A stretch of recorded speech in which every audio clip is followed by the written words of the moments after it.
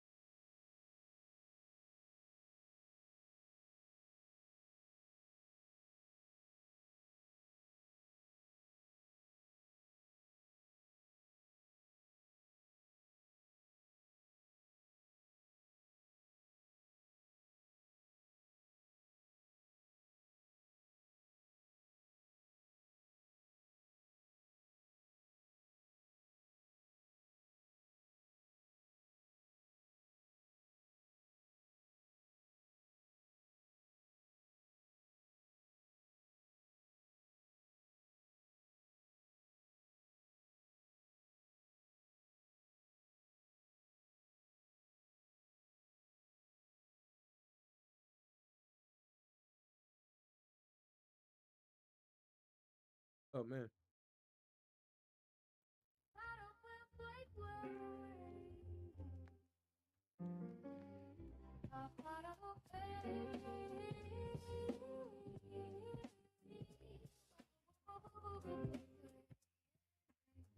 Yeah.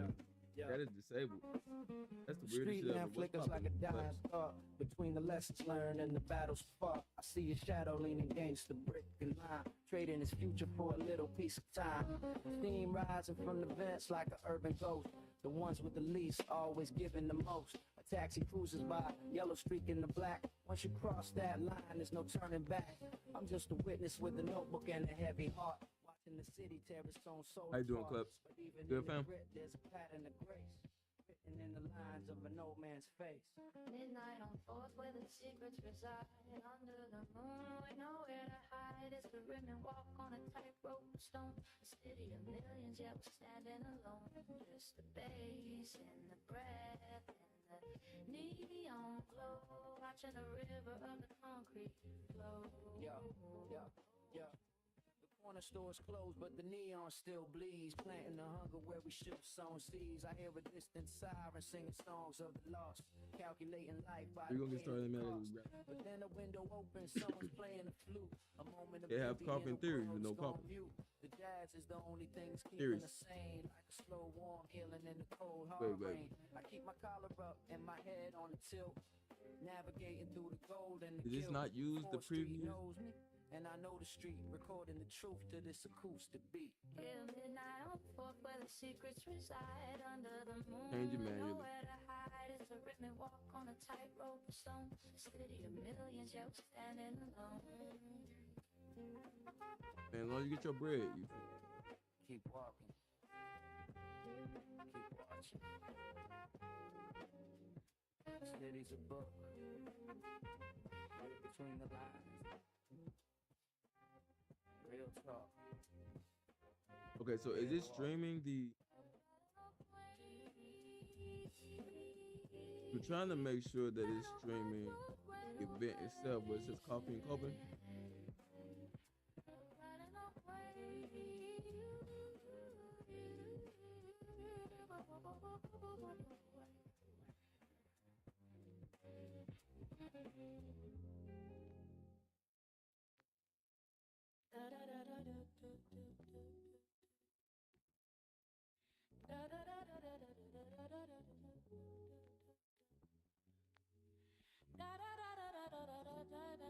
Let me go grab my coffee, y'all. I'm out of it. Deeper, deeper, deeper, deeper, deeper,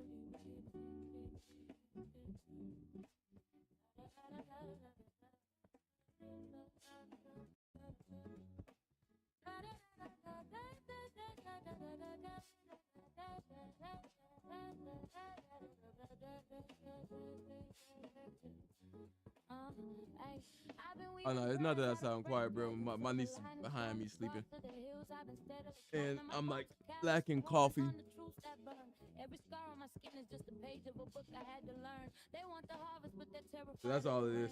So I got you. I'll just turn it up a tad bit. Project my voice a little bit more. And then that should essentially help you out a little bit. Hold on, let me go grab my coffee. It's not a trophy, it's the way I carry the weight. Turning the bitter into something that can finally feel great. No shortcut to the soul, no fast track to the light. Just a steady rhythm of a woman doing what is right.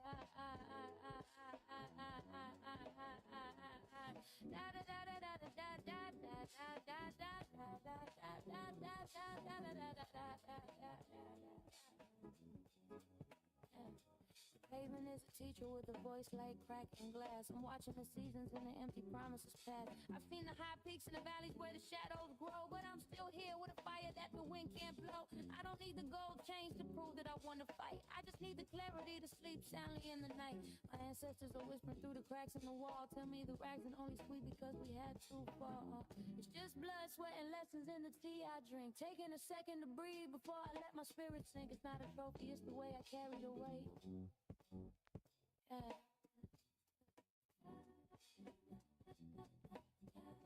The work is unavoidable. The lesson is the blessing. Keep growing. Keep knowing.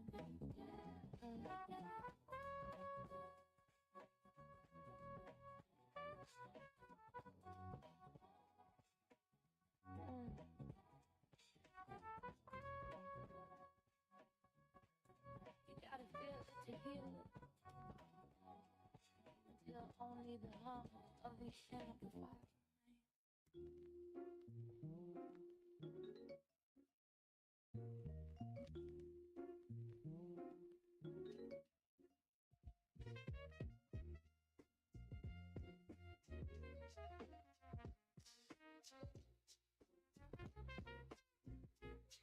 What you think?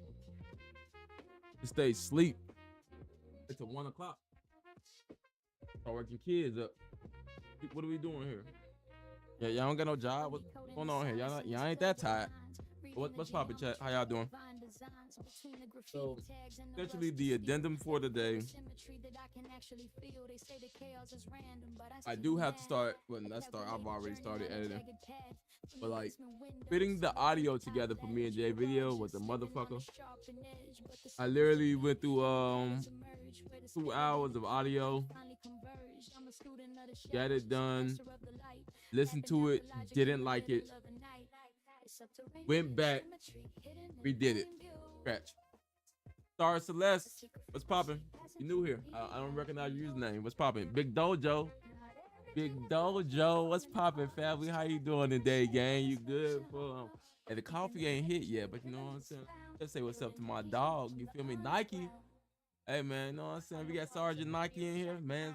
Definitely upgraded past the Space Cadet, bro. I can't even lie, man. Be commenting on every video. You feel me? He even made it to the live stream. Shout out Brody here. You feel me? Oh, great Nike. How was the last video that I dropped?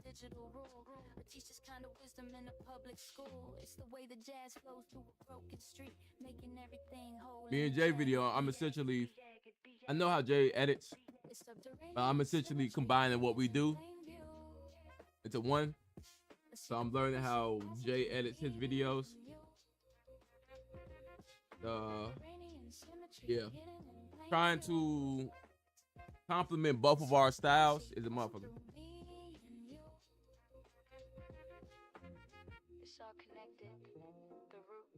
But that's crazy. Hey, man, you support the content. How you gonna support the content? You feel me? And you don't get the accolades that come with being part of the Cosmic Armada. I'm confused here, King. You know what I'm saying? We got Captain Dojo. You know what I'm saying? You ain't above, you know what I'm saying, Big Dojo. But you know what I'm saying? You making your way up the ranks, King.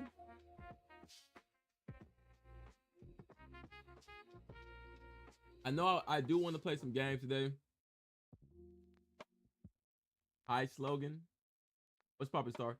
I know I do want to play some games that I don't know what I want to play. Maybe Rise of the Tomb Raider, because I've been wanting to play that. Kingdom Hearts. Damn near at the end of that. I've been just doing the stuff like the Ultimate Blade, Final Fantasy Rebirth. Hey man, you know what I'm saying? We can let our mutant genes shine with Marvel Rivals, you feel me? And then we got 2XKO, they just dropped some characters, you feel me? Play with this guy called Thresh. Essentially my homie Townsy, I wanted to like 2 years ago. He kind of put me on to like the lore of League, because League doesn't really look that fun to play to me, but the lore, you know what I'm saying? I'm a lore guy. So it's this like skeleton guy, Thresh. He lives in the land essentially that's abandoned. He has the souls of the people he captured in his lantern. And so as long as his lantern is not destroyed, he's immortal essentially. And so whoever tries to invade his land in regards to just like even like simple explorer or we just got lost, he like captures their soul and tortures them for all eternity. It's crazy, bro. I really want to whatchamacallit.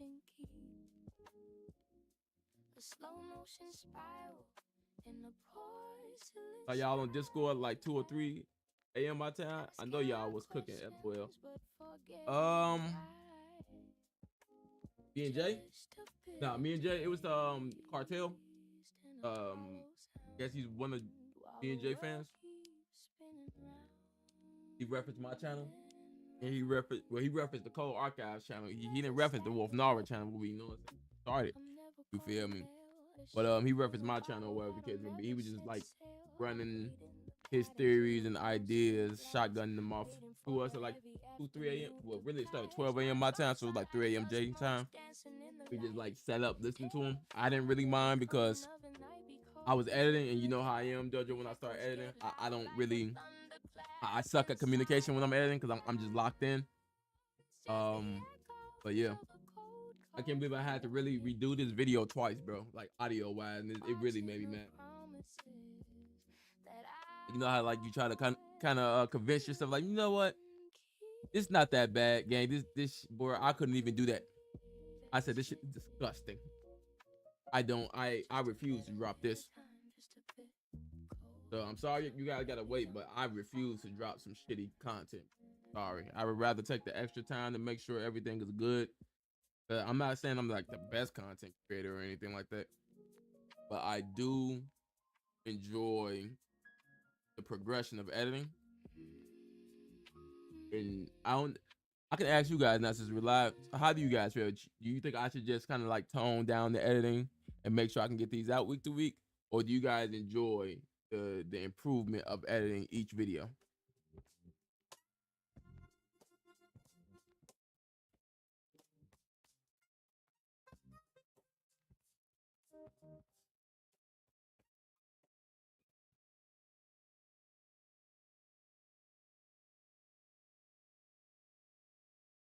We're gonna put on some fighting game music.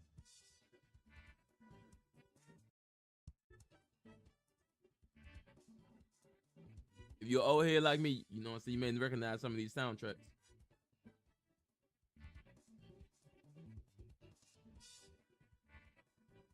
That's great. Should definitely do your best work when you put it out.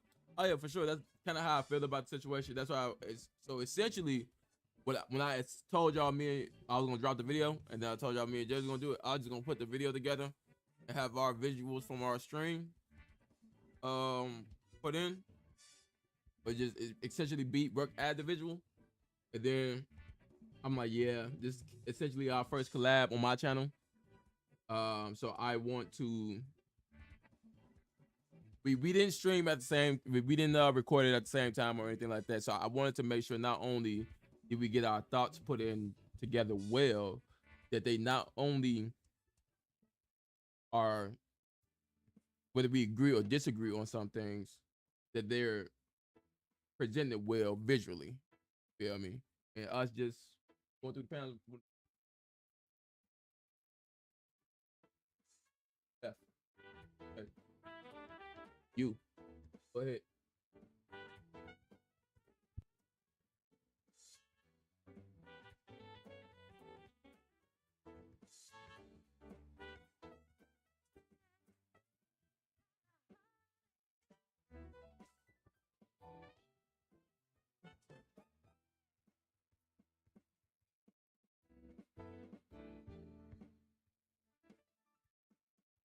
All right. So you like to improve of editing each video? You almost woke up my sister. She wake up out her sleep. She's gonna be screaming for no reason. Ah man, nothing beats that coffee in the morning. You enjoy the improvement of each video? I feel like if I were to do the video itself, and why am I still starts on the screen? Okay, so I feel like if I were to do the video without trying to improve, I'll still have the same errors. Like for example, music being too loud on some portions. Like I still have that problem, and that's because if I turn it down too low, you won't hear it, and so it'd be parts where it spikes. So I need to essentially go through the audio for the music, like I go through the audio for my voice, and yeah.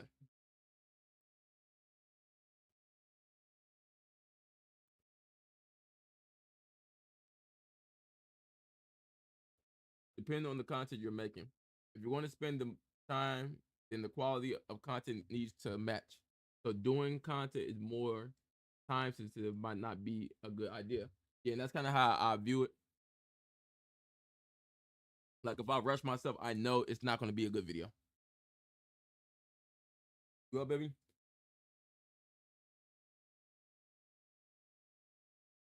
Let's go see how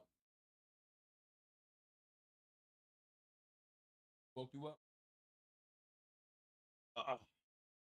You getting big. Bus not gonna be able to pick you up like I do now. Are you laying on me? You don't want to go play, or you still sleepy? Still sleeping?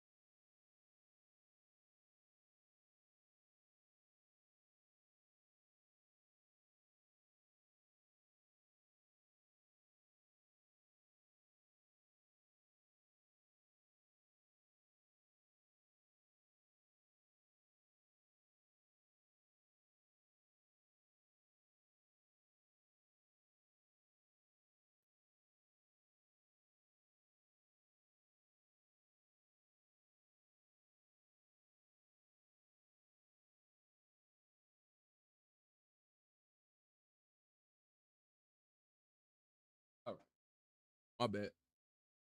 He woke up. Okay. Just make sure you're targeting the right audience. If you see, that's kind of up to you too. That's not really up to me. I can make the video. I can do the tags to reach out to the Ordeal community. I could do a decent thumbnail, but in regards to the audience, that's up to you guys. When you guys like, when you guys watch the full video, when you guys share it with your friends, that's essentially how I get the right viewers. Feel me? It's through you guys. Word of mouth and supporting the algorithm. I can't even cap. Sometimes when I be making videos, I pull up, that bitch get 10 likes. I be sad and motherfucker. But all right, what can we do better? I spent about 2 minutes sad. Damn. I spent what, 2 weeks for this? Okay. Well, we got those 10 people. You know what I'm saying? They're supporting the content. They're enjoying what I'm saying. They're enjoying hearing me yap. They're enjoying the edit. We're gonna build our way up from here. And that's kind of how I've always viewed it. Even if I feel that the quality of the content doesn't match the amount of viewership, it's fine. Because it shows me that I need to get better.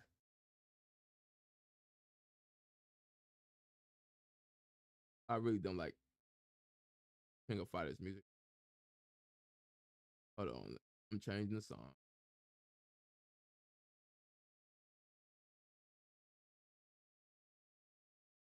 The other thing I'm going to do this stream is we're going to watch Jay video he just dropped. I haven't seen it yet. I dropped this comment on it. I seen the law.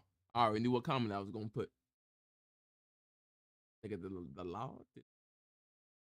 This is the hero. This is y'all hero right here. The law.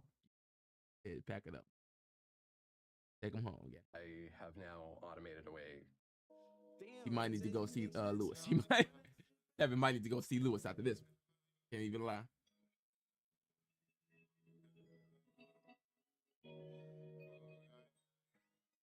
Oh yeah, for sure. For sure. But again, that's on me. So my whole thing is, if I was working like part-time, I could do these videos every week without having to sacrifice my sleep. You know what I mean? But the fact that I have to, you know what I'm saying, work them 40 hours, get off, edit the rest of the night, like from like 5, let's say 5 to 2. 5 to 2 a.m. is me editing, or 5, really like 5 to 4. 5 to 4 is me editing, and then 8:30 to 5 is me at work. It's not really much time to do anything else. That's kind of why if I don't drop a video, if y'all notice, if I don't drop a video on Sunday, I always try to stream on Sundays. So at least that way, you guys can have something that's consistent, whether it's me dropping a video on this day or me streaming that day. You guys know to show up here. I mean,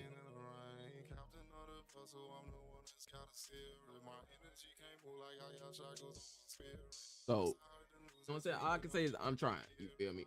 I'm at best. And if I were to show y'all how the other video was compared to how I did this one, you guys be like, oh yeah, that's 9 day. That's not even day. We wouldn't even want to watch that, bro.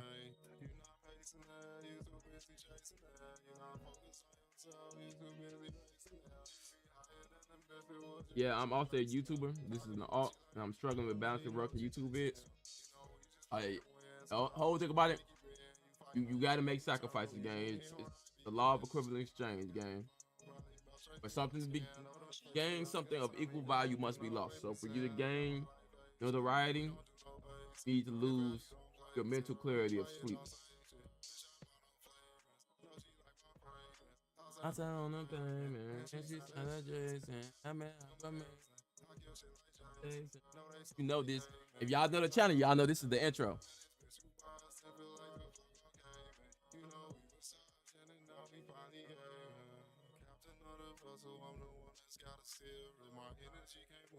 Shout out.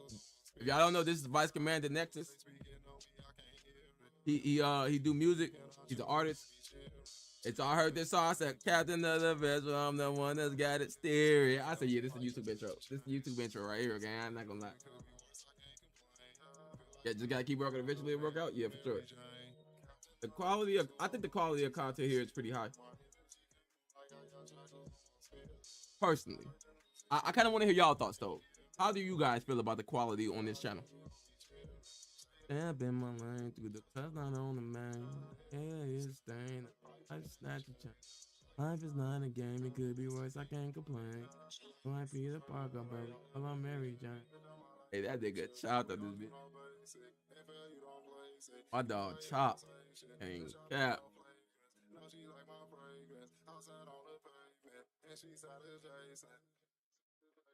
I know y'all like, is you playing music on stream? Yes.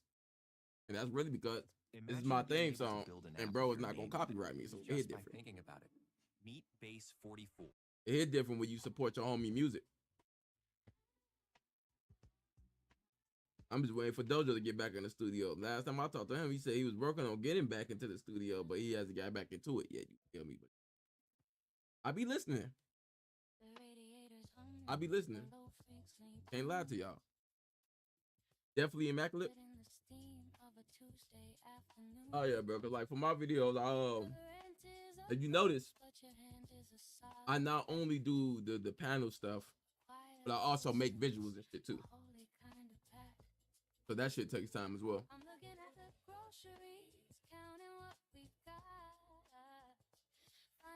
It's like somebody was like when I was talking to dude at 3 a.m. He was like man, I wish we really known how big that K.O.D.E is or how big David is. Wooty woo. I'm just like, oh. So you don't watch the content on my channel. That's all I heard, King. You know what I'm saying? It be like that sometimes. It be like that, G.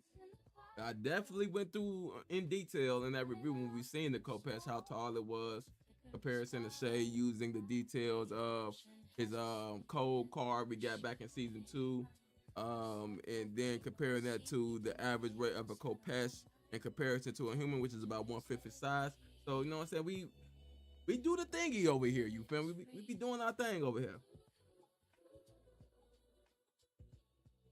You definitely evolve from each video. Every vid is just appreciate you. Hey man, we trying our best, man. Trying our best, man. That's all I can really do.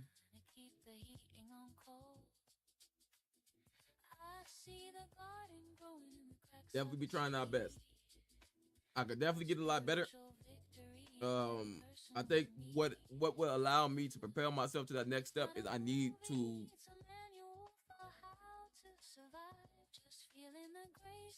figure out how to get this mic quality the way it is. Where it needs to be. And I may have to download a program,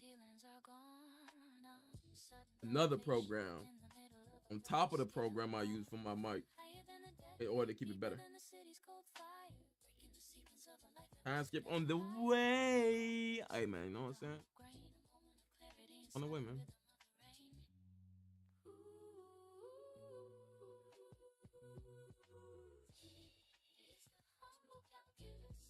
So, hey man, we working, bro. So now I got a question for y'all. What are some of y'all ordeal theories? It could be something that you had back in season 1 that still hasn't come into fruition, but the pieces are still there. It could be 2 or 3. It can even be 4, based off the images we get. Because you guys always hear me talk and y'all always hear me yap. But I wanna get y'all opinions, because just like with Nike and his comments or any other comments that you guys put on it, like Dojo or J18, any one of y'all comments, I always like to include them in the video, because it shows community and camaraderie, but y'all be cooking as well. It just shows that I said in that video that not only are my opinions valid, but you guys' opinions of the story are valid as well. And when you love something, you have to criticize it as well, because that's how you reinforce the things that you love about it, and you understand that your love for that series outweighs your dislikes. Meanwhile, it carries Kevin, Matthias, the Law. Oh.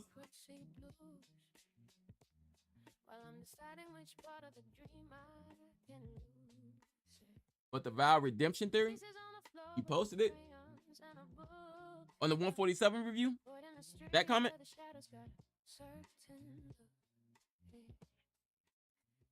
Bro, meanwhile, it carries Tevin. Bro, the Law is the worst epithet in Ordeal. And I don't know how you guys feel about the Law, but me personally, I don't like the Law because it undervalues the change of the character, and it makes them seem a lot more generic. Like, yeah, this is his purpose, but if his purpose is to essentially be the antithesis to Shay, and Shay's the outlaw, yeah, you can be like, yeah, he's the Law, but essentially Shay is working through his divine purpose, making him the rod of man as his true epithet, while the people see him as the outlaw. Now, in Tevin's case, he's working with the people. You feel me? And so just like how Anton has the epithet of the hero of the Greenland War, Leo has the hero. You feel me? Adam doesn't have anything.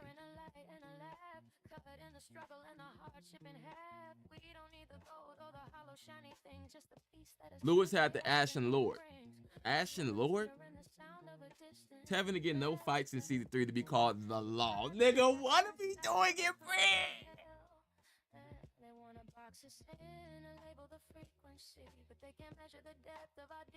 I have 1 or 2 on Kagaya. Honestly, not getting his backstory bothers me.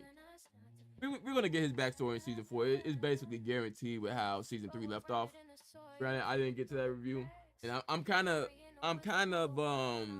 I'm not gonna say scared, but for the first time, I don't know how I'm gonna do a review in regards to. But I have an idea typically how I'm gonna do a review of what I want to cover. But 161 specifically, man, that's really all I can say is man. I, and it's crazy because a lot of people don't like 145. I don't particularly dislike 145. I don't particularly like 145, but it's the chapter that's essential for where Shay was in his life and to propel him forward. However, I can't argue against that it could have been done better. Feel me? I be laughing my ass off here and there. Hey man, the law. They go, what? Okay. All right. So what we're gonna do? We're gonna go look at your theory. So, me and Jay video is gonna be about 40 minutes. And when I say I clipped out a lot of what me and him was saying, I clipped out a lot. Like, I'm gonna be honest with you. If I had to edit like an hour and a half video, and that's post audio, hour and a half post audio, y'all was gonna get that for like another 2-3 weeks. But if I sacrifice my sleep this week, and I get about 4 hours of sleep,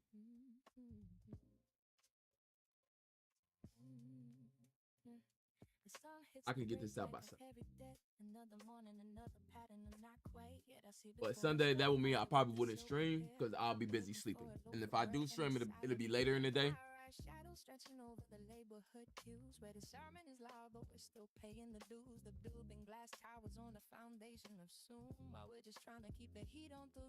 I'd have been okay if this man would have been called the Forge of Hope. While Shay's out here killing people and not abiding by the law, I'd have been okay if Tevin was called the Forge of Hope. Less of a theory and more of a hope that Dean is in hiding tied to the vow redemption. So, hold on. Law is not moving. He's not doing shit. He's not moving shit. He needs to be stopped. And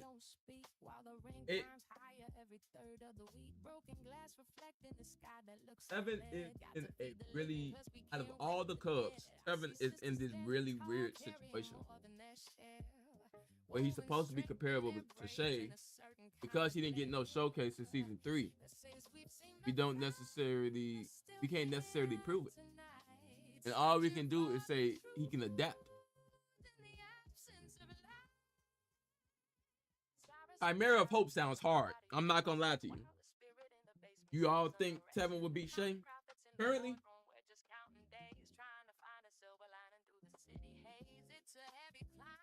No. I say right now, Tevin scales to a Titan captain like Jose. Tevin scales to Jose in his chicken form. And by that, I mean, he's not getting one-shotted. They're going to extreme depth. And what's going to make the deciding factor is if Tevin can adapt to the weight of unquantifiable stars based on that weight being defined by the amount of chi Jose has.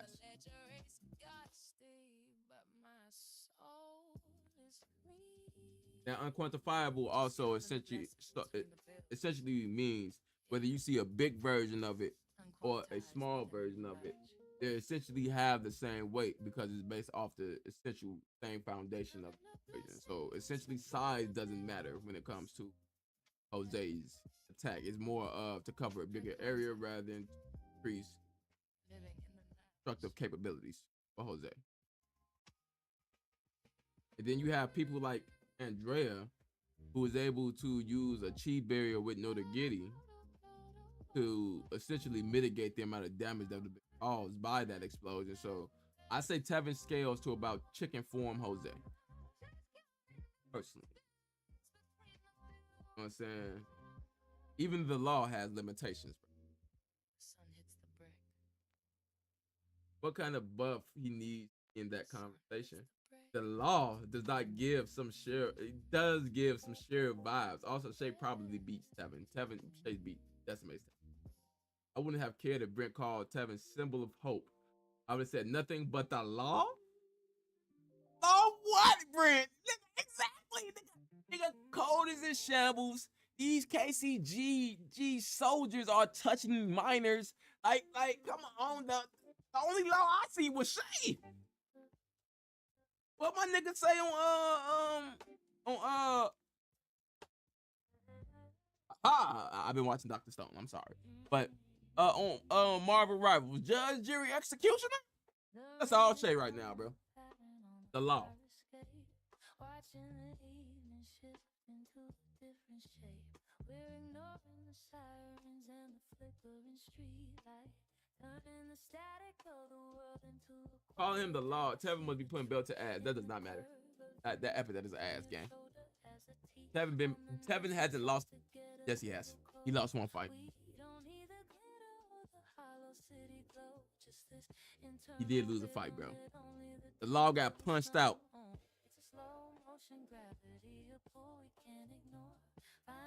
by someone with DID. He got punched out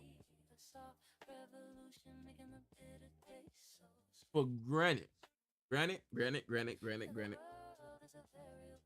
At that time, Black Forge, he didn't forge any armor on his body, so he was more susceptible. 2 damage comparable to more to Rhino Hide, where he puts all of his aspects into defense. Essentially, it's kind of the same defense as Leo had, or him being the base form, because Leo had, he doesn't have any defense. It's just we see him in such a offensive state that the defensive portion we don't really question because he's doing too much. He's doing so much. Now, when you take a look into the Black Forest situation, he just essentially was, he didn't, Tevin at that time doesn't have rock armor, because at that time rock armor didn't exist.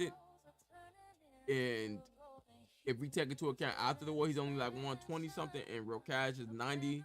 But with the 4 aspect of his talent, he's 50. Then it makes sense that Rokash had it. That's why Brent confirmed that. That's why none of the attacks was really damaging Rokash, even though he didn't have any of the defensive aspects of his talent back in season 1. He was getting slight bruises here because of the amount of force Shay propelled himself towards him with being off guard. Going to show how not only how impactful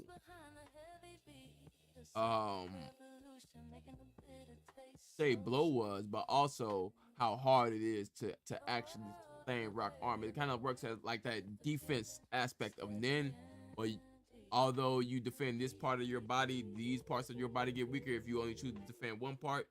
But because Shay has so much chi, he can expel it throughout his entire body. That's what makes him so special with rock armor. Rather than being mitigation, it's specifically nullification to breaking his skin most of the time. But with Rokash, he doesn't have that much chi, so it seems like he has to essentially choose where he applies rock armor in order to specifically mitigate that damage. And I really do like that, because right now the Law himself doesn't have rock armor. Law has loophole. Now, if the Law magically pulls up with rock armor, he's doing this and that. One thing I don't want Tevin to pull up automatically God, because it's gonna feel Mickey.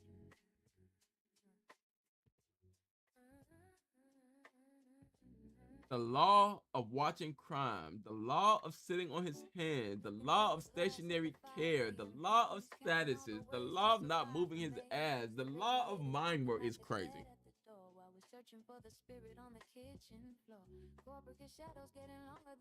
What kind of, I see your note right here, it said what kind of power buff he needs. He needs to master Black Forge. He not only needs to master Black Forge, he needs to be able to apply, he needs to be able to recode Black Forge, where he's able to use oxygen by increase the amount of oxygen intake because Jay said, "You think?" He asked me that night, and I was busy editing. My brain wasn't braining, but essentially, yes, Seven could. Because I told him no, I wouldn't see it because it'd be like essentially this man going through oxygen poisoning because he's absorbing too much oxygen. But if he were to essentially, he has to increase his stamina cap. That's one thing, so that way Leo High can do more.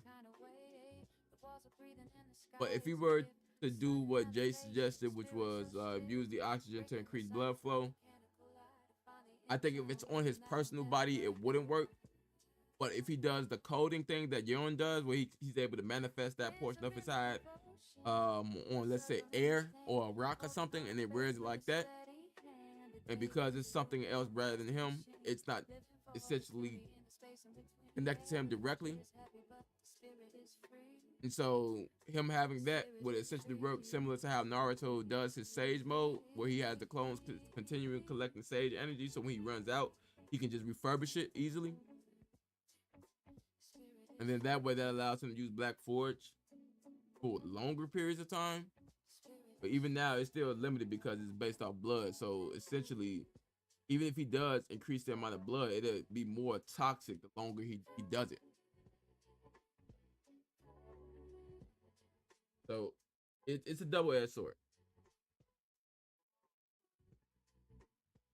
Then also you got to also take into account that out of the group, Kevin isn't the smart one. He isn't Shay and he isn't Azam, because Azam is the smartest one out of the Cubs, and then you have Tevin being the second. Not Tevin. You have Shay being the second smartest out of the Cubs, because he's able to engineer not only equipment like Azam, but he's also able to put together technology in the desert. So it goes to show a different aptitude of intelligence. Then you got the law, the man of reinforcement, the man who brawls. Man literally was fighting Ryu and said, dang, he keeps throwing me around, but if I make myself heavy, he can't throw me around. And then was swinging slow. He's like, dang, I'm slower because I'm heavier now. I said, bro, yeah, you're a moron. You're not one of the smart ones, Tevin. Not gonna lie to you. This video, the choreography thing, that's gonna be one of the videos I really want to cover in Ordeal before season 4 comes out.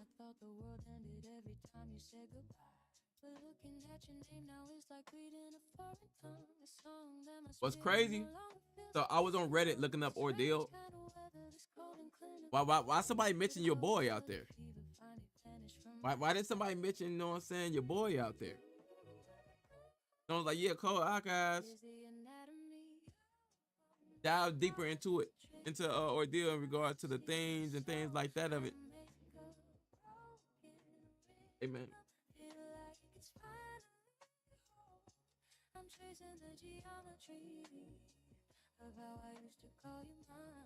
Real vibe.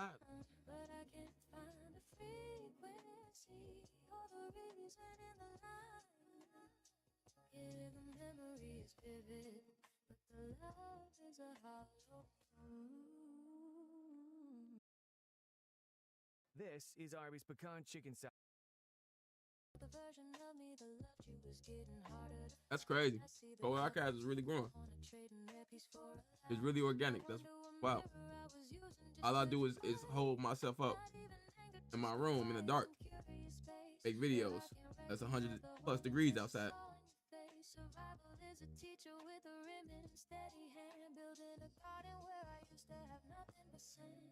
Hold on. She's kind of cooking right now. That was a bar. Hold on. That was a bar.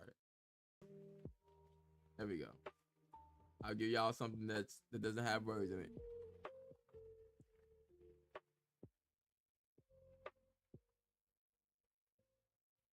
Oh, I forgot it's gonna be a household name. Oh yeah, because when Ordeal eventually ends, I have to cover something else. We can't ride the Ordeal train forever. That's why I want to make sure my editing is top quality, top tier editing. Ordeal's gonna eventually end. The well is gonna run dry. So we have to always figure out what.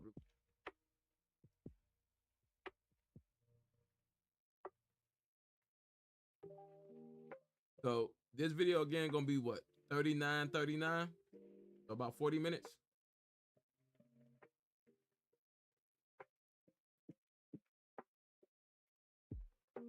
And so I'll give y'all the choice. We could play some VG games, you know what I'm saying, or we could do some editing. It's up to y'all. But we actually gotta do the theory portion.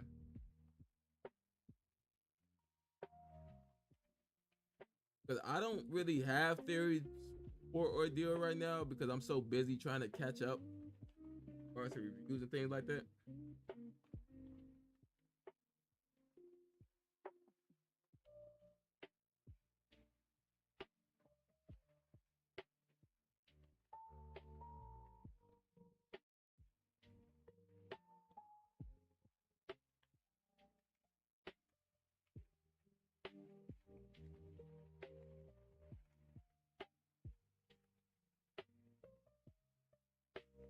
Man, it's crazy because I'm looking at the older content on the channel. It's like, yeah, 113, 114.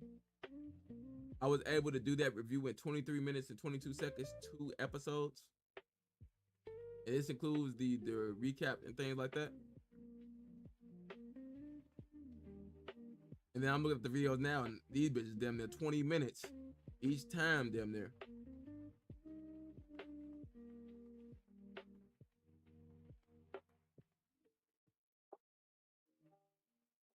So you say it was on the 147 one.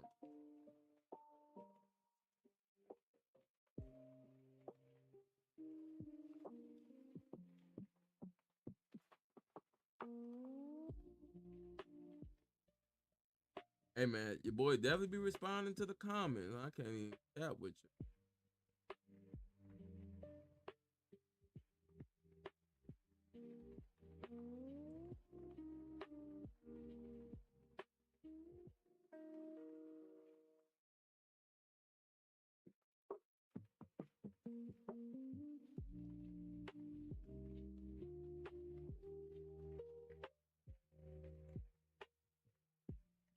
Shout out All Great Nike.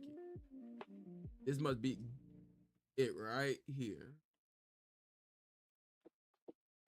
This is gonna be a controversial take. I think the character foreshadows a potential redemption for Val. There are reasons to not think this, like Val basically being one of the biggest pillars of Thanatos' army and ruining many people's lives, including the main cast. But there are 2 worthy notings. One, God said he not only wanted to defeat Thanatos, but also undo all his work. What this means is that Thanatos and anyone under his influence will see his true nature and either fall victim to it or reject it. 2, then there's Val's question to Val, and then there's Thanatos' question to Val in this chapter. Why spare the Heart Clan? Thanatos is aware. Thanatos seemed aware that Val had a great opportunity at some point, completely wipe out the Heart Clan, but didn't. He also kept Kagaya knowing he was a Heart Clan member, going against Thanatos' will as well. That's the, you know what I'm saying? That's a very dub take right there. Very noteworthy right there. There's a gap here that I think Britt can use, including the backstory we have here. Also, I think there is probably one character that needs to benefit by being shown grace. But Johnny had this offer but rejected it. So Shay, or even another character, giving grace to an enemy that proves incredibly beneficial would be a good way to conclude the idea.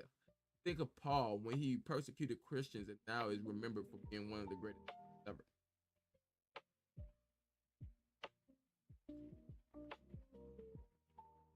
Now, personally, I don't think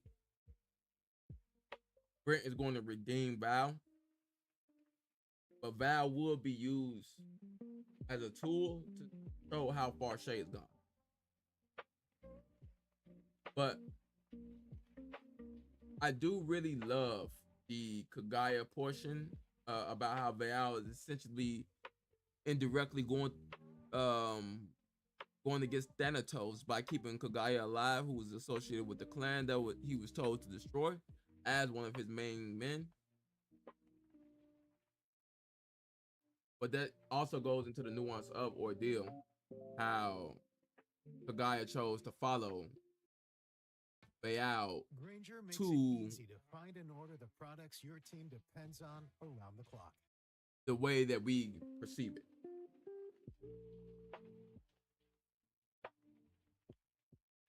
He could be a triple agent. I kind of think that ruins both of their characters.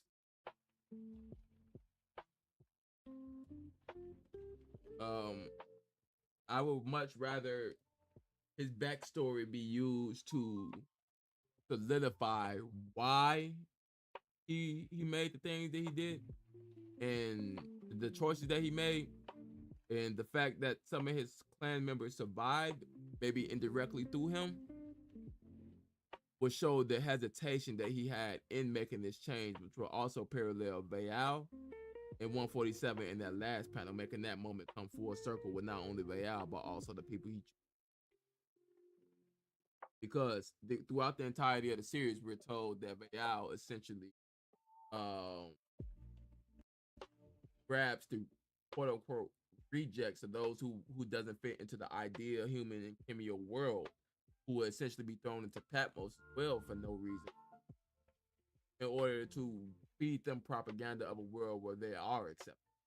Because that's essentially where this war of Kimyo and human stem from, is that of acceptance. And although Kimyos typically are used for militaristic might, there are still those who are civilians. Whether you're being used for as a soldier or a tax-paying citizen, it still goes under the systematic rule of humans. Going to show that even if this fragile piece, which we are told that it is back in season 1, I think it's episode 11 or 10, where Andrea isn't introduced listening to the headphones, then this fragile piece is just one moment or one event away from crumbling and falling back into what it was before during Val's time. That's essentially what Val wants. And what the people he gathered under his regime want. Well, so I would love if we get what we see back in the episode, I think it's like 117, where we get to see Thanatos again. I would love to see that on a bigger scale with the entirety of the army, and maybe Val does a coup d'etat. Feel me? But it's not because he believes in what Shay is doing. I want it to be because what Val ultimately wants is different from what Thanatos ultimately wants. He actually sees it now, because we're getting seeds spread throughout the series right now that Val is regretting his decisions of following Thanatos. We get that flashback. It just going to show that Val is remembering a time that was simpler, so that way he can reinforce what he has to do because of the pain that was caused to him. So essentially, him and Shay is two sides of the same coin, just like him and Rokash is two. Because Brent really loves duality about this. So I don't think it'll be redeemed, but more of a revolt due to selfishness, how things should be. I would like that a lot more than Val just essentially being redeemed. Because chapter 147, I know Brent made a post in the fast pass when it dropped. Because personally, I don't be in the fast pass, but this was something that was referenced to me a few days ago. He made a post that was dropped. Can he make y'all feel bad? Wow. Personally, you can't make me feel bad. When he's told no, his first response is just, can't feel bad. doesn't matter what you do. I can understand what he went through that essentially broke his foundation, built a new one off, even if those beliefs were wrong. So now that foundation getting the stake.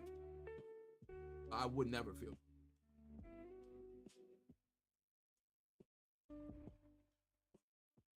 Correct. Thanatos and Val is fighting for two completely different ideals.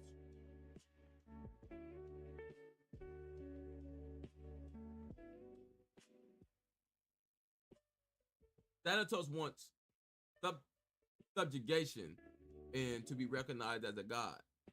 Val wants acceptance, to be able to live the way he sees fit, or live his race, his species live in the way that humans have. And that kind of reminds me of Full Metal Alchemist, how the Monkelis, even with all of their rampages, all their carnage, they essentially still wanted to be. All of their actions, all of their jealousy, that nature, all stemmed from that. So as long as he's able to show that it stems from that foundation, it wouldn't be bad storytelling.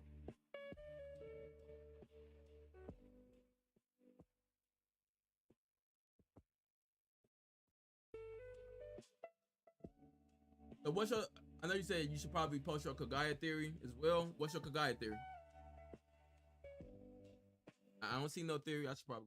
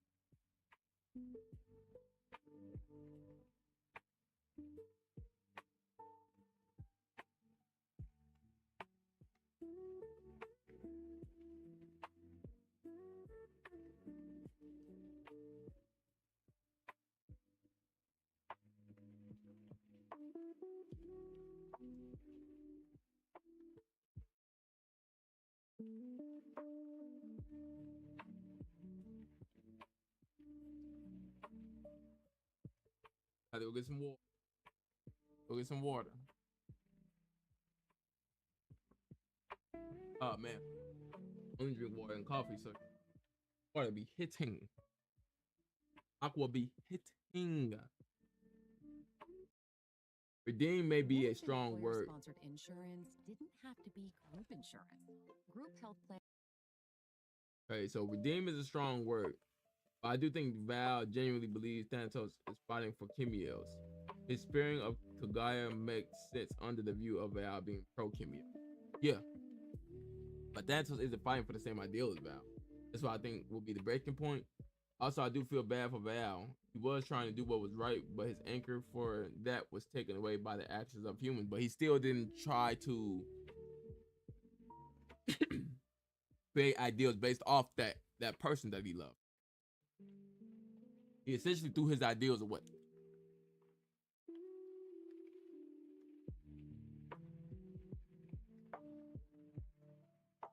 He was already showing signs of darkness, of having darkness, but still had his family. For sure. For sure. Still had his family. But once they got killed in front of him, well, not in front of him, but once they got killed, that essentially made Val. Okay, that screen tripping me out. Okay, so that essentially made Val see that those values wasn't the values that he wanted to live his life by. So it'd be terrible storytelling if it becomes good. But as of right now, Val is the best character Brent has for the villains.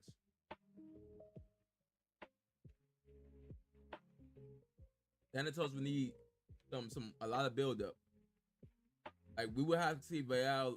We would literally have to see Val take a back seat in regards to devising this plans and strategy. That way we can see how Val's strategic nature differs from Thanatos.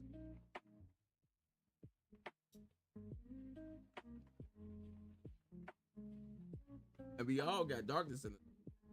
It just that decision ultimately comes down to your moral compass. What Father Vajazata was trying to get, or Brother Vajazata was trying to give him.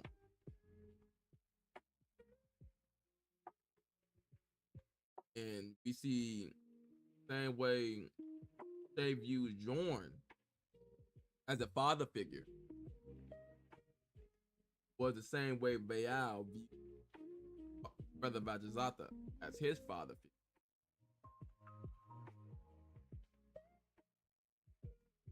That's why when we first see Brother Vajazata, it's not with Shay fighting Baal. Leo, Brother Vajazata. It's when Shay has come to a situation where even though he's powerful, he has no hope of coming out top or coming out alive. So he's ultimately faced with the same decision making, or the same experience that Baal was facing. So with the small time that month he spent with Yorn, how that reshaped the way he viewed how he needs to go about things, how he himself regards to appreciating himself and not wanting to break his body to get the results he wants. It's the same thing that Brother Vajazata tried to teach Val, with him branding himself with cross, but that branding also representing him in his free will, just going to show that although you are showing me this path, I believe that I ultimately determine the way my life. That's what really makes that chapter so powerful.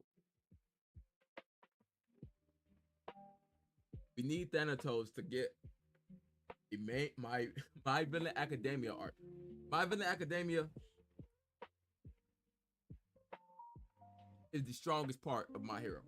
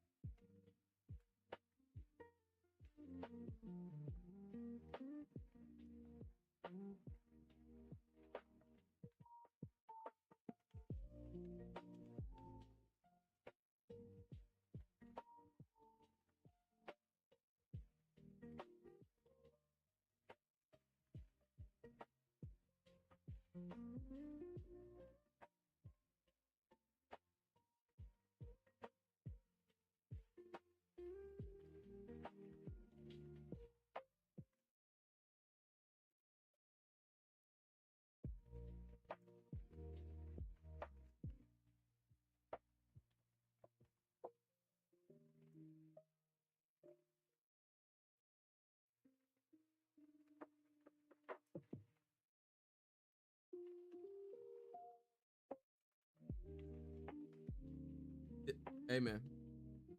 It's also important to remember that he never internalized the idea of his family. He was a psychopath, I think. That's what I'm saying. Wait.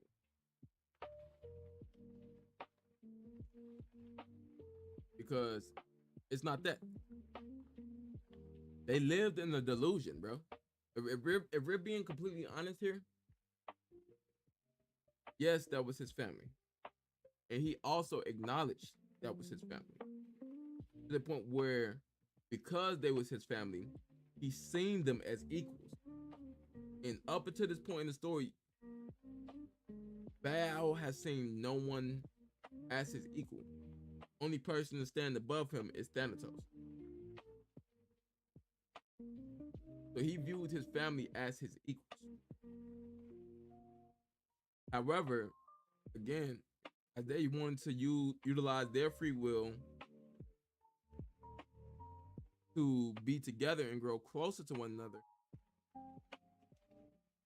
Bayal wanted to utilize his free will to make a decision whether live in that illusion or to live the way he has experienced the world, but from more of a power standpoint. Rather than being a victim, he was choosing to be someone who caused the pain. So that dynamic for Val is why he sided with Thanatos. So I don't think Val was a psychopath. It's just the world that they lived in. It's just one of strife. Keep in mind, famine, hunger.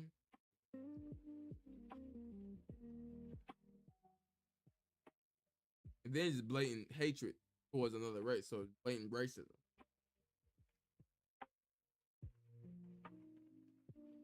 So Val is essentially, he chose himself to be the martyr for his people. And because he comes from a darker age, that martyr representation is also being provided to us in a darker way. And because we come from this age, the age of peace, or people who want peace, we view that the way he goes about things in a negative light, just like how we view what Shay was doing, whether he blew up Trinidad or he blew up Shinjuku, how we view that in a negative light. But we also see the good that Shay has done as well. We just never seen Yao do any good from a benefit of typical society. But Bayal has took a ton of people who was weak but had potential to be put into Patmos, weak and ridiculed, and made them strong, bonding them together through his blood, which was the one thing that was missing for him in regards to really viewing Brother Vajazata and them as his family. So it wasn't that he was a psychopath. It's applying a old ideology to the way we view the world now.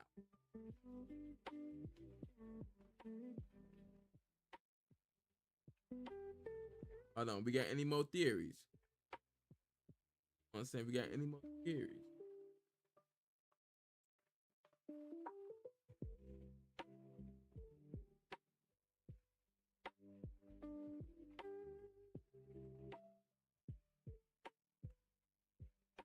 It's crazy. I never shared the stream to my Discord. I'm a fraud.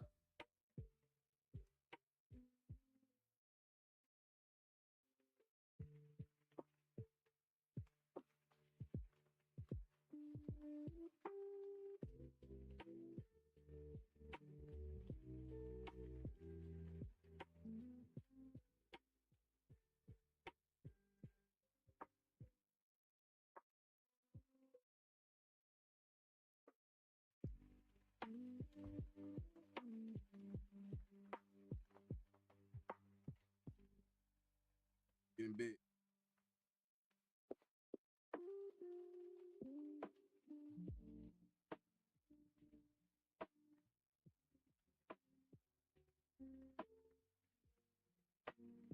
Go outside.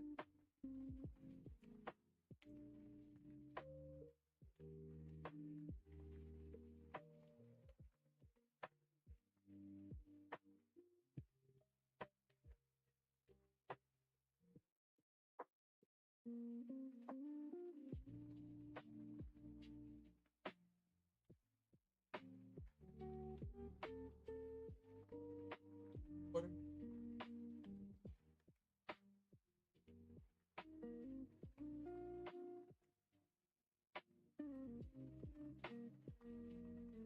I'm crying. What happened? What I miss?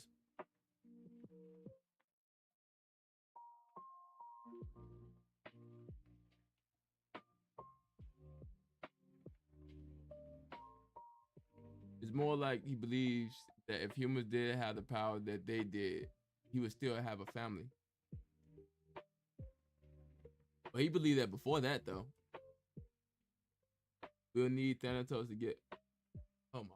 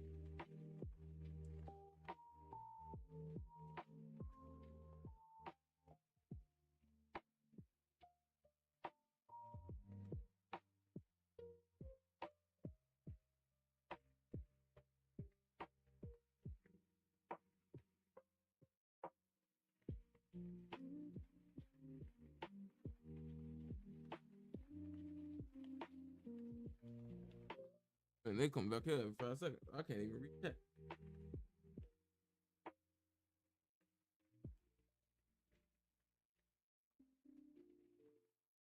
We need Thanatos to get a My Hero Academia art to really feel like he's the greater evil than exactly. I have another theory of how Ordeal might end, though the recounseling of the 4 brothers, but I don't have this one fleshed out.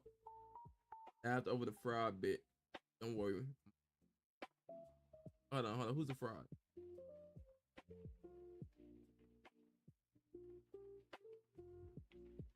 I know eventually I wanted to put my thoughts into a video. But I do want to talk about Yukiko. I think I've already made a thumbnail for it. Let me. It may be one of the ones in rotation right now.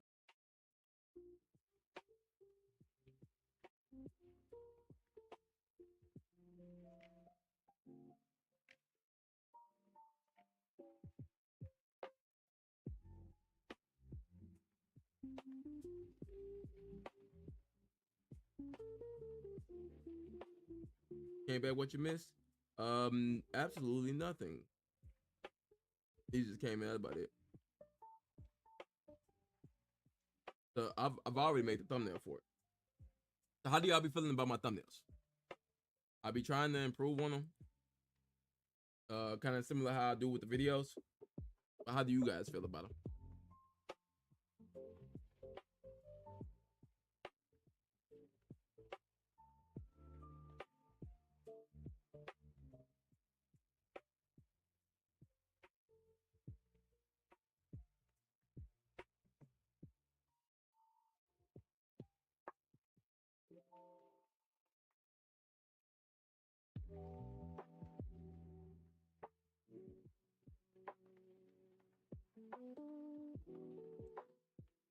All right, we supposed to have a segment this video where not video, this each stream I want to have a segment where I make a some type of ordeal art. It kind of makes the streams a little bit more unique.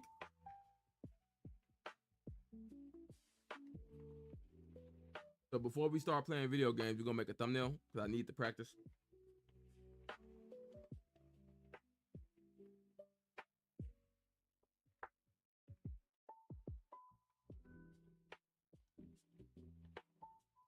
Most of y'all already know what I look like. I wonder if it's people out there who don't know what I look like in regards to this channel. Who just see the character be like, oh, he looks like this.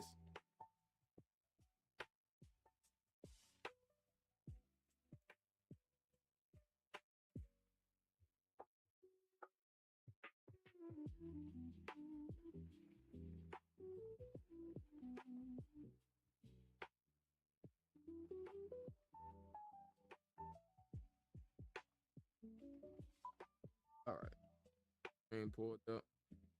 That's essentially how that looks. Boy, just share my link real quick. Definitely forgot to do this.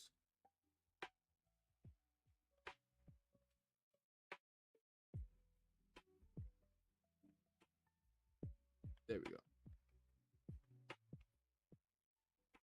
I came back what I missed. Laser ones are pretty good. I love them. Awesome every time. I mean, I don't. Damn, you don't like the thumbnail?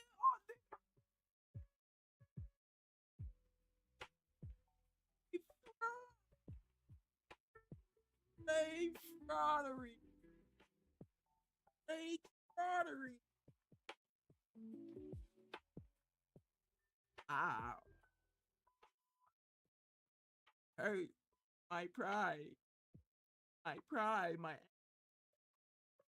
Oh wow! This is like one of my favorite thumbnails I did back in season 2. I could probably make this way better now. But I literally just got the panel where he lifts up the thing, and I pretty much grabbed each individual building and placed them. Then had the lava effect mailed onto the buildings. It'd be like, look, you know what I'm saying, little stuff like that. I think this is a reaction one. I always do 2 different versions of a thumbnail. Dojo knows I do like 2, 3. Cause he asked me for one, I did like 2, 3 of them. This is probably my favorite thumbnail I did from season 2. Because I feel like it really captured the essence of the chapter itself. Plus, this is when I actually first started using like little effects in the eye and trying to do like shading and stuff like that with the thumbnails. Man, I really progressed.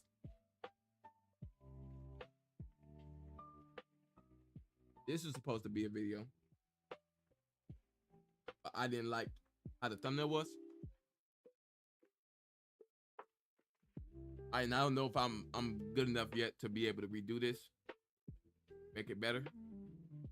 But essentially, this was going to be talking about the duality of, not duality, but it was going to be talking about the relationship of Dom and Abijah based off their character personalities that we see throughout the series, and how that ultimately holds Azam back. That's what this video was going to be about. In this thumbnail, it says top 5, woo whatever. But this picture specifically, I don't even know. I think I made this during my season 2 review.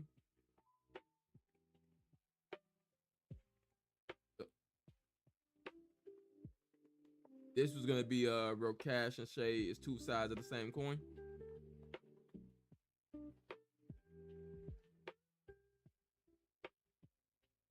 And we gotta have a goat Sabito. I was just playing with this when this magically happened to be a video. I thought Shay and Andrea was gonna fight, and I wanted to see why. But alas, Brent blue balling us. Fire. showing Shay and Tevin going against each other. All these are just like me practicing over time. Y'all even see assets from old videos. Like this is the power system explain video. It wasn't even supposed to end up like that. Hey, it'd be like that. You got the Heart Clan here. Dang, I really was putting hella stuff in my Discord. Heart Clan stuff in here. Practice. Video asset. Video asset. Video asset. Practice. Thumbnail. Thumbnail. Straight thumbnail for the same video. This one's on the Wolf Nara page.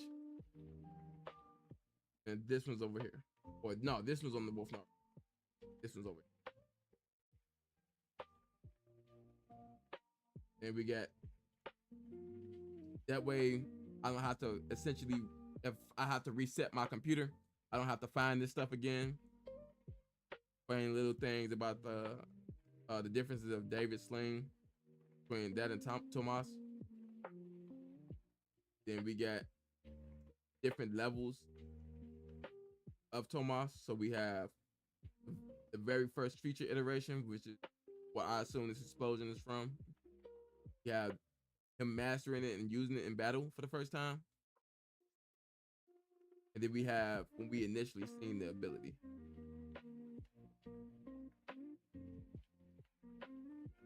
Practice. I wanted to do something for Azam.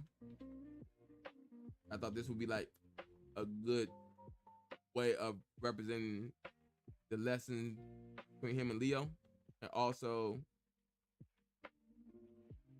show how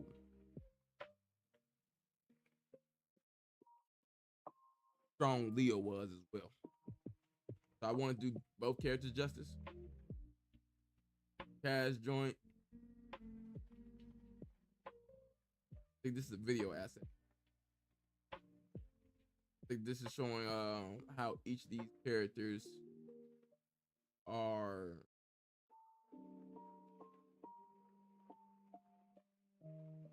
not necessarily affecting, will have some effect on Shay. And this was like the first time my style for my thumbnail started to change. I don't know why I'm just going through these random things. I guess it's like a nostalgia thing for me now. But this was the season review I did. The homies, it's like 6 hours long for season 2. We go through literally the beginning to the end of the season. We talk shit, you know what I'm saying? We have our fun. I think if I do it for season 3, I wouldn't know how positive we would be in that review.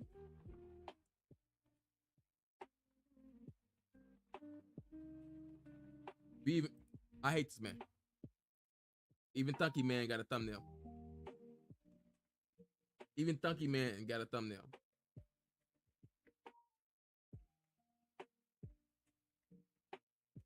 That's crazy. I really gave Thunky Man a thumbnail, bro. Yeah, we gonna leave this page. It's about time we leave this, bro. I was gonna do a Zuri video at one point.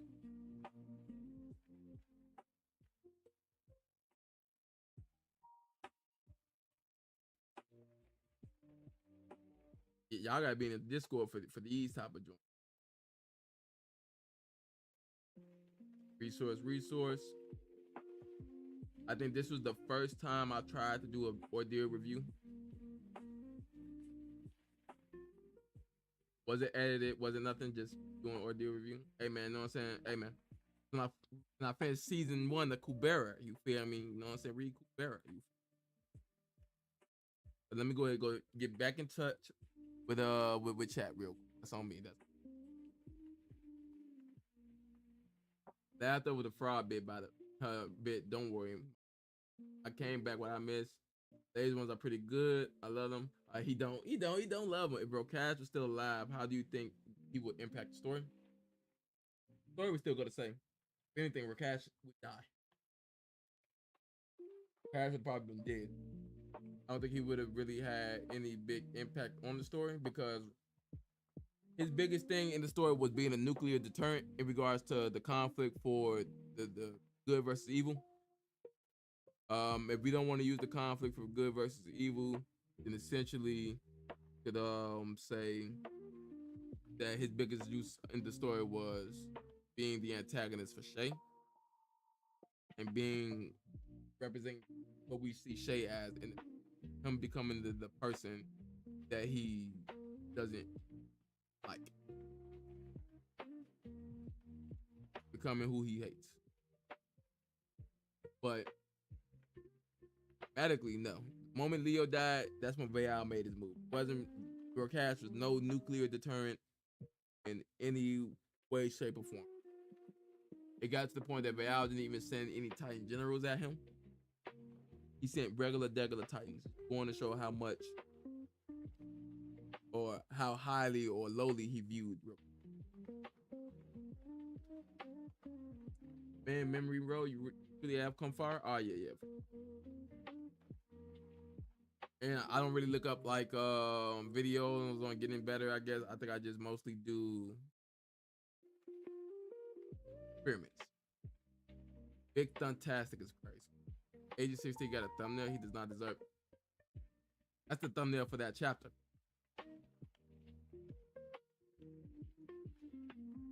We got J video right.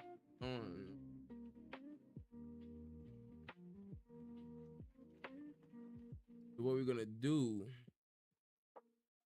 We're gonna watch J video because he may have some things I want to talk about, something my thoughts or opinion on.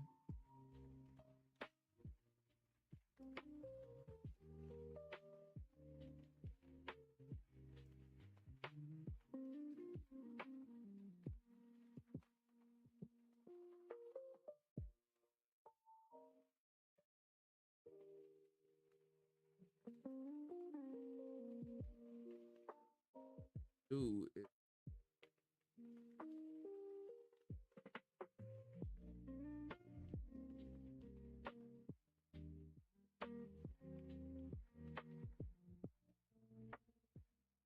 Big Gotti. That's Vice Commander right there. You feel me?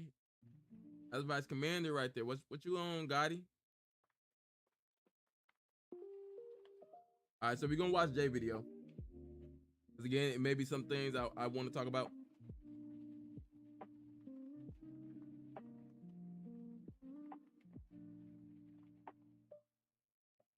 I'm already. Oh yeah, I did click on it. See, y'all see why I stand. The law. The law is crazy, bro. Like,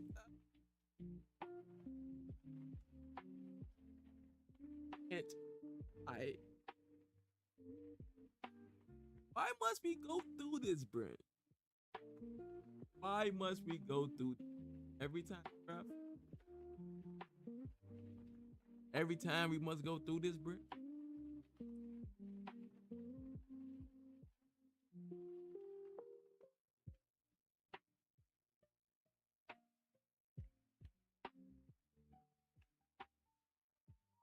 I got that on the right.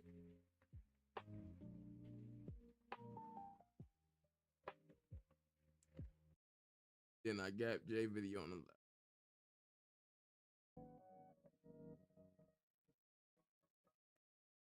I haven't watched this in full.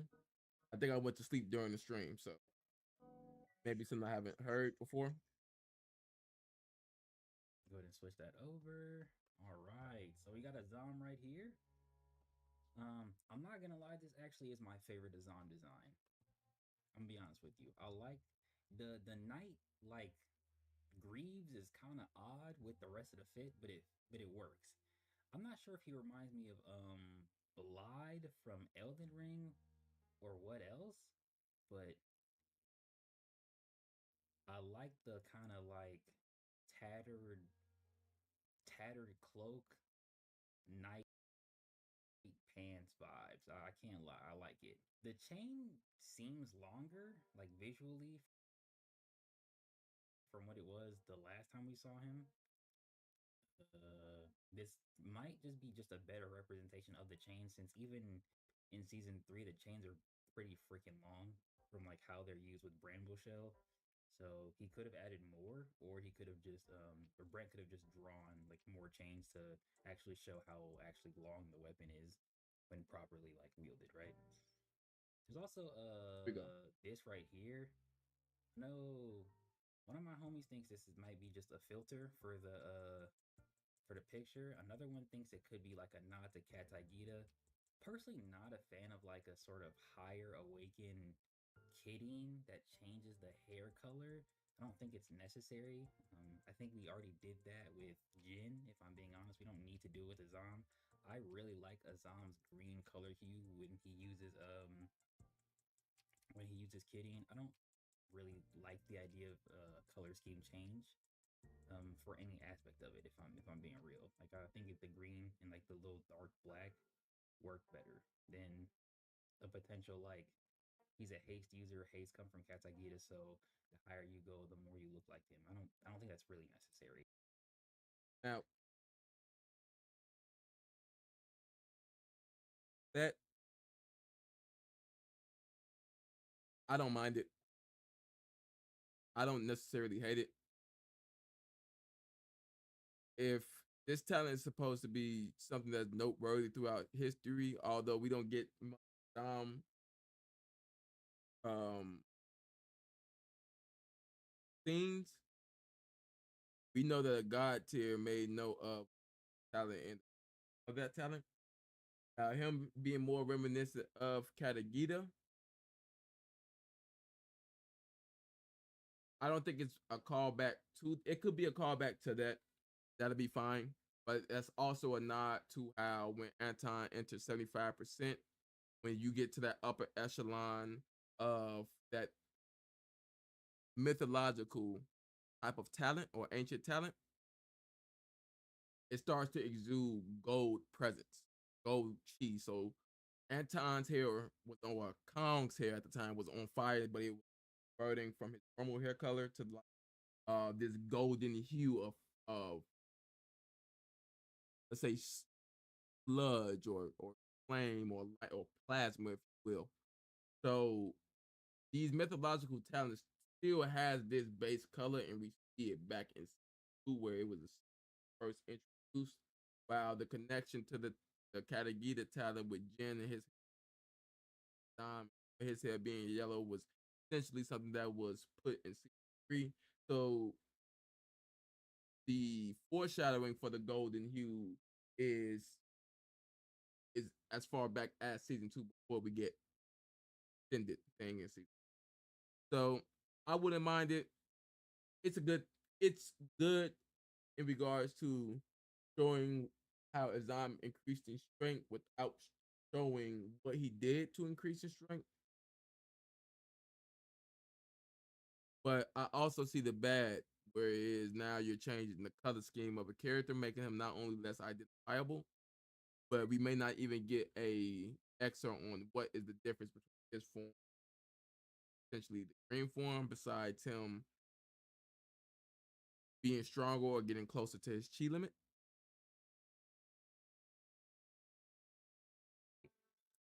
Because even somebody like Yeah, like Jose with all his chi didn't fully resemble Ilios, you know, and they have similar sort of implications on how their abilities work, or even Cass, who can blow up things with like chi infused tattoos. Like he doesn't have a full resemblance of Ilios either when it comes to like combustion, right? So I don't think it's necessary. If it is, cool, I guess. But if that's not the case, then good, because it's not necessary at all. I do like the tattered cloak vibes here. I don't know why the image, like why he put the lower quality version like at the front.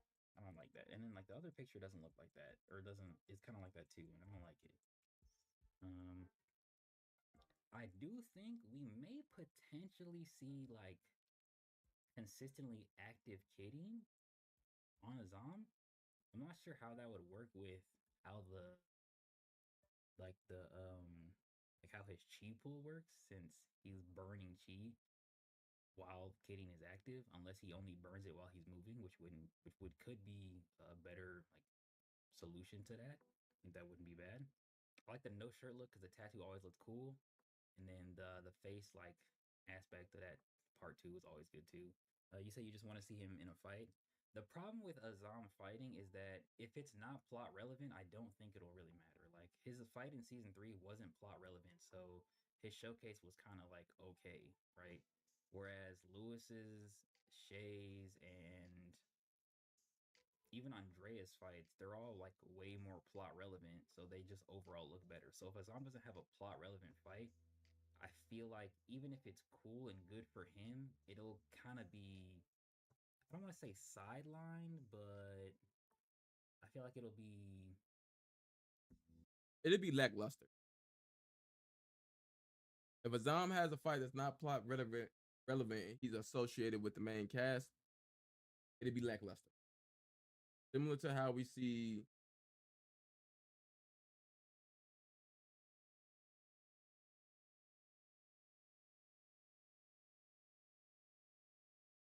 oil rig situation, like didn't necessarily need Kevin still really necessary that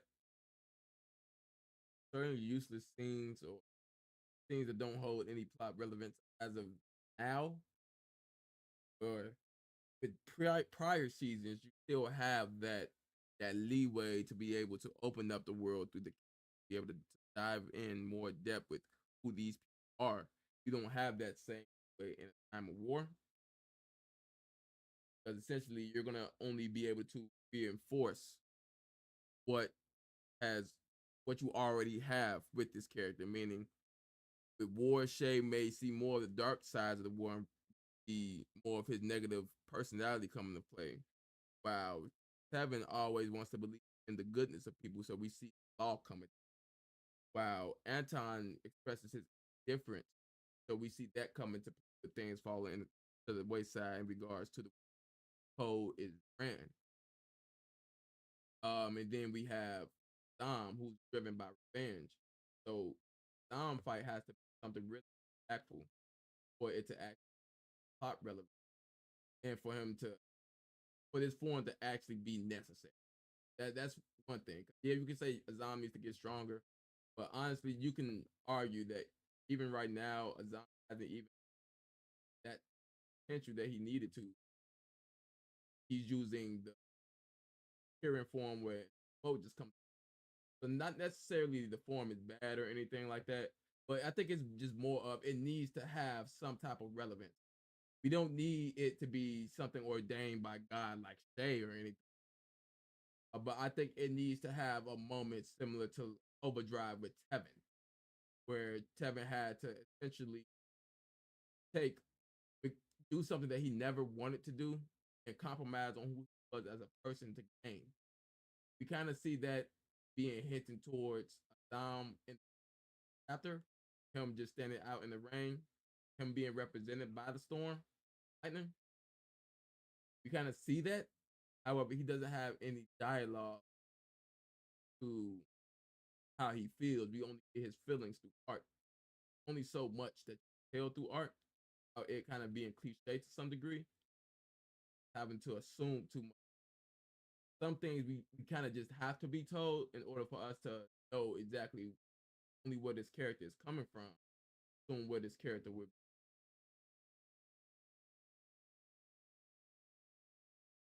At least that's the way I view it. looked past essentially, right? I have Like I have a if what's popping, Jay? season 3 was more plot relevant, Is this a it probably reaction would have been initially? better overall.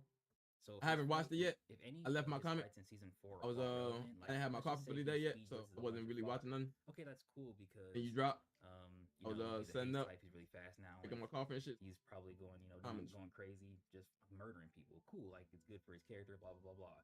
But if he doesn't have like a grand fight that actually adds to the plot, at that point, like why is he around essentially, right? Bingo. So if we need a fight from him that's plot centered. We don't just need a good showcase anymore. We need something that's plot centered because he'll be like reduced to nothing in not usefulness. I don't want to say care either. It's so easy to become a podcaster with Dub ad. Riverside. First, go to Riverside and open an account. When you're It'll ready just be to lackluster. record, just hit Every rec character and capture progressed high or regressed to some degree. It'll be saying that Azam essentially season 1 stood in the same place as far as the plot relevance. So I see where you're coming from with that.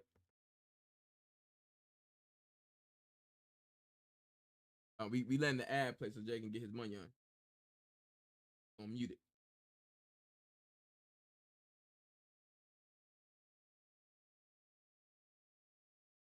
With the money on, you know what I mean?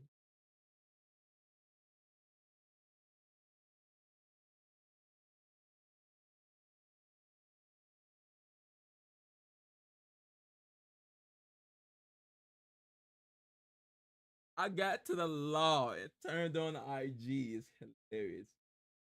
You haven't watched it yourself fully? Okay. I guess maybe like an afterthought essentially, because like Azam is like cool. Yeah, afterthought, It's still lackluster. my favorite wolf dub. I don't really care about him, but like Bingo. Brent forced us to care about Lewis because that was his last moments and the showcase, so we was hyped. And it was his last moments. It gave the community a chance to say, oh, he's gonna die or he's gonna live. It gave us that opportunity. If I'm being honest, even during my reactions, I'd much rather had that Shay and Andrea fight be dived into more rather than splitting the scene up with that Azam conflict, because it kind of felt out of nowhere.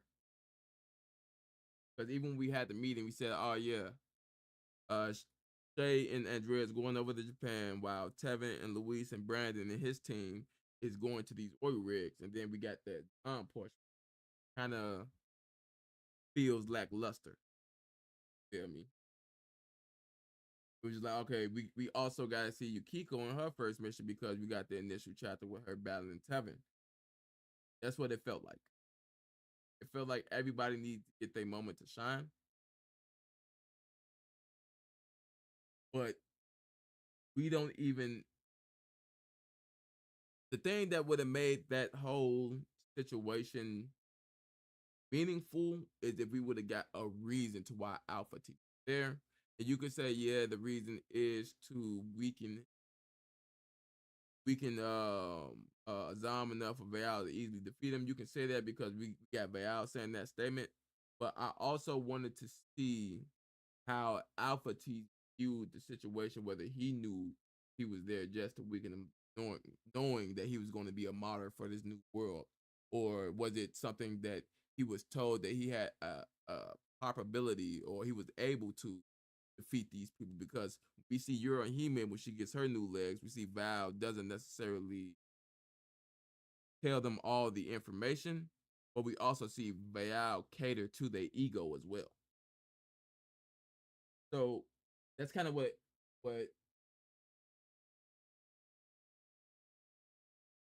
made it really not that important in regards to Alpha T. But everything after, it was just pretty much a prelude to the death of Lewis. And I think Azam deserves more than to have a setup fight that works as foreshadowing to the death of another.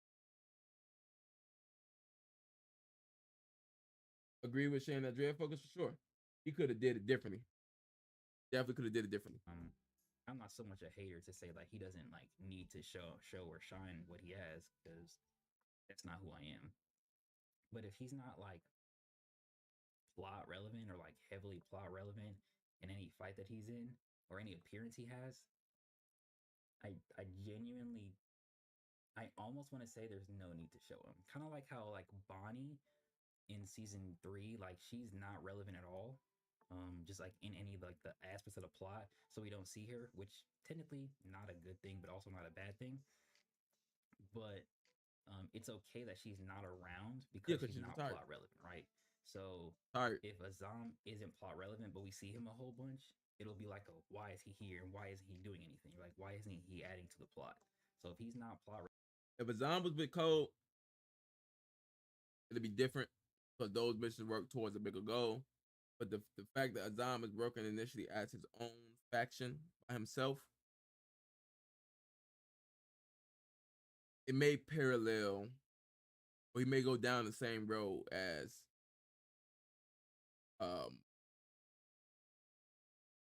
someone like Abijah's first love, or one of his loves, or his friend, or whatever the case may be, whoever girl was.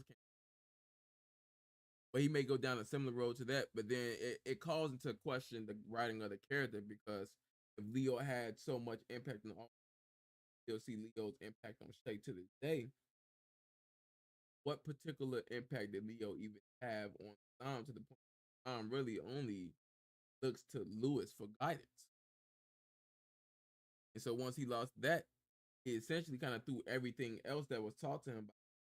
Relevant in any way, it's really good. It's gonna look super bad, bro. It's gonna look super bad, and it's gonna be kind of shitty because he's now gone like that'll be like three seasons back to back where he hasn't mattered. Like the only reason he matters in season 3 is because he fights Ephialtes, but that's only because Ephialtes wanted him to die, or they all wanted Ephialtes to kill him so that he could be, so that it could lead to Shay being more broken, right?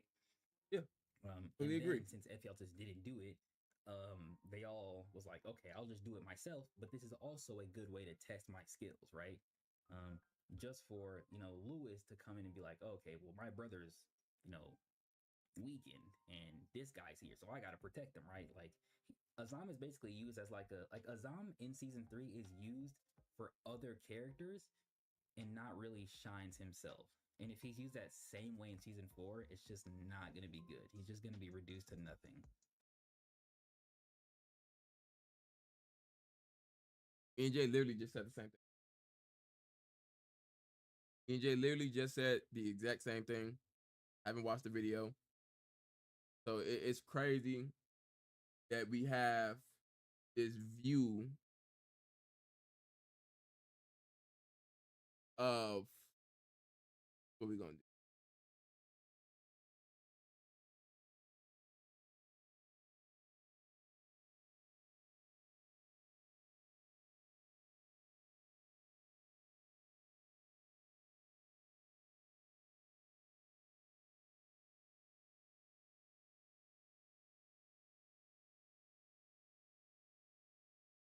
Oh, okay, it is stressful.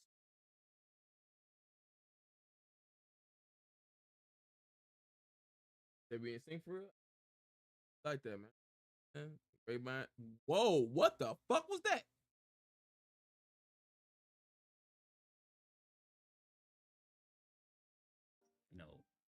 Weakened, and this guy's here, so I gotta protect him, right? Like Azam is basically used as like Azam in season 3 is used for other characters and not really shines himself. And if he's used that same way in season 4, it's just not gonna be good. He's just gonna be reduced to nothing, right? So I want Back left the cup to like he doesn't. I guess he doesn't have to be important to the plot, the overarching plot of the season. But if he's appearing in like subplots, he needs to be a main factor in those subplots. Like he just needs to be more important than he has been overall, right? Yeah, I know, but this time it's different because he's kind of crazy now. Here, kind of crazy now. Here he has lost. Wait, here he has.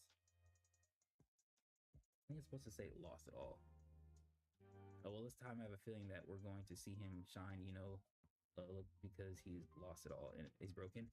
I mean, we could have said that last season and look what happened. So we really can't say anything anymore. That's how Brent. Look what happened. So we really can't. Kevin Matthias, the law, Charles. But the law. No, you read why. Chimera of Hope. Feel me? Forge of Hope, or Forge of the People. Forge of Men. staff of men. You could have had Tevin be the staff of men so that way he represents the shepherd guiding the herd, while Shay represents the rod to punish the herd. You could have had that, but the law?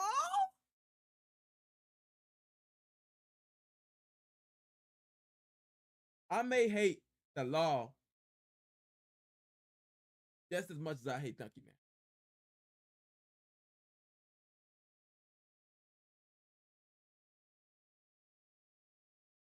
At least like the Chimera Hope will play into him being a multifaceted. He have at least two hides that's like animals, right?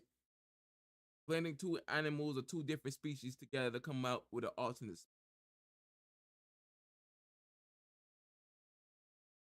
But the law, I fought the law and the law won. Hey man, that's that True Crimes PS2 callback right there. The law.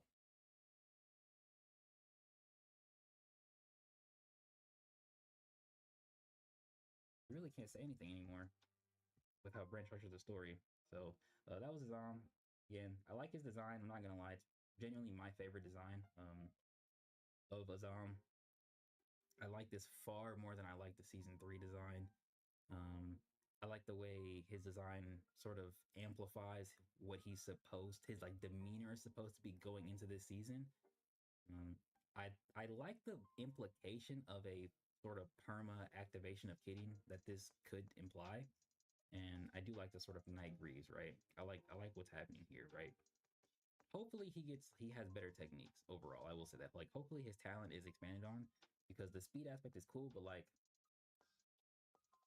who cares, right? I think we need to take. Wait. Can't say who cares, Jack. Because I think we need to take that speed portion up a bit more. Meaning, for example, where, for example, what if a soldier is firing bullets and we have the same little lines? And we see the bullets, or we see a zombie running beside them or running in front of them. He looks at them, and we have a dialogue that kind of reflects that his brain is now able to be versus his blind side being that he doesn't really think on his feet as fast. He has to take a moment, analyze, keep going, and then that will allow him to be a lot more useful in his base without revealing any issue technique. But you need to get better technique. I think that moment where Azam encounters Alpha Teeth was the perfect moment for Brent to show more techniques, see his versatility with bigger opponents. He looked really cool in that moment fighting the Beast. But I think if he would have made the form of Alpha Teeth a little bit more of a threat, we see the difference between the blue one and the blue Nightmare and the real Alpha Teeth. Because essentially all we see was that the real Alpha Teeth doesn't have any combat prowess, which is essentially a good idea. But I wish he would have leaned more into cautionary nature of Alpha Teeth. He would have already had nightmares set up because he had that not only create nightmares at different locations or his location, protect him because he's weak, but also he has that time to refill that chi that when he summons the other nightmare, it wouldn't be a hindrance. They give him a actual extra aspect to the Nightmaric Sky talent as well, showing that you can keep these things around till either A Alpha T's call them back or you destroy their soul point thing. Fight of destroying them. So if you would have kept those two things in play in tandem, you would have been able to use Azam more, and it would have made a lot more sense to why he not only trained with the guy to even if it's just sparring, He was around the god tier and doing missions with, but his chi should have been increased. But it would also bring home the point on why he was tired.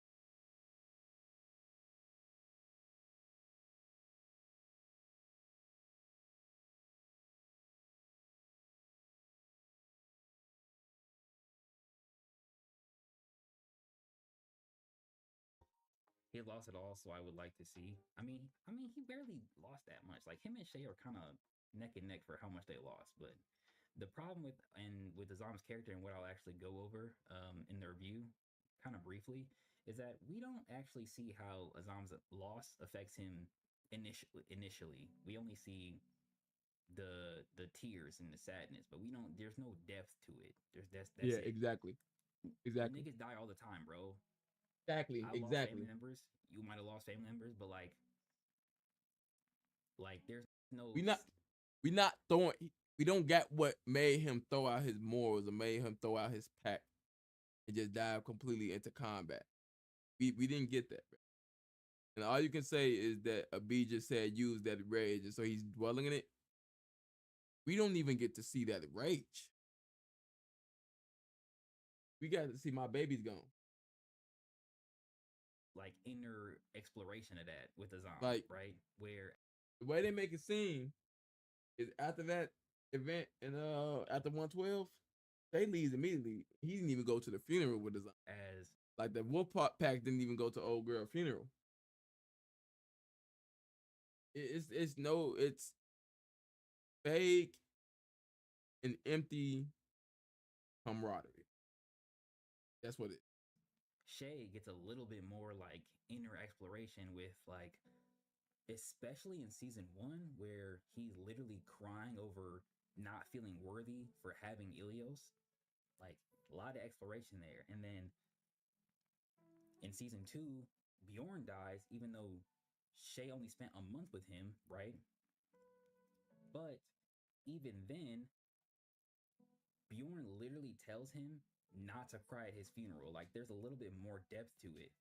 But with Azam and Joanne's relationship is kind of, or Joanna's relationship is kind of like it's cute, but it's like off screen. And then his relationship with Lewis isn't like fully dove into. I get it. Like he can still be sad about like Lewis dying, which is it's fair. It's like a good use of like their interaction. But then on top of that, like he's like sad and crying and angry that he lost Lewis, and then we don't see him until like the near the final scenes of what's going on with Shay. Like that's literally it. We don't hear from Azam's perspective how he feels about Lewis dying, how he feels about fucking Elon Jr. having Lewis's talent, like how he might even try to help Elon Jr.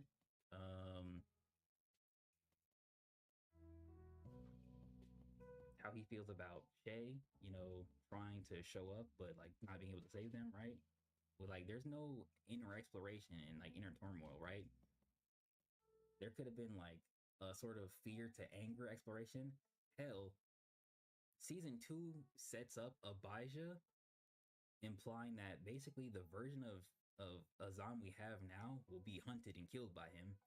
Yet it seems like Abijah is explicitly trying to not make that happen, within that time skip. And we don't even see Abijah like comfort or speak to or sort of try and refine the concept of like fear to rage or even hone his rage. So like, yeah, he's lost a lot, but like We can say that about Andrea. We can say that about Tevin. We can say that about like a few people. We can say that every god tier. We can say that about Jen. We can say that about Uni. We can say that about Ander.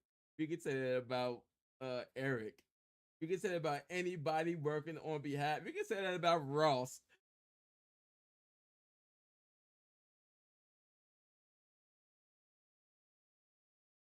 The bro to be like, I see why this was really the moment you threw everything away for the sake of this goal. I can see it with Shay to some degree.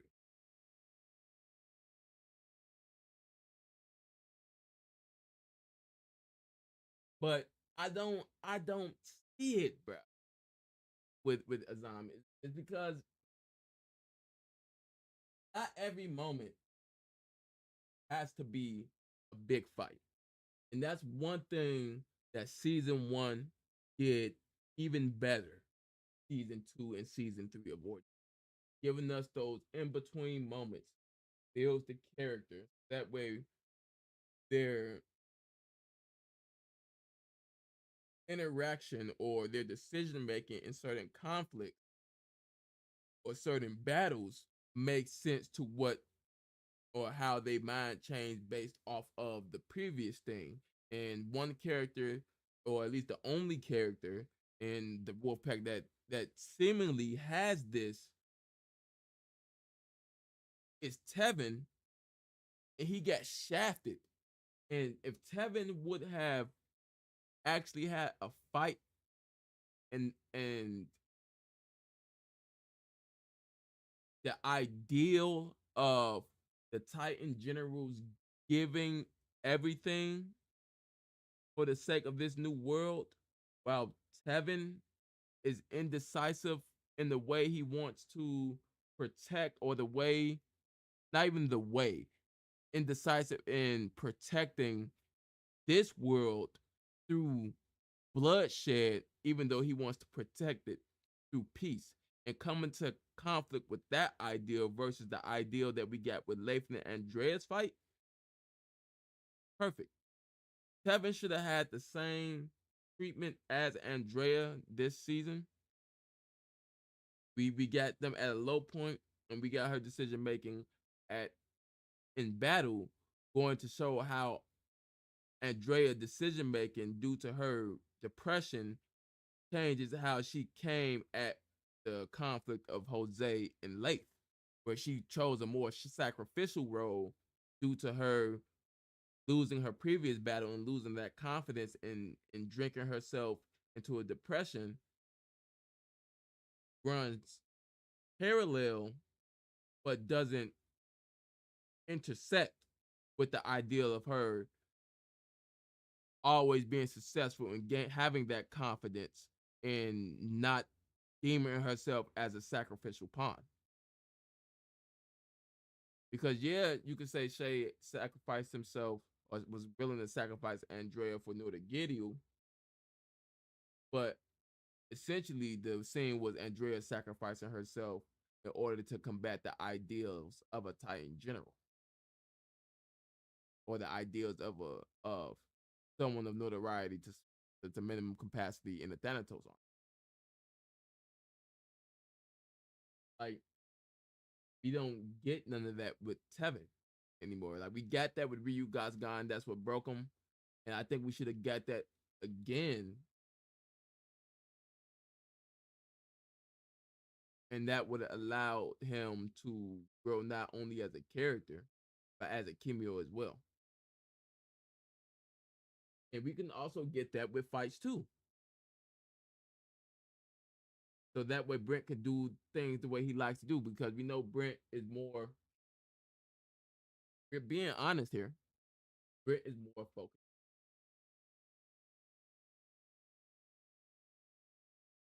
At least in season 3. Focus on getting to the conflict, getting to Ronin. And that's what made Ronin lackluster. Because when we got the Ronin chapter, my reaction, I was just like, we're here? Question mark? We got more introspection from episode 112 than we got between episode 145 and 146. And that was the moment I felt Shay, we should have had a scene before Shay arrived, where him and Ilios had a conversation. Because when you have something as pivotal as Shay actually getting the one-on-one and the reset, you have to follow that up with some introspection.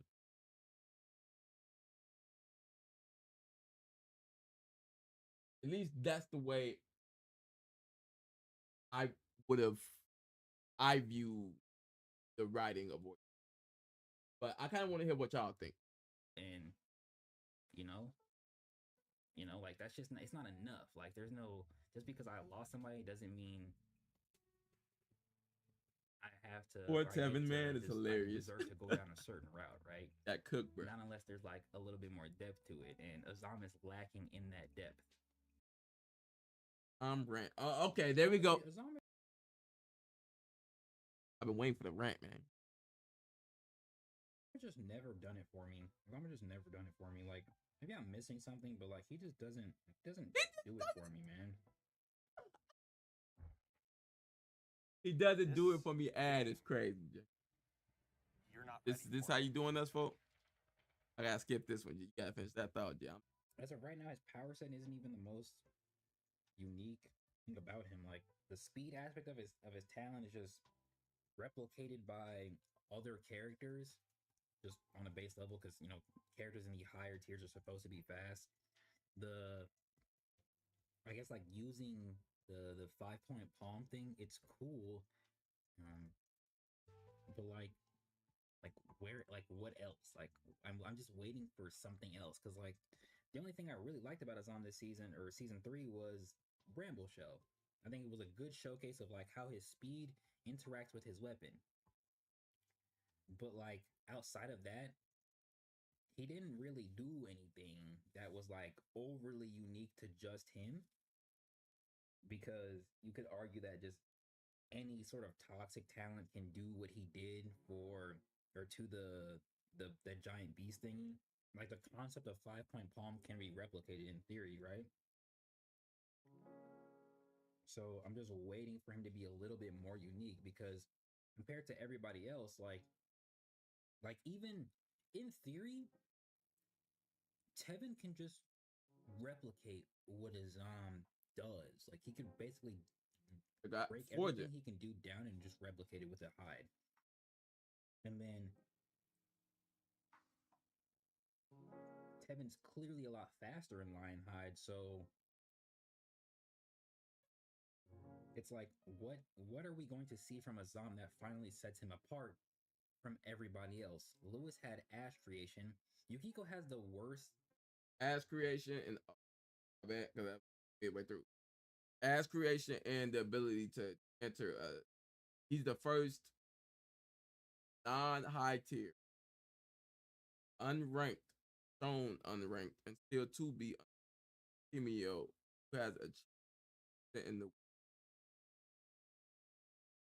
I count Masamune because he is a Goro. He's a Gaki rank candidate now. When he's first introduced, his backstory didn't really get delved into later. And due to that immortality, he's ranked.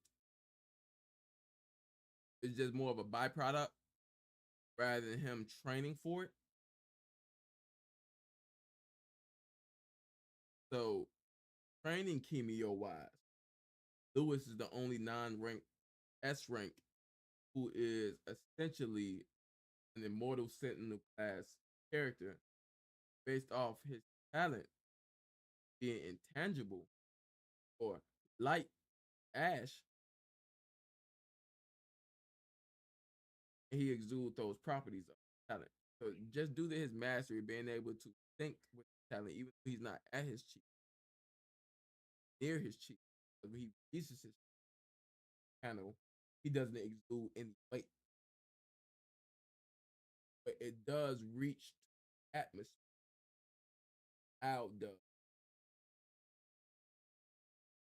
quote unquote peak in the sun. So he has the properties of being able to have the chi to reach the atmosphere.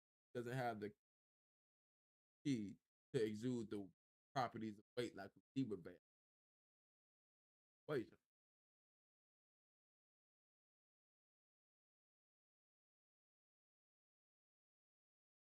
Not Yukiko. Andrea has the worst, like the weakest talent out of everybody in the Cubs, yet the way she uses it is probably the most unique we've seen. Anton is literally just a Sun Wukong user, right? Shay has Ilios, one of the strongest talents in the series, but even still, the way he uses his entire kit, it just always caters to who he is as a person. Kevin has probably one of the best hides we'll ever see in the entire series. Potentially being able to replicate other talent, potentially being able to replicate other talent concepts, right? Am I missing somebody? I mean, Yukiko's literally an ice user, so it's like, and then Kevin is almost as fast or in close proximity in terms of base speed to Shay, who's been fast basically since season 1 for the most part. Andrea has a weapon. Hold on. You said I'm cutting in and out when I talk. Let me go ahead and check the whatchamacallit.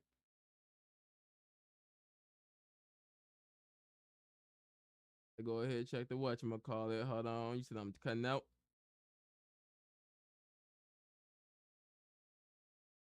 Maybe due to the filter. Let me see. Boo, boo, boo, boo, boo.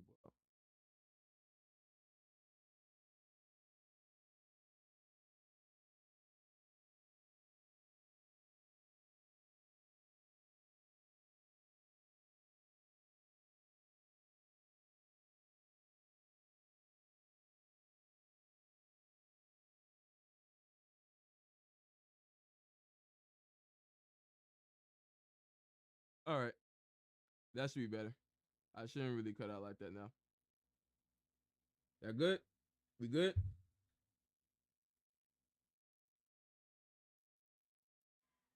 Designed to increase her speed with Elliot. So it's like everything that Azam is just done by other people and it's better. And then there's even Grimbor who's fast and can go in and out of time. So it's like what is going to have the fault Azam? That's why. What is Azam going to have that finally makes him more unique than everybody else? Than any other monster we'll see, than any other. How about now? We'll see, do something in any relation to speed. Even Abijah, who likely doesn't even have a haste talent, is just compared to haste users because he's so fast. We literally see him and Shay move so fast to try and catch Veal and Kaguya. 2 God tier level Kimyo showcasing Azam level speed. Actually, I should say higher Azam level speed. So it's like, what is Azam finally going to do that's going to make him different? If Brent doesn't lean more into his kitty myth, he's just going to be a guy who runs fast in comparison to everybody else who runs fast and has a weapon that slashes, just like his mentor. But Abijah literally has speed, a slashing weapon, wind manipulation to whatever capacity, and crows he can disperse himself through. So it's like, and also be able to use the viewpoint of the crows to get multiple viewpoints of the battle as well. So perception manipulation. Like when is it finally going to be his time to just be different and be set apart? Because at no point in the series does he really feel that much different from everybody else. Season 1 shows how each cub is unique in their own way. Like they're all unique in their own way. Season 2 doesn't really give Azam anything for him to go off of to make him more unique than he was before. And then season 3 only kind of dives deeper into his speed and what we saw him do in season 1 with 5-point palm. And then, of course, like I said, Bramble Shell extends greatly how his speed and his weapon actually interact, as opposed to like everything else we see. So Azam is just like, when is he going to be set apart? When is he going to be set apart? I'm just waiting for it, because Azam has never been my favorite Cub. He's never been in my top 2, top 3 favorites. Mm-hmm. But as the series goes on, it's only getting more apparent that Azam is just not gonna be there. And I'm trying to stay open-minded about like, okay, maybe Azam will be, number 2 or number 3, by the time the series over. But I mean, Lewis, another Cub I barely liked, got a great showcase, great narrative implication, Mm-hmm. great story use in season 3, and became Mm-hmm. one of my favorite Cubs for that season. Like, I'm simply just waiting. I'm simply just waiting.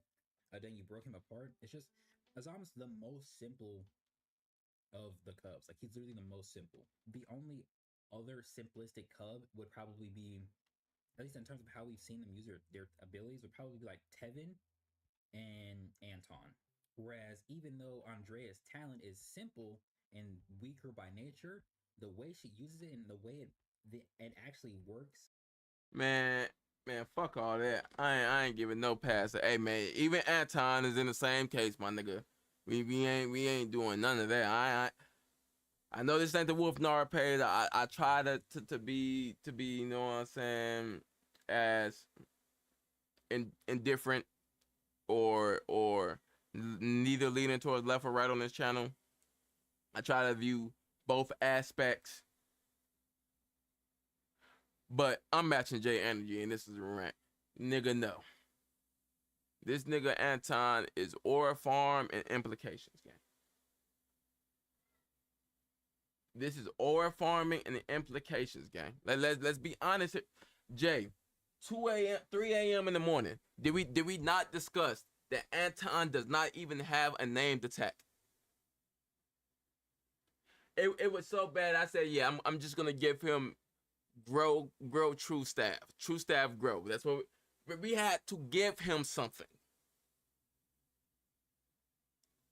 Because he has nothing. And it's just like his character being indifferent. It's like the writing tries to be there, but it's just like he just don't give a fuck. And it's like, okay. So maybe this may just come from me being a YouTuber. This may be coming from me just spending too much time, more than the average viewer of Ordeal does with the series, due to being a YouTuber for it. So take it with a grain of salt if you would like. But Anton was given a mantle from Jean Nelly to stop Veal, to be in his stead, to stop Veal.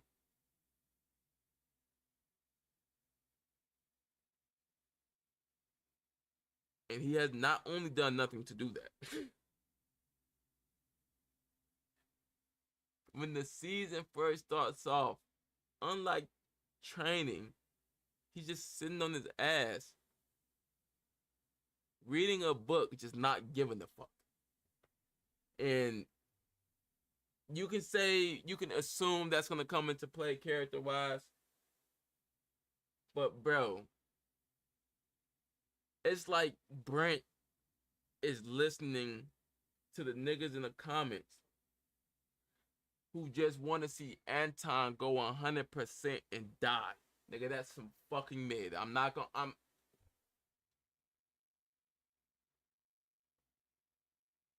Let me pull back. Maybe that is not what we signed up for.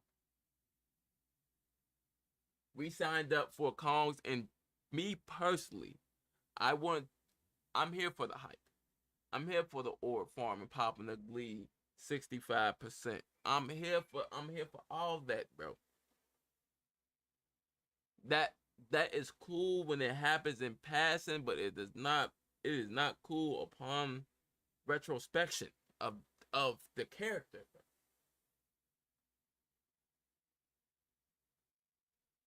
Like,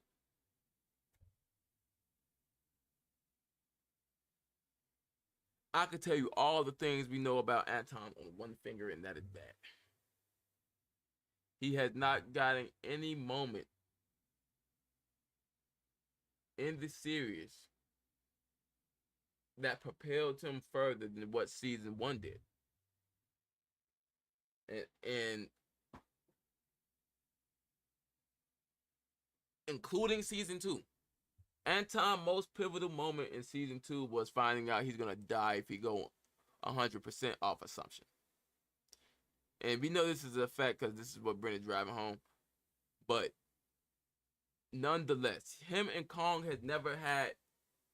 You have two characters who played off each other in season 1, somewhat cared for each other in season 2, magically working in tandem in season 3. But we don't get none of this. And that's because, yes, it's okay for it to be the say-so. It's okay. But just like you had with Andrea in season 1, it's okay to show character growth through individual episodes, bro. We had that with Ian in season 1, season 2. I'm not going to even talk about him in season 3. Ian is like a rapper who get out of jail but don't come out with a first day out.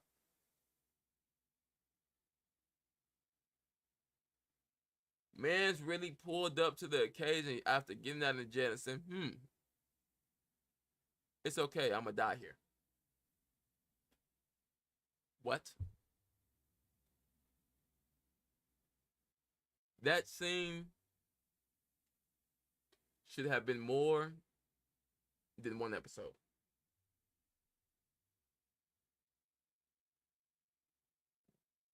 The entire, and if you want to say 144 is a part of it, it should have been more than 2 episodes. That scene to really drive home the narrative point should have been as long as the Sabito flashback.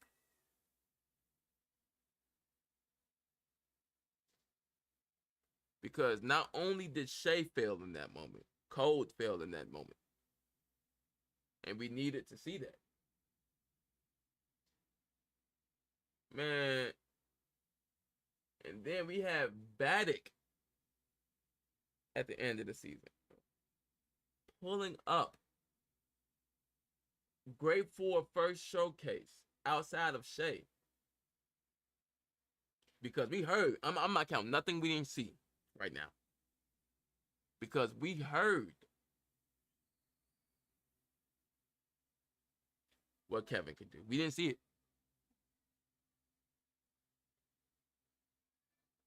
We didn't see it.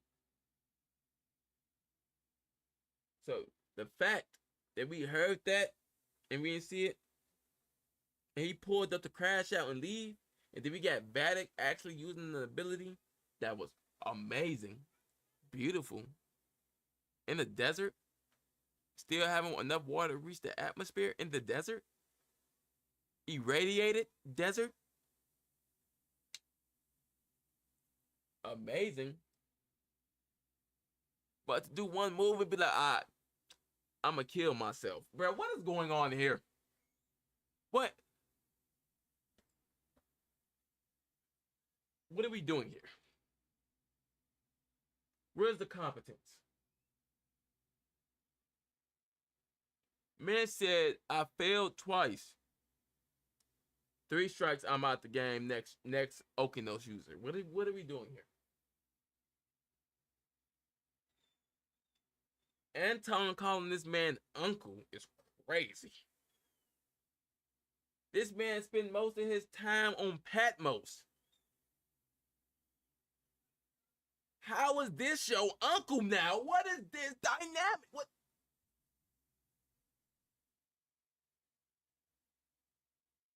You can't just throw character relationships in here without no setup. You just can't. It made no sense why Anton was there. I'm an S. I don't care what you wish. You could have made up a character to be an escort. And we could have seen Anton play in the role as one of the 7 heads in the absence of most of its members. And how he deals with that. It's so many things that could be done. And you can only say this upon looking back at it.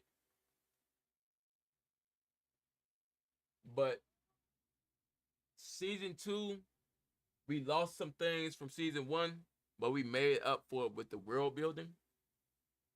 Season 1 has the best character interactions in Ordeal, and I think Brent needs to go back to the root of season 1 when it comes to that aspect, while maintaining the world building and dynamic that we loved about season 2, which is the pinnacle of Ordeal. Because I refuse, because I would hate to edit videos on a series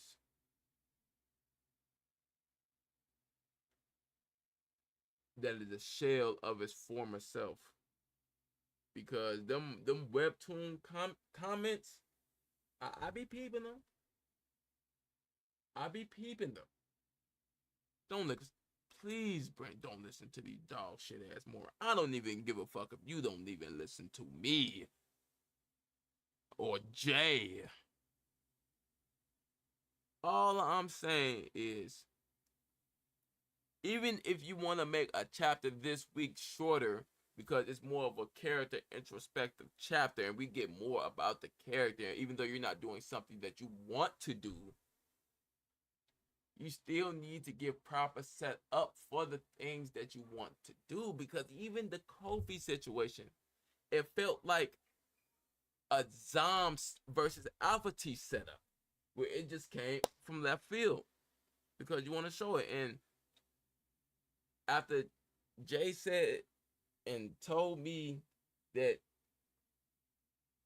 you could have had all the time you wanted,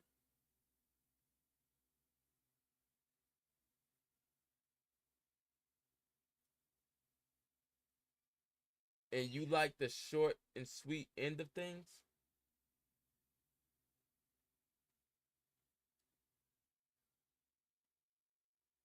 unfortunately, and I consider this even with the content that I produce, because I'm really hard on myself about consistency. And I'm really hard on myself about quality. But I'm also trying to figure out how to maintain that same consistency and quality. Or a better consistency while maintaining quality. So when someone tells me, oh yeah, I didn't like the audio right here, or I don't like the way you enunciated this, or I don't like the way the music was louder right here, or I don't like the way you peaked right there, I don't like your ideas right here, I'm not going to take it with a grain of salt. I'm going to take it as is, because that's somebody who took the time to let me know. Oh, really? That's the case? Say less. I bet you won't see it the next time.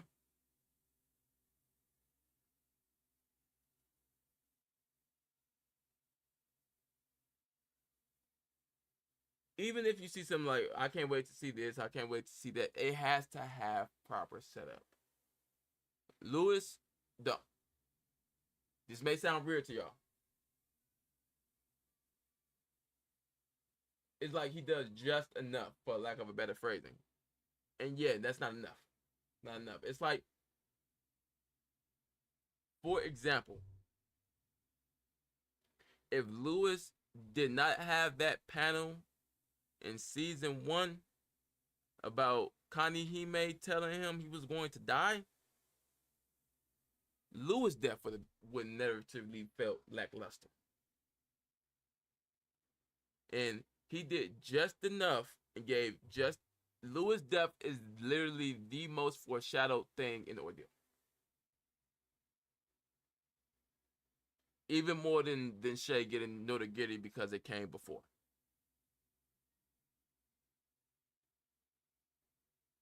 But it was there. And so because the narrative,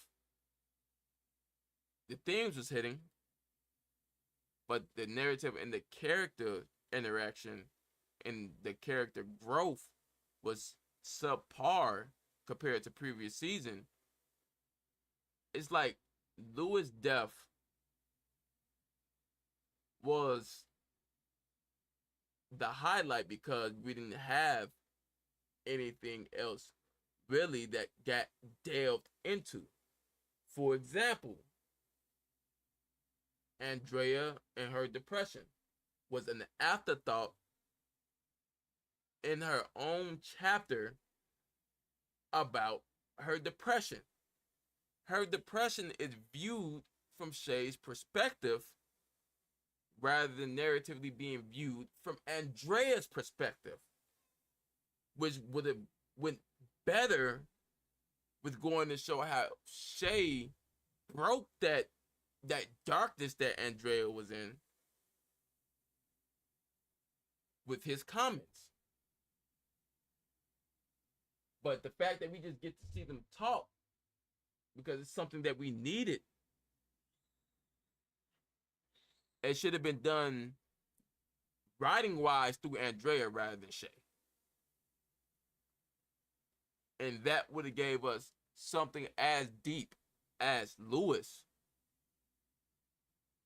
with it not having a fight associated with it, so that way you can get your rest and you just drawing people talking. But you also get the narrative build up towards what happens with Lath. That when we see the decision of her choosing to sacrifice herself shows that her depression is going to take more to break, and that Shay words was only momentary comfort in the storm of sorrow. But you would have also got to see why she chose to essentially curse herself to beat a level opponent that she had beaten with less weapons back in season 2. So it's a lot of things. Like even Azam, Jay dives into how Azam we should have gotten more of that depressing aspects. You feel me? Because the way I'm viewing it, right now, I think Brent is writing. Let me reiterate, because before I step across the line, you feel me? But art imitates reality, and some people cannot relate to the things that they have not experienced. It's part of human nature. But when you're a creator, you have to take into account things outside of your perspective. So if you haven't dealt with being in a dark place, you wouldn't know how to write being in a dark place. You will only know how to write it from a perspective of seeing someone in a dark place. And that was a writing error on that scene's behalf. Even though it was a real powerful scene, if she would have written it from Andrea's perspective, and then we would have got that scene with him discussing to Andrea in his dream, but not being able to talk to her physically about it due to not knowing how to handle it, it would have made that last episode hit a lot more, because there would have been proper narrative foreshadowing for it. But with Azam, we not only not see his depression, we get a showcase that felt random but doesn't do anything for his character. And each showcase and ordeal, it does something for the characters who are in the showcase. And even if I go through each individual fight and name what it does, when we get to season 3, you will really see how lackluster in regards to the writing it is, and how it essentially becomes a shell of its former self.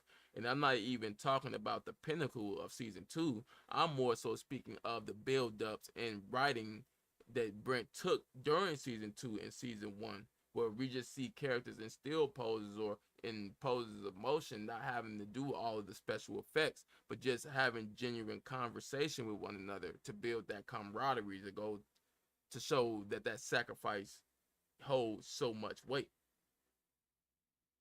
And so with Azam, him only essentially using speed, and I like how Brent displayed the speed to some degree, to a lot of a capacity, right? Essentially having Azam being able to keep up with someone who's teleporting. But it seems that Azam only deciding factor for his fighting is him being able to hit pressure points. And that needs to be dived into more. What makes him be able to hit those pressure points? And we see one shot where we get a perspective of him seeing the different pressure points through the eyes of Karen. And that also goes into a different thing where Alpha Tease has a technique where he can get someone's name automatically. But right now, if Joanna didn't, not Joanna, if Azam's girlfriend didn't die, he would be a as deep character as Alpha Tease with just more showings, which is not good for someone who's associated with the main cast. He has to do something that's going to move the plot forward or backward. Whether him being lost in his revenge caused K.O.D.E to go back a step, or him being lost in his revenge caused K.O.D.E to gain a step. So that way we can at least see the negative aspects of revenge through Shay, while also paralleling the positive aspects of revenge through Azam, since Shay is not going to be able to be the one to talk to Azam about his grief, because Shay never got over any of his grief. So it's crazy how Tevin was saying he was the one reaching out to Azam and he was never contacting him, when Lewis should have been the one who had a dialogue box saying that, because we see Lewis and Azam with each other so much, and even Lewis saying he hasn't been away from Azam. So it was weird that Tevin was even the one to even contact him or be the one to be the outreaching hand, when you're not the one he's closest with. You're close. You cater more towards Shay than anyone else. But I guess that's just your role. That's the law. You feel me? To mediate, to delegate. But even Tevin is still going through the same thing that he went through in season 2. And I love how that dialogue box in season 2 said that they're giving everything of themselves in this conflict, and they still chose to fight while trying to deal with it. And we have even seen them essentially at least get an episode about dealing with it. Or in Andrea's case, she's a backseat in her own episode from the writing's perspective. But from Azam's perspective, he doesn't even get that. He's the youngest. Me personally, in my group of kids, in my generation, I was the youngest. Right? So I have that perspective of looking up to the others, but also wanting to be my own person. And also, not only that, having that leeway that they didn't have. But it doesn't negate the experience that you have as the youngest. And that's what I'm kind of getting from the writing with Azam, is that because he's the youngest, he doesn't get as much, and we're just happy. No, I'm not those comments, my guy. I'm not gonna lie to you. Me, you can always say One Piece guys always find some way to bring up One Piece. I'm a One Piece lover. I'm a Vinland Saga lover. I'm a Vagabond lover. I'm a Hajime no Ippo lover. Right? I'm a what is that called? not Your Lies in April. It's hey man, I always call them romance. You feel me? I love romance shows because they have a lot of character growth and development throughout them. You feel me? So I need more than just action. I love Hina if you ever so that's an OG right there. You feel me? I'm saying if you know, you know. You know what I'm saying? I love Air Gear, which has some of the best character interactions I've ever seen in a series. I love introspective works like Vagabond because of the philosophy that it goes into and how each individual character reflects that same philosophy differently. So it takes more than just action to be like, oh yeah, Ordeal is peak. Peak DZ came from season 2. I can't even say Ordeal right now as of season 3. I can't even be like, this is Brent's finest. This is Ordeal by Brent right now. This is not peak DZ. Brent's finest. You feel me? This is Demon Slayer. This is Demon Slayer. Oh my god. No. Hey man, Air Gear is peak, yeah. Air Gear is peak. If you want to watch, like, listen, hey man, hold on, let me go ahead. It's called The Climber. You feel me? We gonna make this full screen. It's called The Climber. This has to be one of the not only beautiful, symbolic mangas I've ever seen.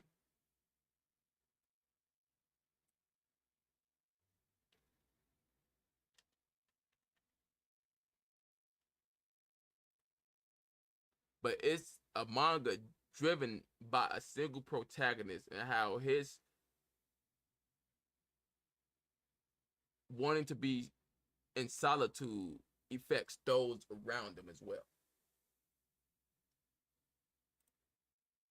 Some of this is what I call environmental shots right here, bro. This is why I be talking about Ordeal in the capacity that I do, because I see the potential. You feel me?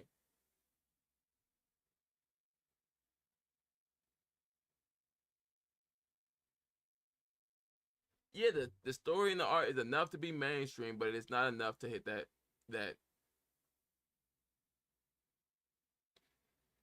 it won't be enough to hit the mainstream household. Environmental shot. Environmental shot. Environmental shot. Hold on. Just to drop, because I'm trying to drive the point home here. Environmental shot. Philosophical shot. How when he's this is a manga about climbing mountains. A manga about climbing mountains that would never be mainstream, but when you pour your heart into something, someone's gonna find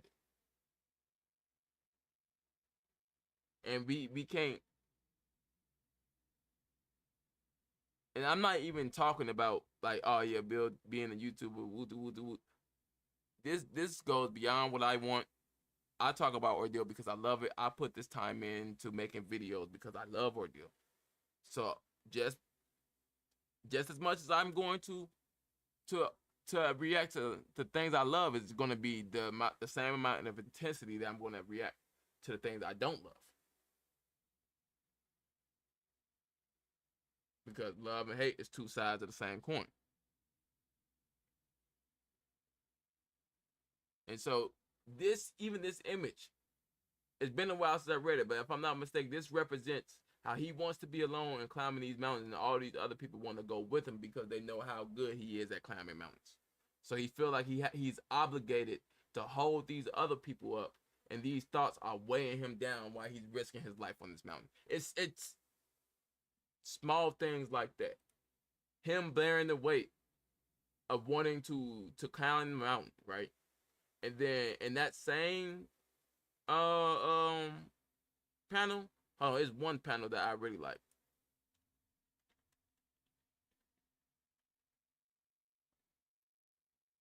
It's one panel where the protagonist, he's like holding himself together.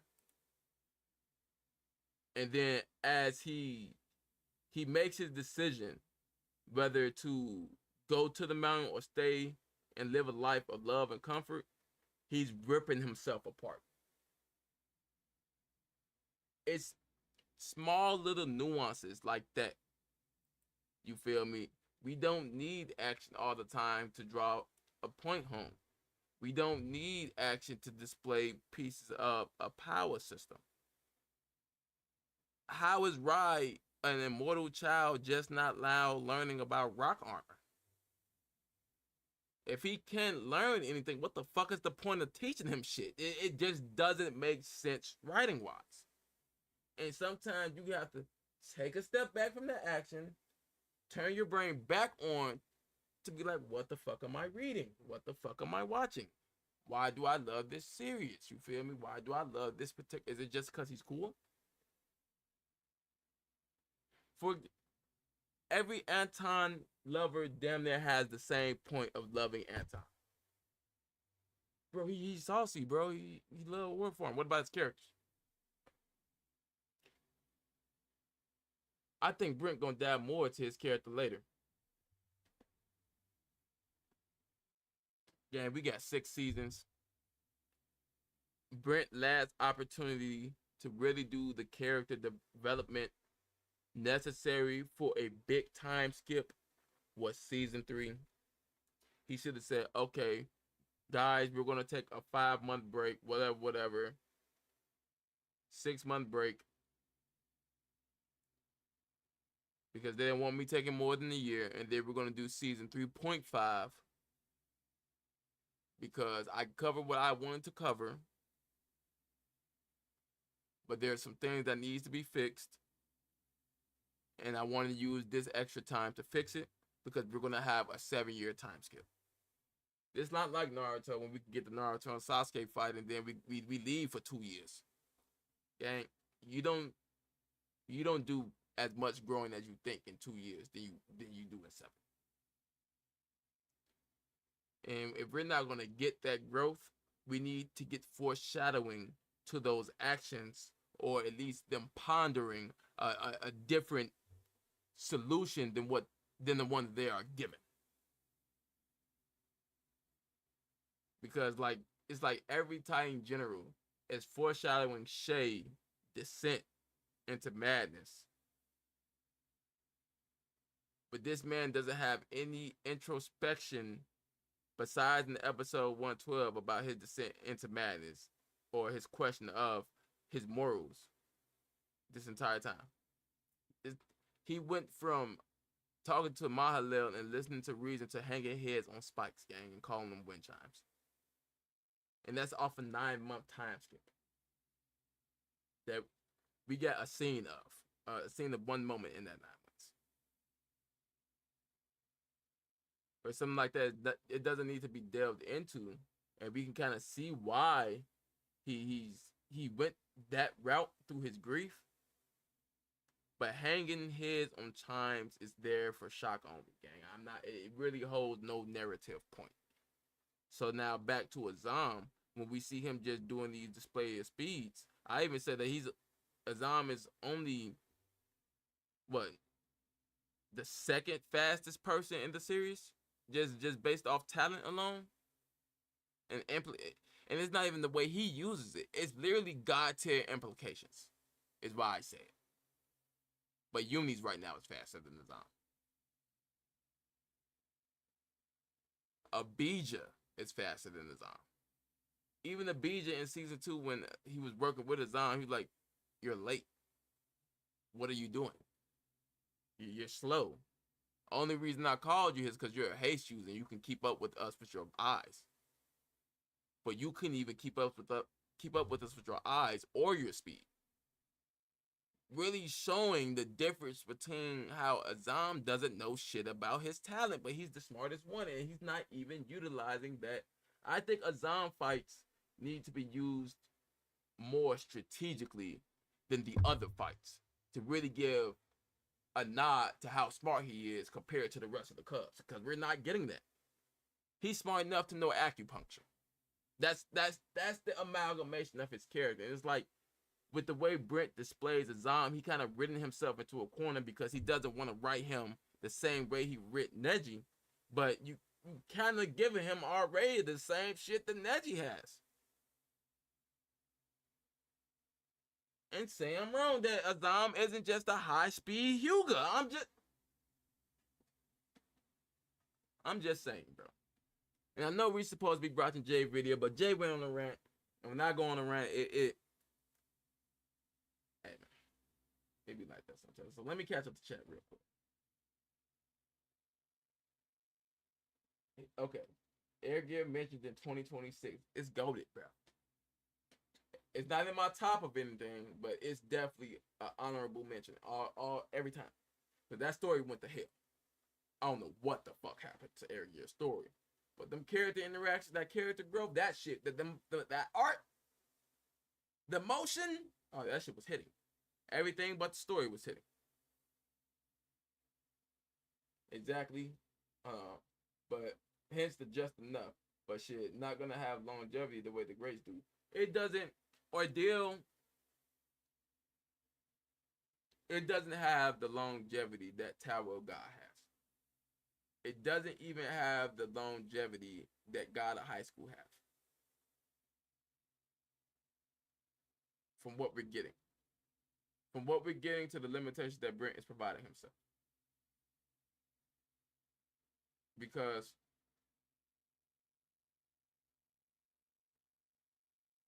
there's so many things in Tower of God that you can talk about for at least 2 years.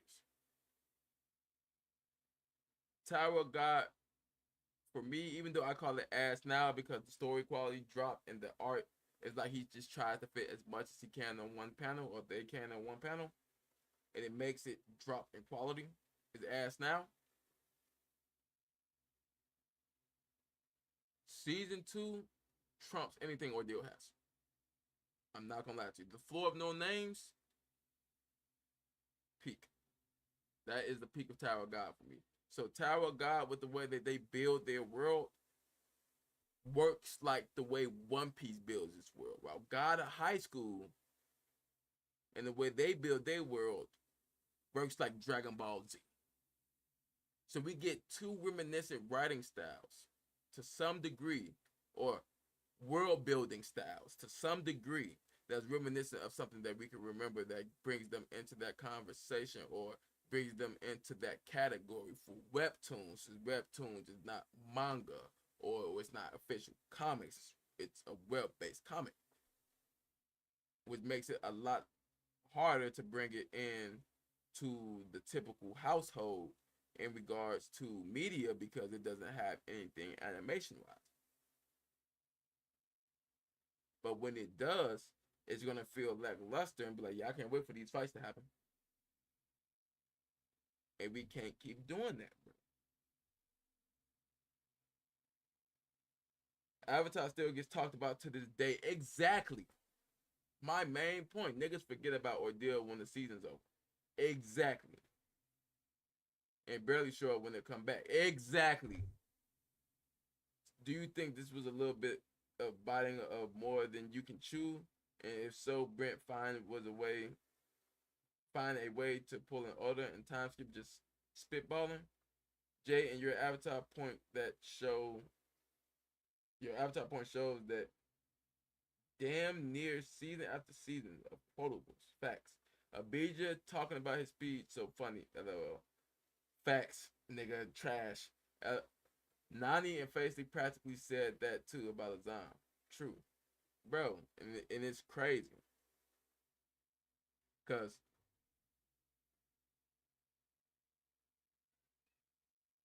Oda time skip foreshadowing was necessary. This man would have had to do like 8 more arcs. And Oda arcs is not Brent arcs. Oda arcs goes for 5, 6, 7 years. So I'm pretty sure you don't have enough lifespan with your pace of writing to do that. Time skip. And it's not a change of their foundation of their character. it's a time skip to get stronger. It's different from the time skip that Brent is doing, which is a foundation change to the characters. So it has its uses. That's why Naruto time skip works.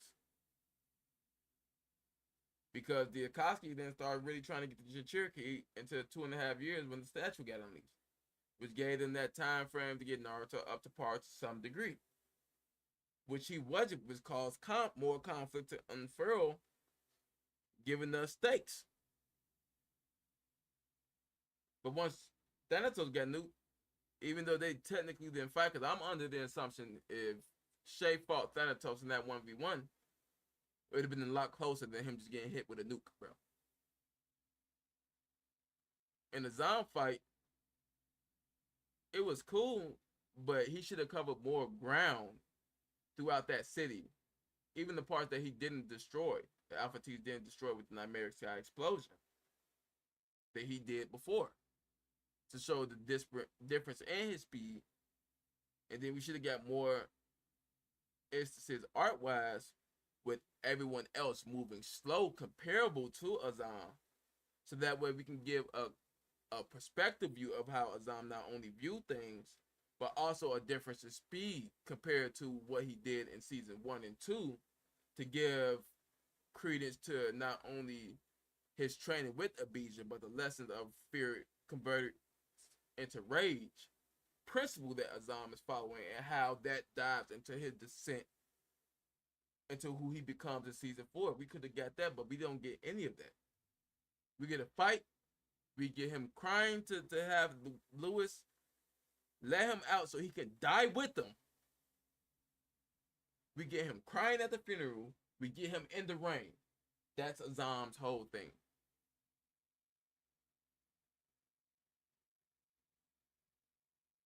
Trash. Like, Yukiko shouldn't even be allowed in an S-rank meeting off her showcase in the Alpha T's fight, because she lacks the experience. Unidentified S-rank. But even Ian was able to be the Titan General, and Alpha T's the Titan General. You should have been able to compete to some degree, and you didn't. She got shafted to give Azam a better showcase action-wise.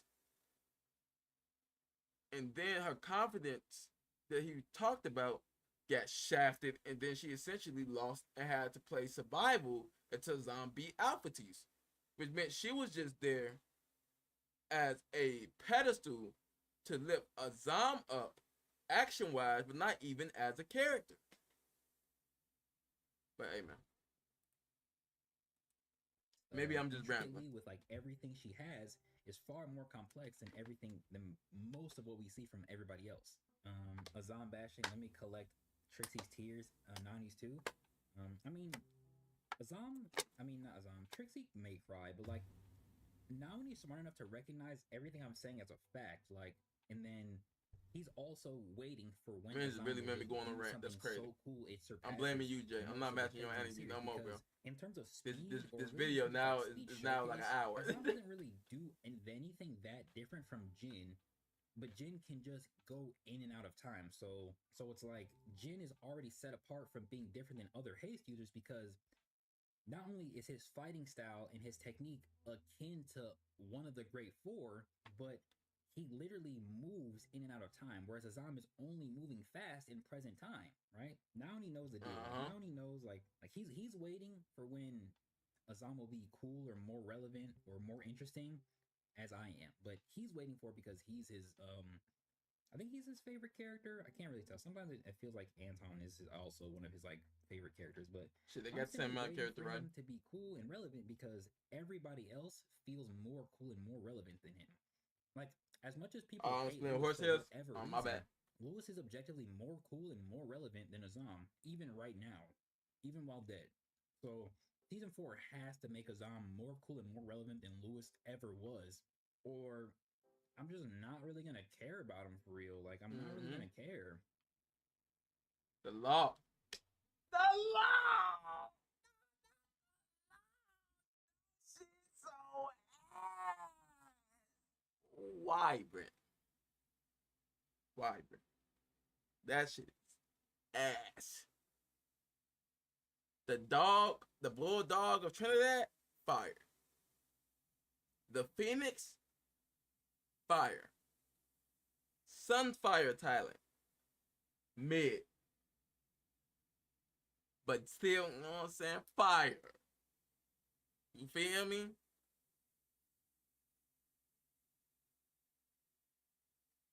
The demigod amongst men, which men would include Kimyos, quote unquote. That is what men is. Not humans, men. Kimyos. Fire. The rod of man, fire. Ronin. It was fire. Lackluster now.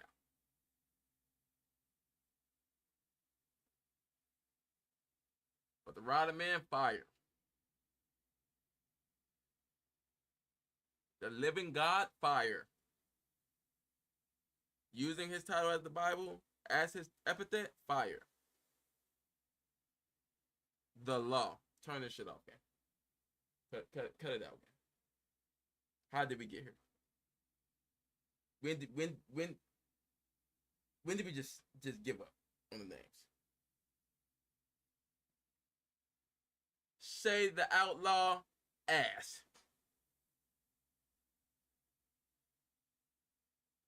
You could have had the rod of men and the staff of men, because that's where the rod of men comes from, because the rod and the staff and the shepherd. I talk about it in one of my reviews. You could have that. What I say? The forge of men, the chimera of hope. You could have had that. The law.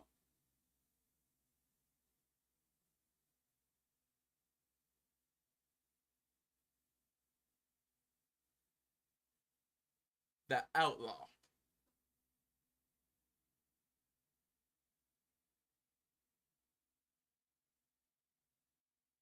That's like Minato going from the Yellow Flash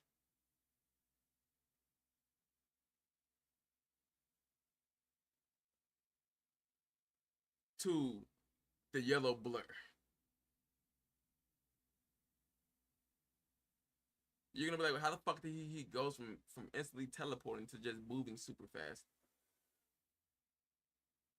Do you not see how that's a downgrade from where we was?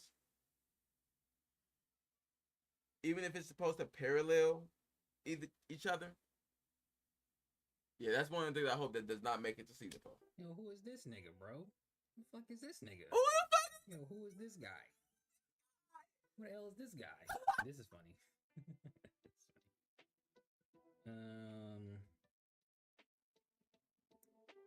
Okay, he's definitely way more into the season 4 design, way more into the future design. Let me see. This nigga, why he asking about season 5? Season 4 ain't even out, bro. Come on.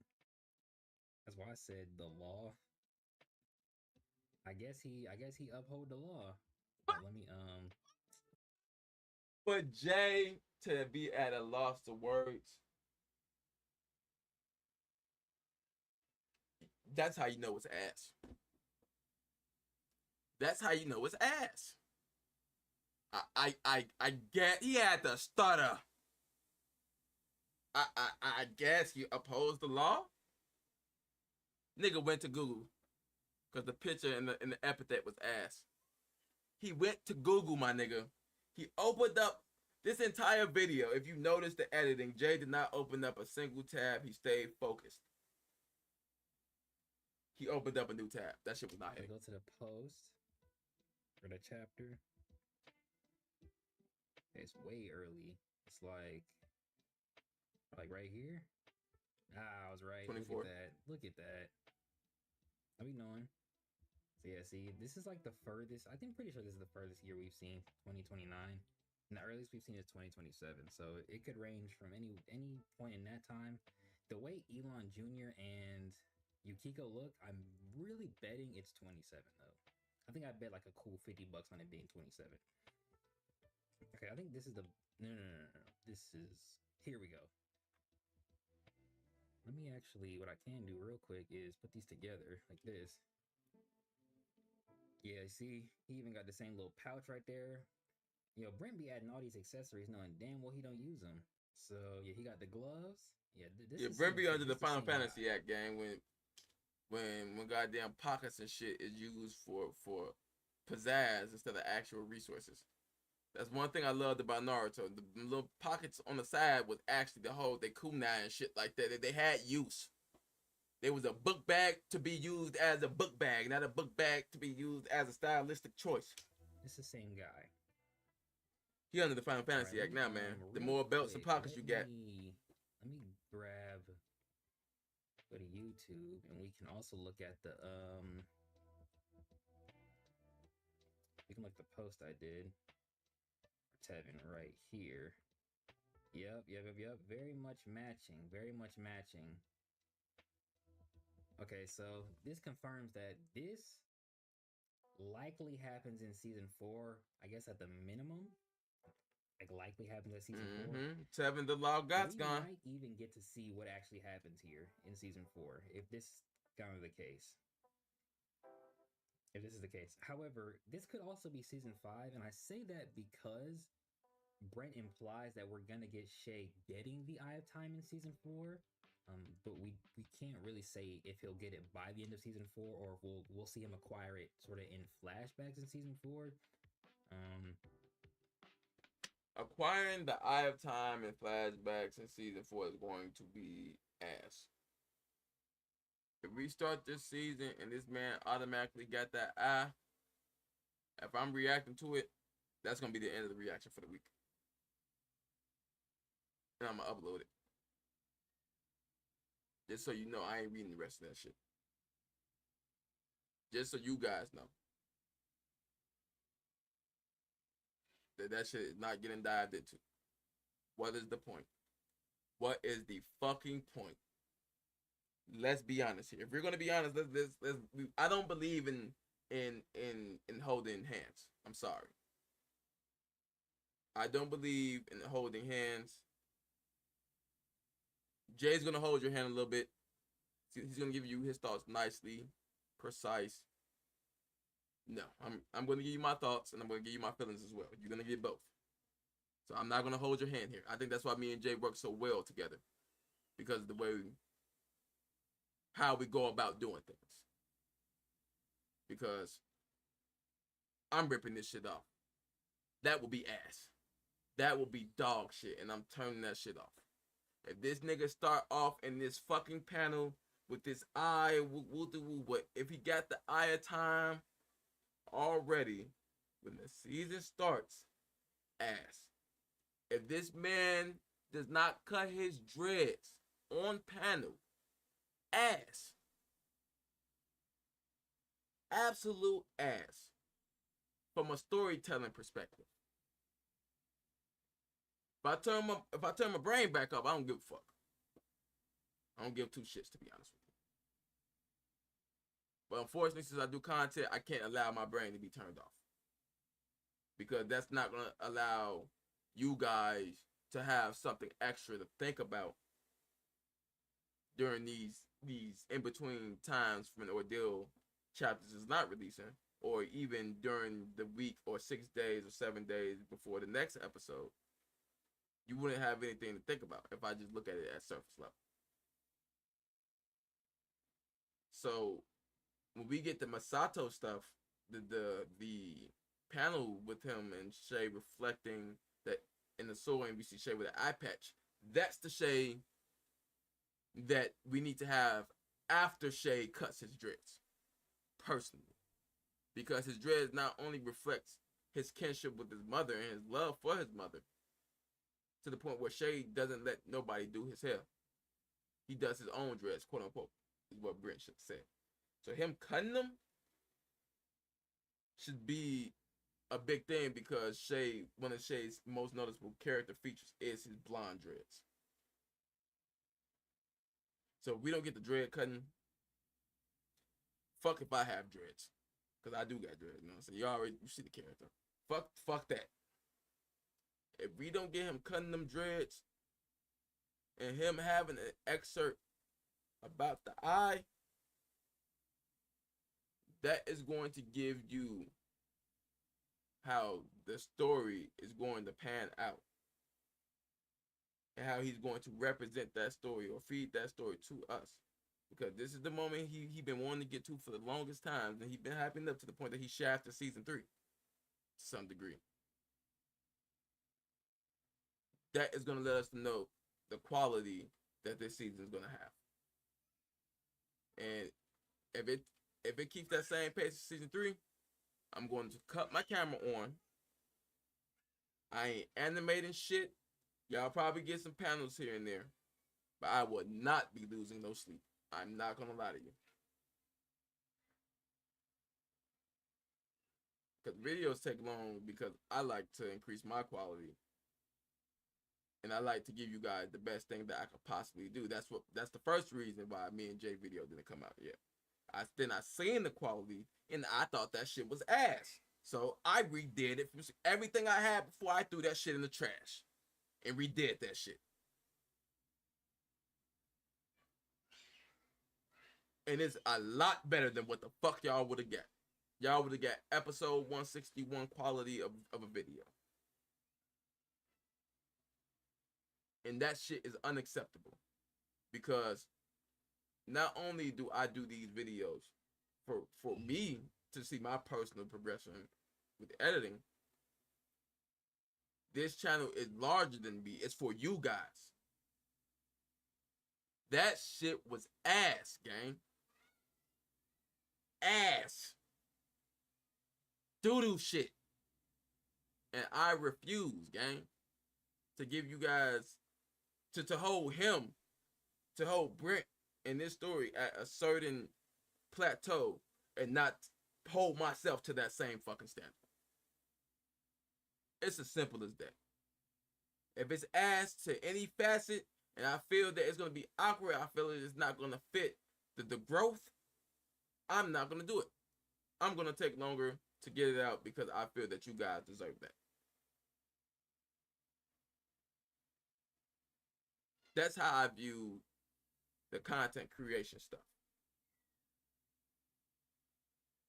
Because essentially, I was just going to raw dog it because me and Jay both pulled the panels. So I was just going to essentially just have what we said with the panels right there because we both pulled them up. So it'd just be used like a talking point like this video. Something quick and simple. That way he can put the time into a video that's going to take more time. That he's going to need more assets and have the time to do that without having to stress himself out. That's the YouTuber aspect of things because these videos take so fucking long to make. Research takes so long to do. Themes take so long to do. Properly diving into a subject. Because we could just talk. But videos where we actually hardcore editing takes so long to do. So we have to have the subject matter match the quality of the visuals.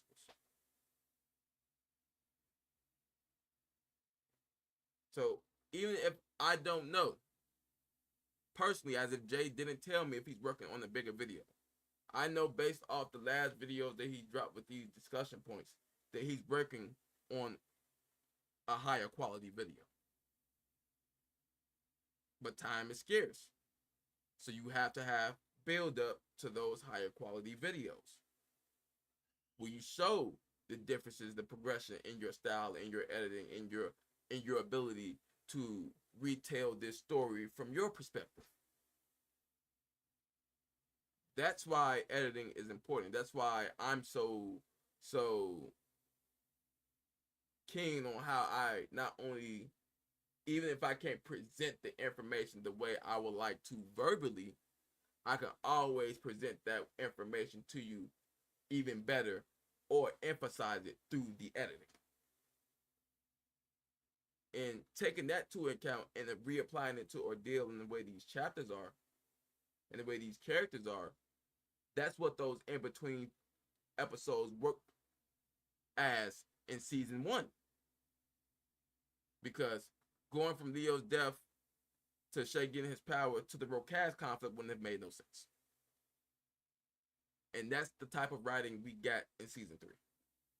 We went from conflict to conflict to conflict to conflict with bare minimum build-up.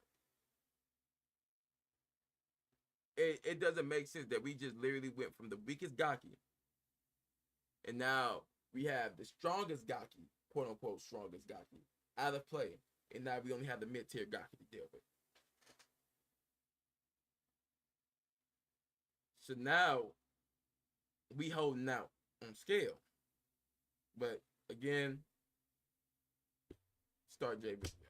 So, but since he already has it, you could say that these events are actually season 5. You could even say season 6 if I'm being honest with you.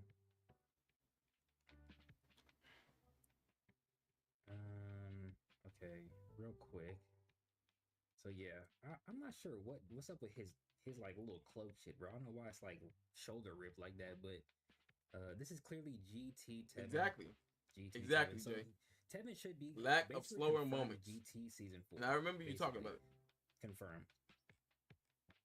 So in 7 years, he became a god tier. Honestly, that's not bad. I don't know how I feel about the actual art of this post, but I like the confirmation it provides. I will say that. And then I really like the way he's drawn here more so than here. This kind of looks like a different, I'd say it feels like a different approach to Brent's sort of promo art. Someone on the This is why I continue to agree with myself. That's hilarious. Unless like Kevin and Vatic die before that. Hey I'm man, not really hey, you sure. be agreeing with me Maybe sometimes top too, 3. King man. Maybe I'm making some good points sometimes. I wouldn't say all that. Yeah, I don't think it makes sense for Tevin to replace a Great 4 member. It's like it's more consistent for Tevin to be ranked 3 or 4 because of Sabito and Kofi, characters who are supposed to be close to the Great 4 in terms of like what they can do in the future, or what that amount of skill and chi they have. More so looking at. I'm not gonna lie, I don't even want to give him top 3. I don't even want to give this nigga. I want to give him. I want it wherever a BJ is number 5. That's where Tevin Max is. That's where I want to give him. Based off his infinite potential with his hides. No, that doesn't mean we're gonna see infinite hides or anything close or a bunch of hides. But we're gonna see different aspects of different things combined together. Like, oh, this is from this is from that.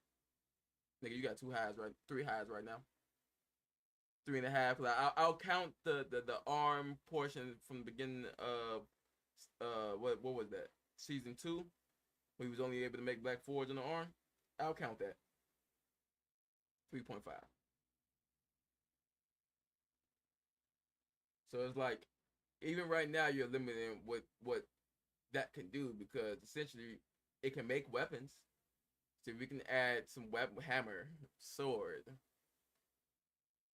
But if Andrea or Tevin would have been able to keep Goro's weapon, and we see Tevin apply his hide not only to himself but to a weapon as well, and he doesn't need to have super duper skill with the weapon. It could be he uses the damn cookie basher, gang. He uses the damn hammer, so he could have got a great sword and use it to that same degree. And when the sword is not enough, because it's not really necessarily a special sword or anything, or even if it was, he goes back to what he knows, which is being a brawler. Sabito. That nigga like, hey man. Whereas Kofi can kind of continuously keep growing the longer the fight goes. So I could see Tevin, if Tevin actually showcases versatility in the season, it would give him better reason as to why he's in the top 3. But if he's like 4 or 5, it'll also make sense. Now, how do I feel about Tevin's design? Okay, so let's actually look at that. I don't think I've ever really vibed with this look. I'm gonna be honest with you. I think the look he had in season 3 fits him. Yeah, it remind me of Monster Hunter. But if we're going with this sort of the law or like uplifting the, even Jay doesn't believe it. Look how Listen to how his voice fluctuates when he says the law. Even he doesn't believe the shit he's reading. He's not telling you. He's trying to keep it objective, but you know what I'm saying? You can tell with the voice inflection, like the law.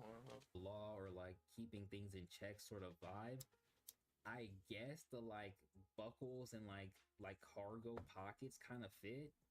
He kind of got like the Rambo vibe going on with the shit right here. He might. I've only seen one Rambo movie. That shit was ass. I don't care what nobody say. I've been cool. seeing Rambo, the This first nigga movie. got a lot of hair, bro. He kind of looked like a lion on some shit. I don't like the gloves. I don't like the gloves. I will say that I don't like the gloves. Everything else isn't bad. I like the colorway. I like the like beige tan color. That's something I like wear personally, so I'm a fan of that. The cloak with the GT on it, I don't know. Like it reminds me of Vatic a little bit. Sabito a little bit, but I'm not sure if it really fit Tevin. Like it might have to grow on me. It might just have to grow on me because it fits better for them, but it feels like I don't want to say unnatural.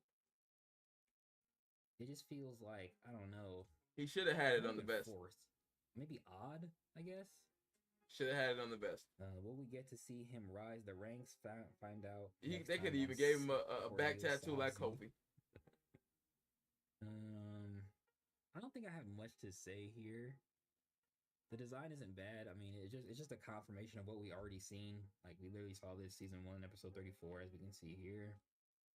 Still hasn't grown on me. That's just ass. That by season, I guess I should say, yeah. This post bare minimum confirms that he is a god tier in season 4, right? So in a minimum of 7 years, he's becomes a god tier. No. In the minimum of 7 years, he becomes the law. This does not confirm when this takes place, though, because this can still happen. We haven't even seen him get over the Ryu Gasgan stuff, the having to kill people. He just skips that and just, I'm okay with killing people now. Just got to do it. I'm the law. Forward to season 6, right? Especially since he's literally saying we have to talk, and it's a Shay who should kind of keep the same design throughout the rest of the series, if I'm being honest. Like, I assume this conversation is about Thanatos, but it could be about what Shay's been doing. Who knows? It could still be season 4, late season 4 or season 5. We really don't know.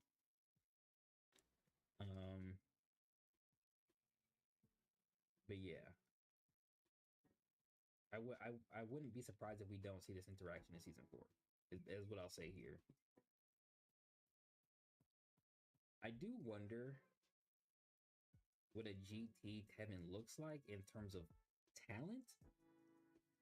At most, like genuinely speaking, he doesn't need a new hide design. Stop doing that, Brent. We're done. We get it. You know, he can continue to improve his eyes. Cool. I don't want to see a new design, bro. Let that shit rock. Gang, I don't want to see a new design. I want to see a new hide. It's simple. We don't need Rhino hide. Rhino hide number 4 gang. We don't need Super Saiyan Rhino number 4 gang. We don't need that.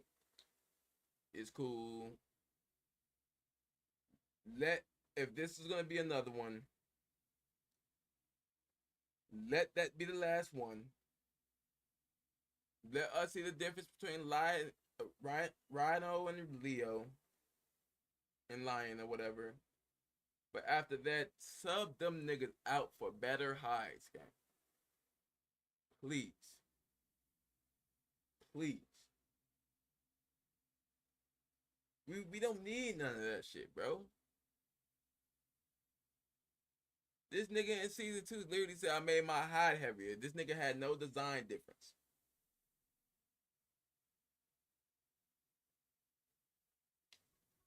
Like, damn, exactly. Stop reinventing it. The keratin Make your own. is cool. If he keeps the hammer, he probably won't keep the hammer, if I'm being honest. If he keeps the shield, that'll be cool. We need to see Lionhide. And I think even more than that, we need to see him use like Overdrive. Overdrive on Rhino. I think Lionhide Overdrive over just a base Lionhide as a god tier would be fire. Like he becomes a GT, and basically the overdrive version of Lionhide is now his new base. Bingo. Easy. That shit would be fire. That would be fire. And when I say new base, I mean base for that hide specifically, because Rhino hide will always be his base, since they literally scale in strength. So it literally is base Tevin, Rhino hide Tevin, Lion hide Tevin, and then anything from Blacksmith Forge, with those having various, you know, levels amongst themselves, since they can be so different from one another based on how he does it, right? So yeah, that's really all I'm looking forward to with this. This definitely kind of has a similar vibe, like almost to. Hopefully, I can find it. I'm not even sure if he posted it. Almost to this. No, this one. Like almost to this, because like the way like the scene is drawn in the background, like without Shay as a focus, right? It kind of has a similar vibe to that, but of course, very different colors. What if employer-sponsored insurance didn't have to be group insurance? Group health plans often come with rising costs. You gotta finish your thought, Jay. You gotta finish your thought. Right? See it? You can kind of see that similarity just a tad bit, right? I do like the way his little like chi energy arcs around him right here. Very just very consistent, especially with in this very area right here. I do like the way his hide forms around him. It's like it goes from like the center of his body outward, right? Unless he's putting it on Shay, where I think it formed more so at the fingertips and then back, right? Oh, that was cool. That's kind of it though. All in all, I think his previous design was better, if I'm being honest with you. But I think this design fits what he's supposed to be, or what I feel like Brent's going for this season. I'm assuming. Do you think Brent will give him a form that allows him to fly, or no? It's possible. It just depends on how Brent will have him fight, basically. Because like in theory, he can do whatever he really wants to, I guess. It just depends. If like he ends up fighting somebody who can fly, he'll be able to kind of conceptualize something that can let him fly, right?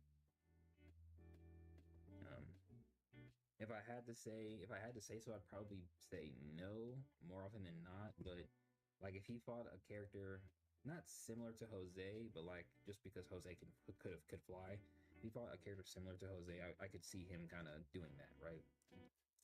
Gaining something that could fly, like a Griffin or a Chimera or something like that, right? Hey man, I think that's it though. I think that's it. Design's just very consistent with what we've already seen, so that's good. His hair definitely seems a lot taller in this one. I'm assuming he'll be a GT in Trinidad, especially because a lot happens in Trinidad. So I think he'll be there. He'll be stationed there. I think that makes a lot of sense, especially since how the story goes. A lot of things just happen in Trinidad, right? And this is in Port of Spain.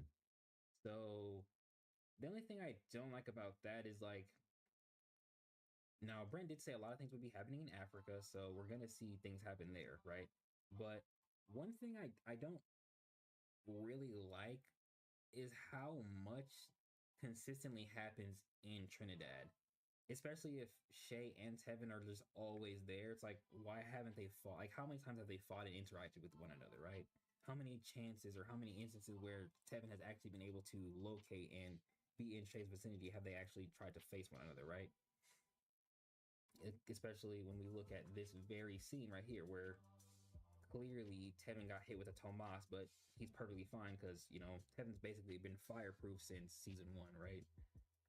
But is he sunproof I like though? when things happen in Trinidad. I just don't like. Is he episode when, like, 145 most of proof the though? focal point of the story is in Trinidad, right? Like I like that. Let me stop trolling. I like that Azam and Yukiko were a focal point in Trinidad last season.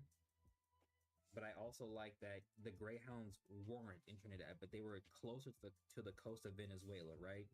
I like that. And Anton and Shay and Andrea, they were just outright in Japan, right? I liked that. So I like that we're gonna be in Africa in season 4, and I'm assuming we won't see much of Tevin in Africa. I'm assuming, since I do think it makes a lot of sense for him to be a god tier assigned to Trinidad, likely helping out Gary and the KCG members institute martial law, which is probably why he's referred to as the law, right? Nigga said Tevin's a bona fide snitch. This nigga is the kid who had no power and grew up, got power, and now he's enforcing the law. You get it, bro. I think it makes sense.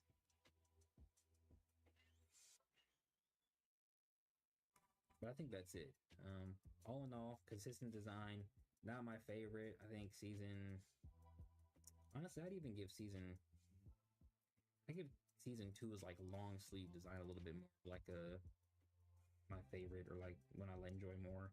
But I do think this design fits what he's representing the most out of it. Tevin with the yellow coat is his best I design. don't think he should have too much improved on Rhino hide. I do think it would make sense for him to have a stronger lion hide, especially if it's overdrive and a more consistent usage. And I think Blacksmith Forge should have, I'm gonna say bare minimum 3 consistent forms by this point. I'm gonna say 3 consistent forms. We might see Hammerhide again, and that'll just leave 2 other new ones we get to see. If we get to see that form or that hide or that forge, I should say, at all.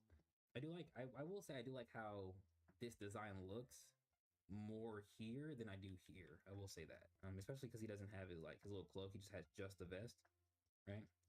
It's gonna be pretty interesting to see him. It's gonna be pretty interesting. Actually partially shown in the Elon Jr. stuff. Yeah, so if you notice, I like her design.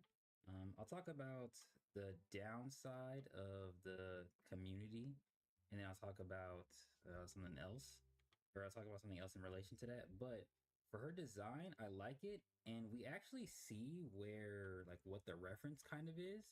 Because if you look at Elon Jr.'s page right here, we see the references, but this is likely what Brent referenced when drawing Yukiko. I'm not sure where this character's from. Doesn't really matter that much, but you can very clearly tell some of the aspects of her design are very clearly modeled the same, right? That sort of cape-like look over the shoulder, right? Right there. And then especially this waist part, this is probably where we're gonna see her clamp or like attach her weapons to. Probably be something similar. So she might have like her swords like on the back part of her waist right there, connected to this, right? So you can see that similarity right there. And then what is it? And then I think the armor aspect is a little bit more unique to her, but even though, like the hand part,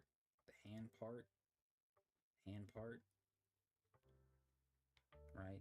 So this is very clearly what Brent was referencing when he drew her. And I was wondering why this was here, because it just didn't match anything from Elon Jr., right? So whether intentional or not, Brent like left this in as a hint. Again, with like very intentional or very unintentional.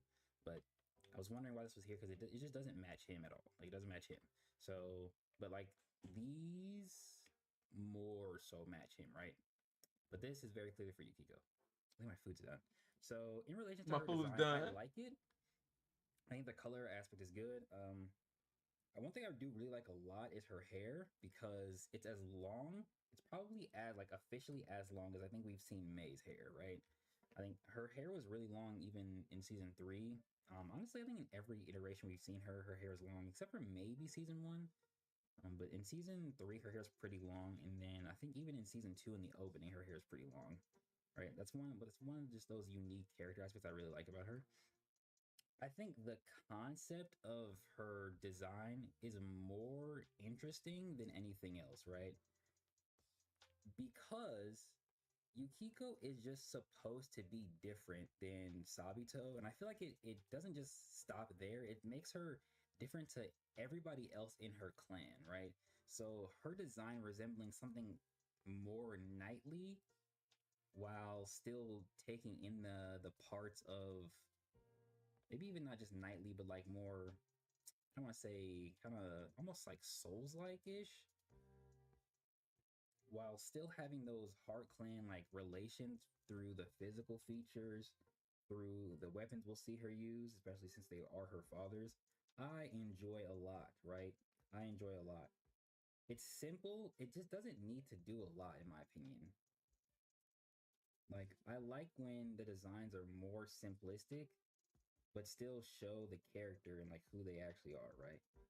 Um, Again, even in her design, she's supposed to be different. And even last season, her design expressed her difference among her brother, the other cubs, and her family, right?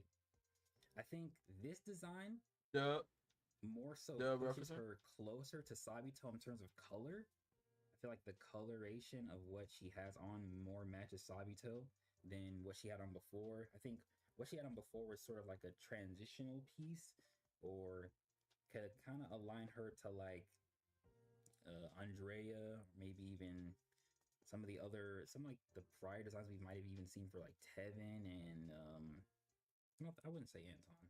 Yeah, maybe like Tevin. But this definitely pushes her closer to Sabito while still keeping her different. Now, He's a a plain shirt conversation in the Discord was for being sure. had about the sexualization of her character, or at least I should say more so her design. And I'm not gonna lie, not a really big subject I care about.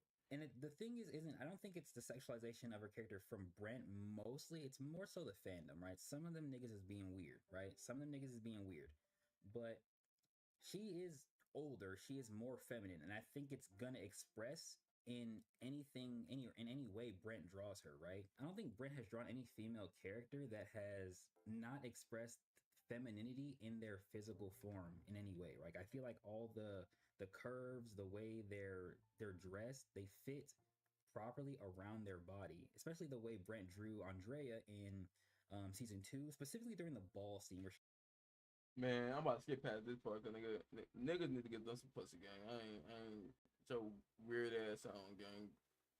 Fantasizing about a cartoon gang. Come on now. Everything I do, you know what I'm saying? That's just in jest, but in all seriousness, come on now, bro. Really, my nigga? These niggas be die-hard fans to the point they be, yeah, super sexual a lot. Come on now, gang. Really?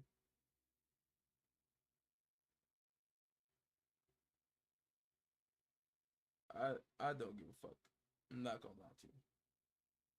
I don't give a fuck. for the So, you know to stand out because they are so different from the actual design, right? there we go. Back to the design. I'm not. Right. Them So niggas fucking there's weirdos. that, right? And Fucking that's just a weirdos, design choice, gang. and that is something you Talk to a can, woman, gang. fall Brent for, right? Just a little bit.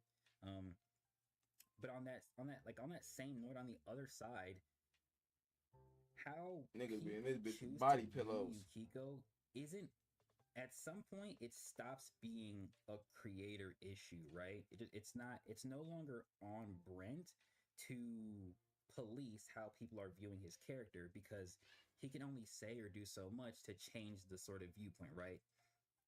And I think a lot of some of these pre-notion things are happening, are more pre-notion because people are just waiting for what she'll look like when she's older, right? The issue with that comes from different places, because if you're waiting to see how Yukiko will look purely because she's a girl and you want to see how she'll look older because she'll be more feminine, that's weird. But if you're like me and you are more in tune with the story and who she relates to, and you want to see how she'll look when she's older because of who her father is, who her mother is, who her brother is, or who her uncles are, that's different, right? But I don't think a lot of people are doing that for the most part, right? Now, Me personally, I want her to be older for the sake of strength. She's older, she's stronger. It's gonna be more deeper themes in line with the character. There's going to be more higher feats you can give the character that she just won't be able to have as a child. It's called Ordeal and it's based off Shay. It's not based off Yukiko. So the older a character is, the strength should increase. Boom, bada bing, bada boom. Meathead. I'm here for meatheadery for you, Kiko. Because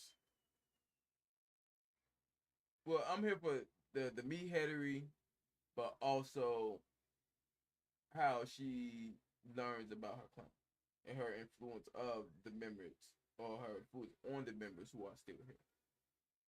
So since Shay is not taking up a leadership overall, I wanted to see if she was going to essentially take on the leadership of Masato and that parallel how Masato took care of the clan while Sabito was on his lifelong mission, meaning he couldn't be the head of the clan, although he had the talents for the position of head of the clan. I wanted it to, I wanted to see what would Brent do with that aspect of her character. Design, I don't care about. It's one of those. Oh wow, she looks cool, and keep it pushing.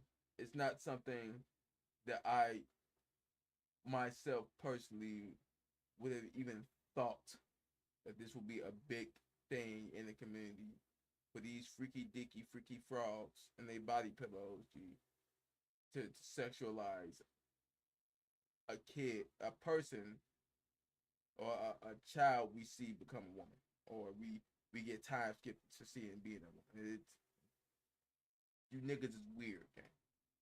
It's like growing up with somebody and being like, yeah, I want to talk to you because you're weird, okay?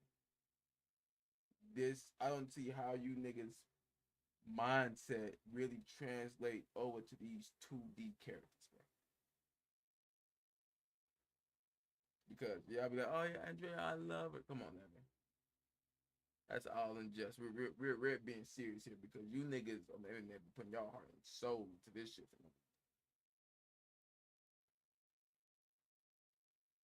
But no, that's about it. We're gonna let Jack keep talking.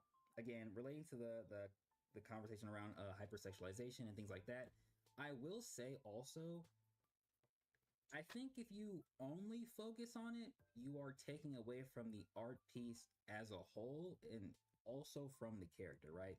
Now, again, I did show where her design is referenced from, so, or more likely referenced from. And I feel like if you only focus on that aspect of the design, you're taking away from Brent's artistic ability and actually showcasing what the design has to offer for who she is, because more often than not Brent draws and designs a character and like how they look, and it really does cater to who they are, or at least what they're supposed to reference. Like a good example would be Anton in season 3 with his outfit and the coloration resembling Goku from Dragon Ball Z, because they share a power history, right? They are both related to Sun Wukong, right?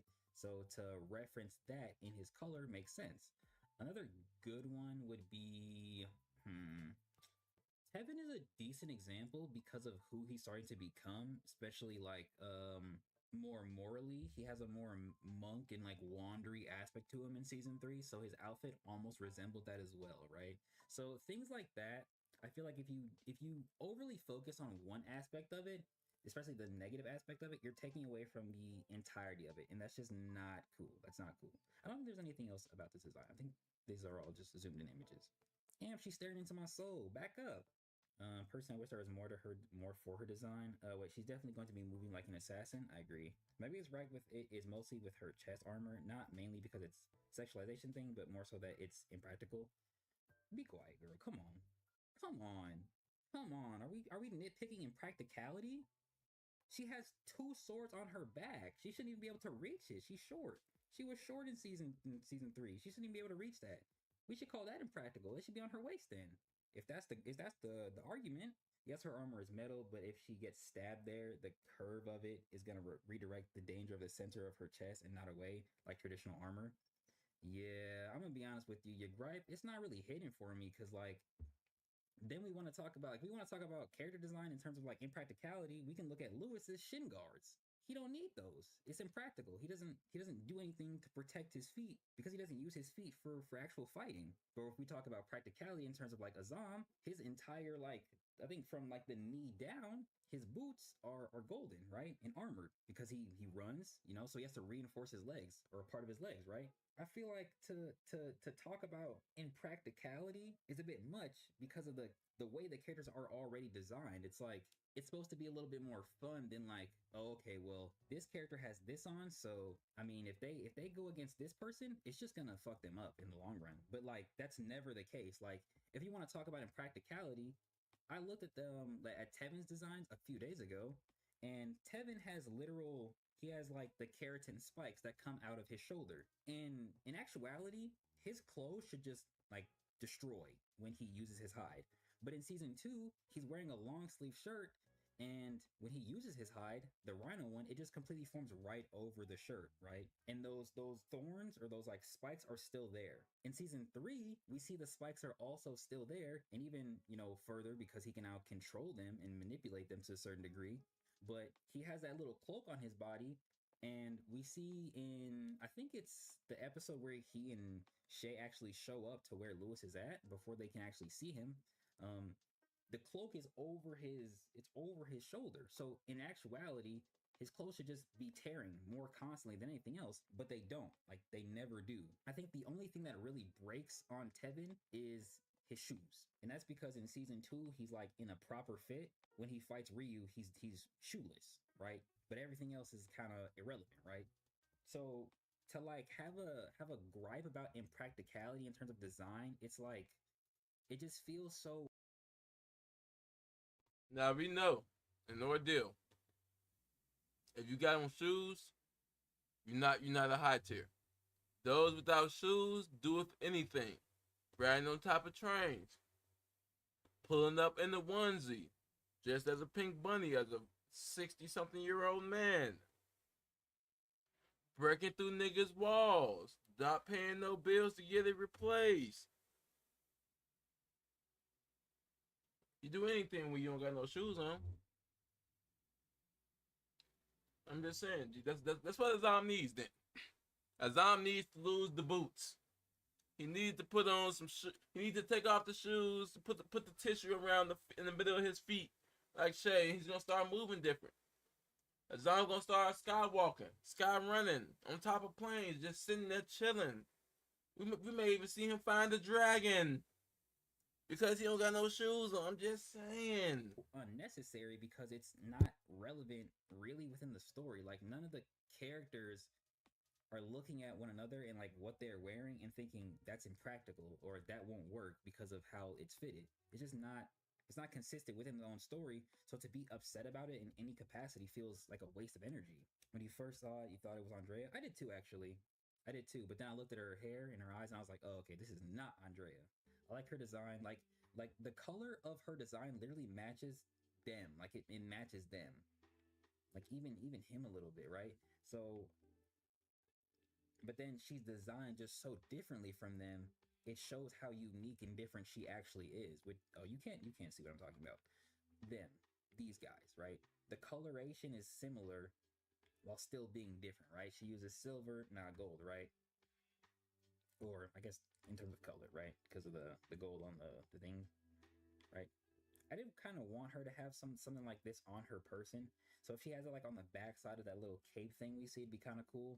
But if not, it's fine, right? It's fine. Like her features show who she is enough, right? But again, like the coloration of her design just matches her family, right? And puts her even closer to her father. And I would say Nico, but I'm not sure if Nico's outfits really resemble Heart Clan. We don't give a fuck about Nico. Brent shitted on that character. He completely shitted on Nico for no. He shitted on Nico because he didn't want to draw extra shit that chapter. I'm convinced. If this was season 2 Nico would have had combat because in that season she was shown training with Sabito. You're not a factor as a prominent clan member in general. It's crazy. It's like me saying that Uchiha in Naruto, a random Uchiha in Naruto, would lose outright to a random shinobi in Naruto. No, gang. Uchiha randoms and Senju randoms is cooking these goofies. What are we doing here? If anybody should have been a front line or some type of combatant there in that moment, it should have been Nico. And she should have referenced her sword play and then interwoven her sword play with her talent. So even though she doesn't have any offensive aspect to her talent, it would have been a callback to someone like Jaime in season 1, where they created an offensive aspect through their weaponry rather than just the talent themselves. You could have got Nico just teleporting blades, slash. Like, we know this not gonna do nothing to nobody like Thanatos or anything. But to reduce her to a fucking taxi driver is crazy, gang.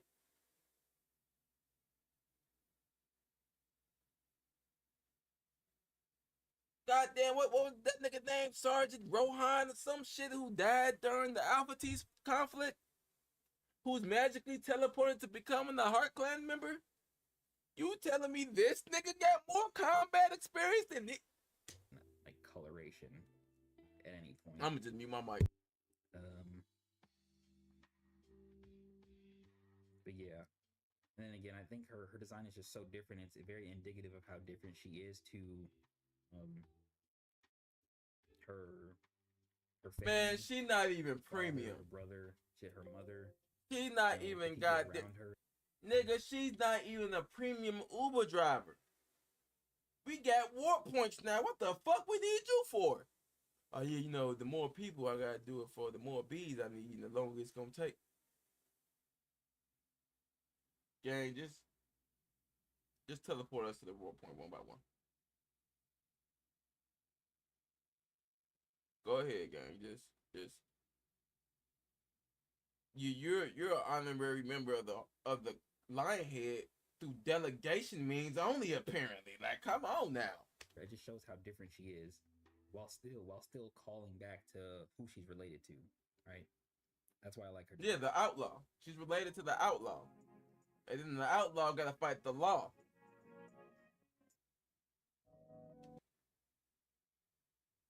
I didn't drop a like yet. Hold on.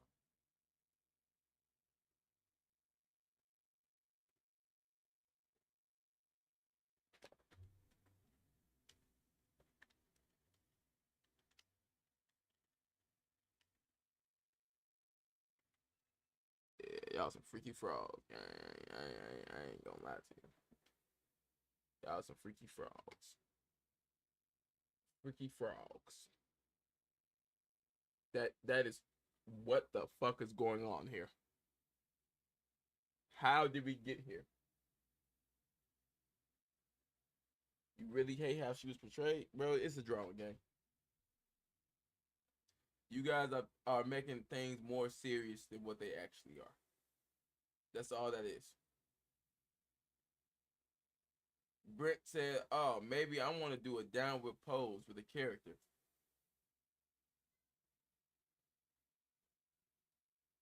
So I'm going to make a perspective shot of it being up, and you see the 4 in the background. She holding up the 4. Definitely feeling fantastic, fuck nigga. That's what Brent said. You niggas, she sexualized. Gang, we seen Andrea whole bra. No one's bad in the eye. We've seen people get killed. We've seen Rajani be sexualized. No one bad in the eye. You niggas need to get y'all reality in check. That's all it is.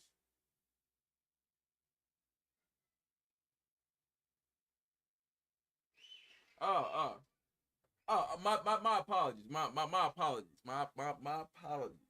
I was still in rap mode, Chacha. I'll take that L, King. L streamer, King. L content creator, King. I'm sorry. But how Nico portrayed, I completely agree with you. He shitted.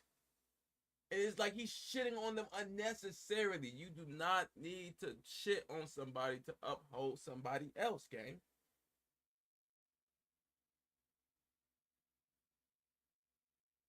She can have any talent, but She doesn't have anything, gang. She pull up with beads, gang. She pulling up, beat it out, bro. And it's just crazy just to see what she's reduced to.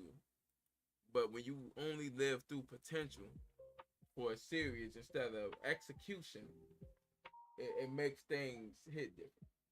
Hey man, that Yukiko video gonna come out soon.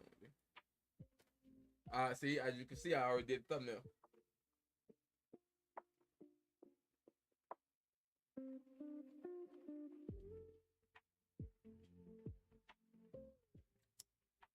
I was saying that during my reaction, like, bro, why are you shitting on these characters to uphold somebody else, bro? Yeah, you just shitted on the 4 pillars to uphold Thanatos. Thanatos got immediately shitted on. What the fuck is this?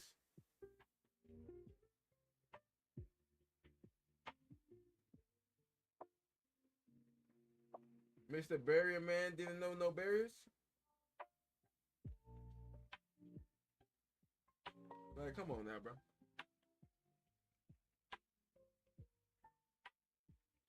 Like, you could have even been like, oh yeah, Eric Talent is a descendant of Thanatos' talent.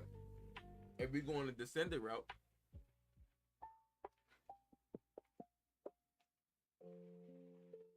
so unlike most talent, it has a more natural resistance to his own kind, which will also play into the Heart Clan members being able to resist Thanatos' influence, or Thanatos' direct line in the Heart Clan members being able to reduce his influence.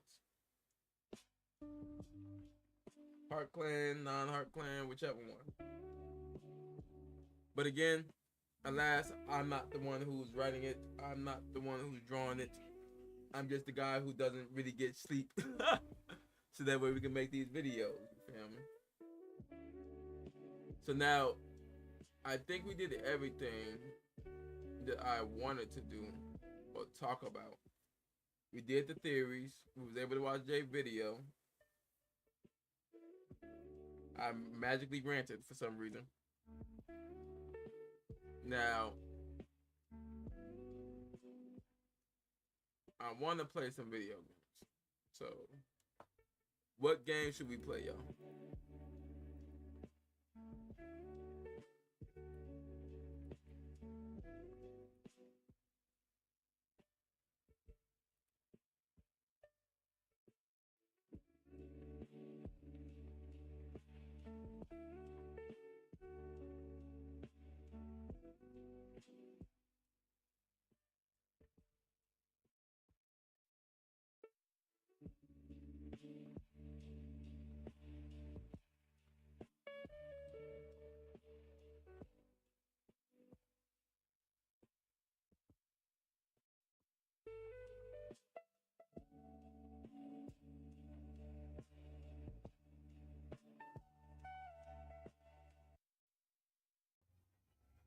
There's a shift in the air.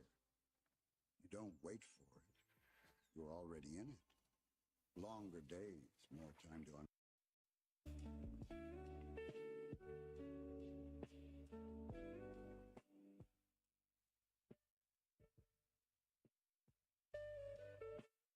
Hold on. You activate that.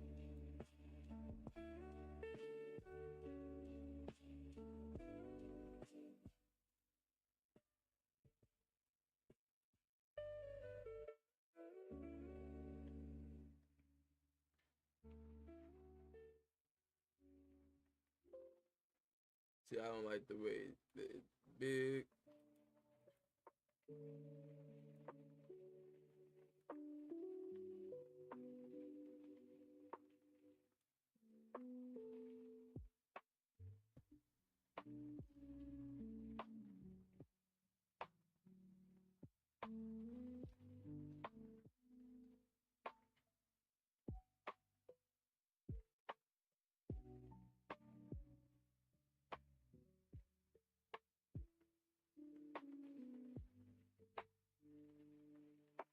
Alright. Chill, solo player game would be a cool vibe. I just started Tomb Raider, right? And I started last night. It's decent. I'm enjoying it so far. Like 6% in. I've been enjoying my old school RPGs too. You feel me? Though I could run some rivals with you. See, if I play rivals, I'm gonna play rank. And you probably just gonna hear me get mad and curse out the randoms, and then get banned. Then get banned. Cause I definitely be getting banned for cursing people out. What the fuck is y'all doing? So y'all just think we gonna win with just like 5 DPSs, huh? 1 healer. Just play the game, bro. I would lead this bitch and sell. I'm not participating in this bullshit. Except I'm on my different type of time now. I'm a new person. I only help mutants. If you ain't no mutant, I'm selling. I'm not gonna lie to you. Straight mutantry. I'm just saying. If you ain't no mutant, I am selling, and you getting called dirty. Dirty ass mutate. Dollar Tree ass mutant.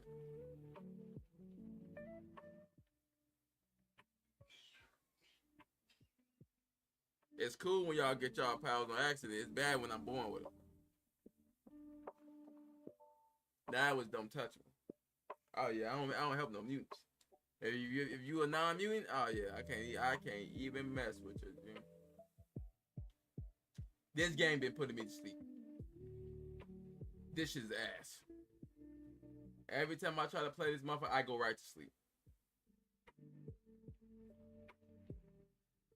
I haven't played Street Fighter, but okay, so we're gonna start off with some 2x KO. How about that? It give me something to consider while I think about what I want to play. Because this game's gonna make me mad quick. So then I'm gonna want to hop on something. I'm gonna have my decision made by probably like a match or two.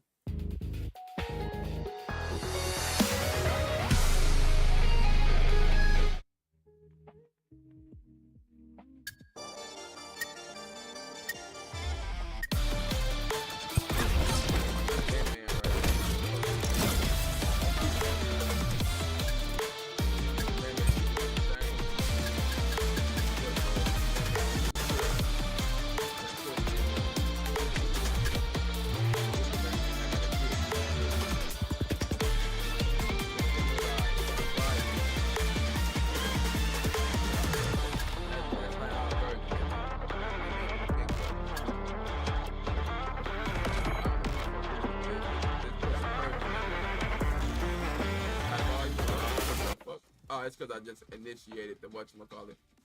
There we go. Putting that motherfucker down all the way. Yeah, I don't really need to hit. It's a fighting game. Oh, clash and music. Don't like that. This soundtrack is disgusting. I don't like the soundtrack of this game. I love it. I'm here for the lore. I mean, yeah, the lore. The lore be hidden. Yeah, I'm here for the lore. I'm here. For the culture.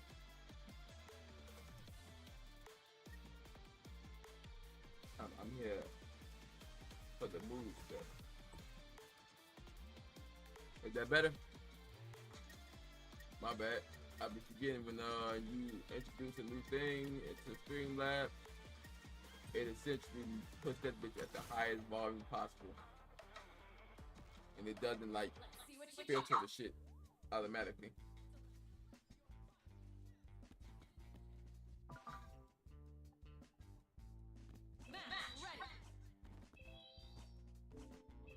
You see, I gotta be dripped out a little bit, you know what I'm saying? Buckethead with the cyber guard. Gotta be dripped out a little bit.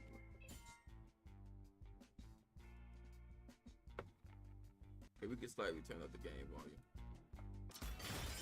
There's a new character I want to use. I just hopped off this shit.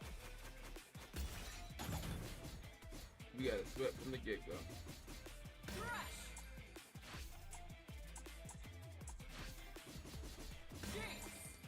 I don't even play this shit no more. I just downloaded it because they put my League of Legends character on my computer. I said when they put the nigga with the skulls and the souls G on here, I'll play it for a little bit. But until then, yeah, you ain't catch me with that one. No second guesses.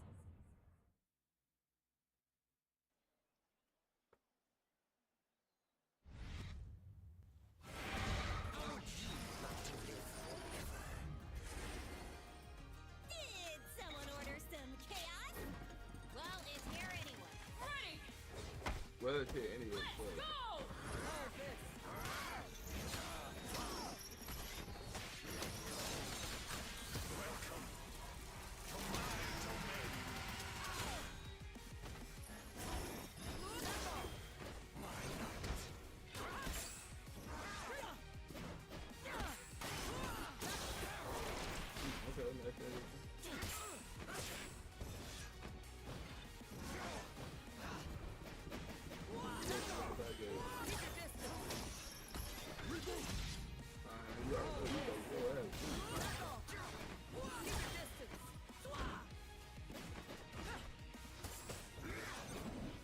Light conversion not work.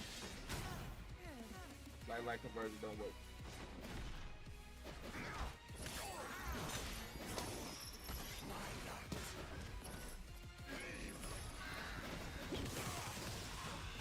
Ooh, I missed the timer.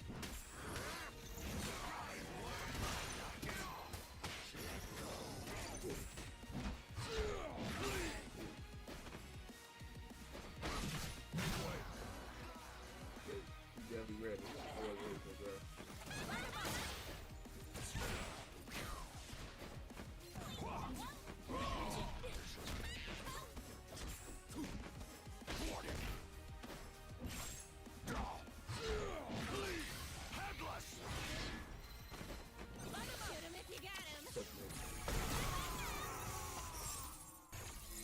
I don't know why he thought he was about to come back. I thought I was playing with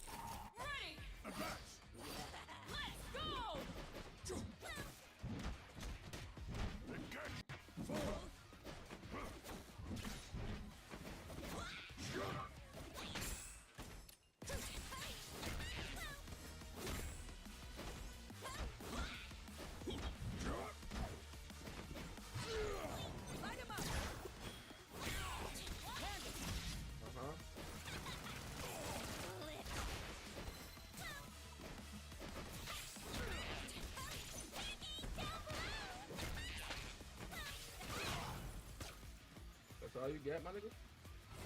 I thought you gotta throw a try hard. You getting beat up.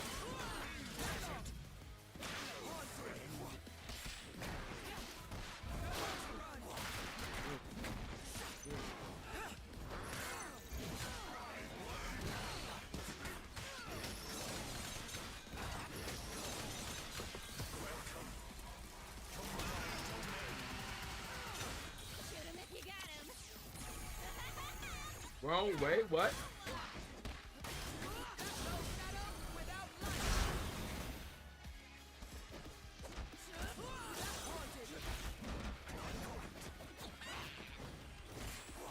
Ooh, I tried to do stuff.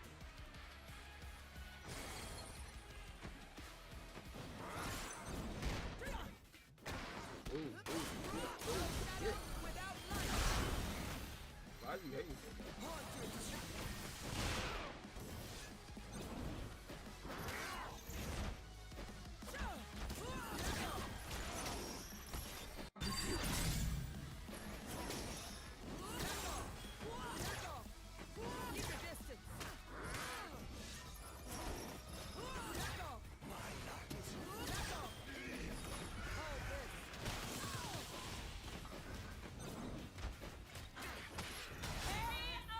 Not losing to you, gang. I know he's mad as hell right now. I know he's extra mad. Extra mad. He said, yeah, I'm gonna take a character. No, you're not, gang. You're not gonna take a round. You're not gonna take a character. Let's give you your last one.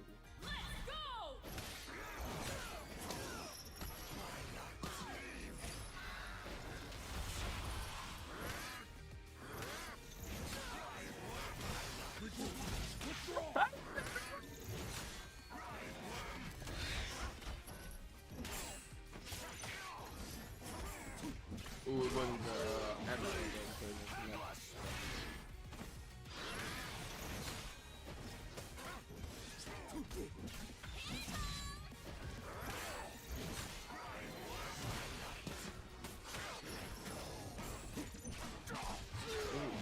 okay.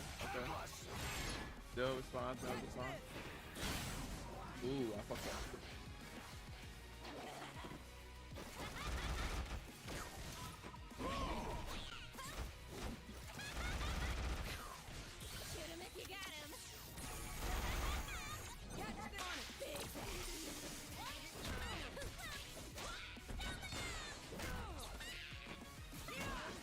Y'all put them down.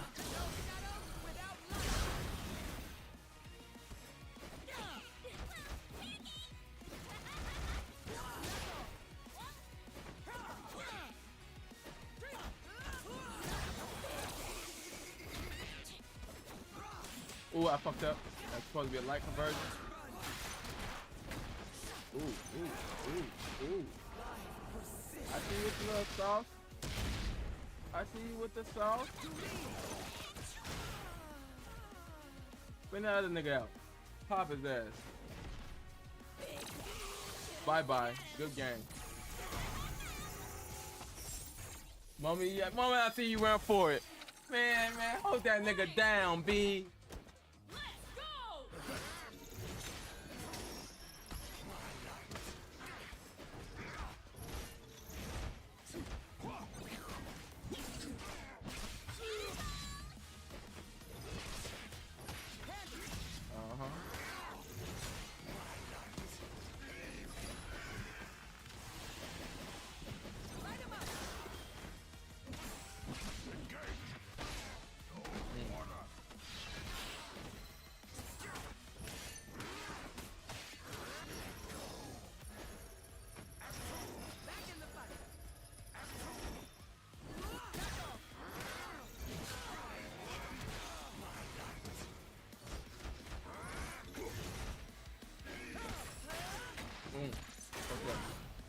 Okay.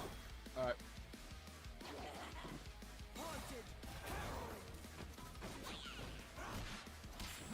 Oh, wow. Okay, you may actually stick around.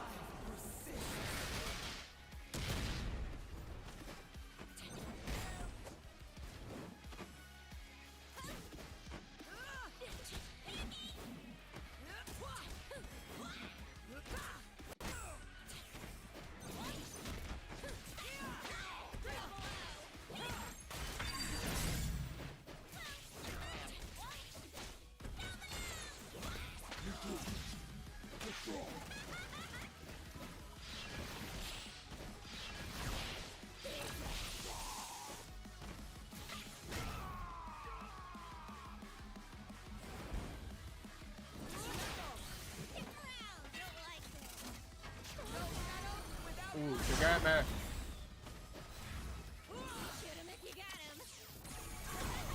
Gotcha. She got me. I thought she had me. She made the wrong decision. She tried to pull out that gun again instead of doing a combo. That I be doing. I made a mistake and did that move, but I know that move interrupts whatever you're doing. Even if I don't hit you directly with it. It was a bad call. Because I could have ended the match before that. It was a good call.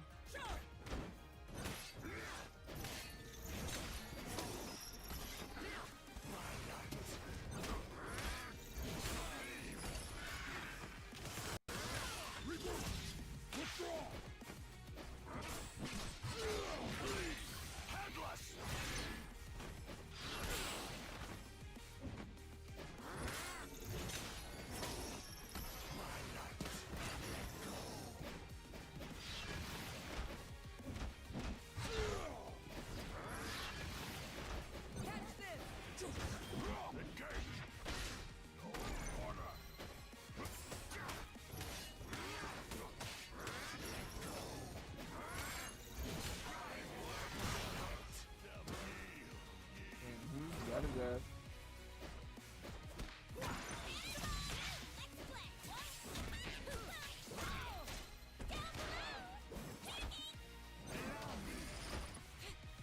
Ooh.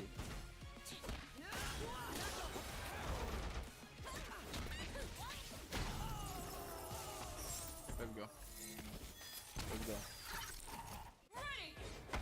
Last match. I think I figured out what I want to play.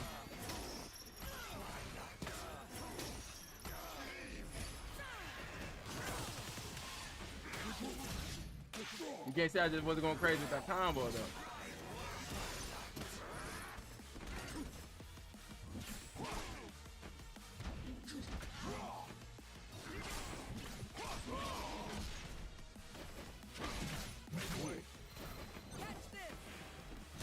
Ooh, crossover.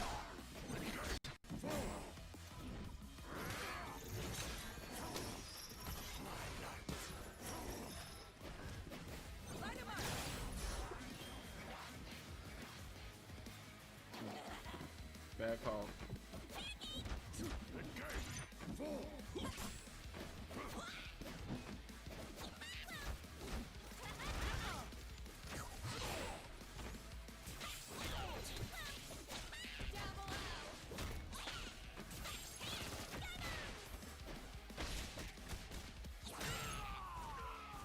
Reset into a grab.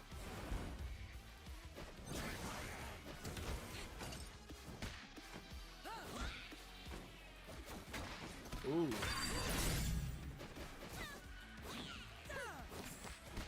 Why is it one hit? One hit I can end the game. And I can end it with a little sauce too.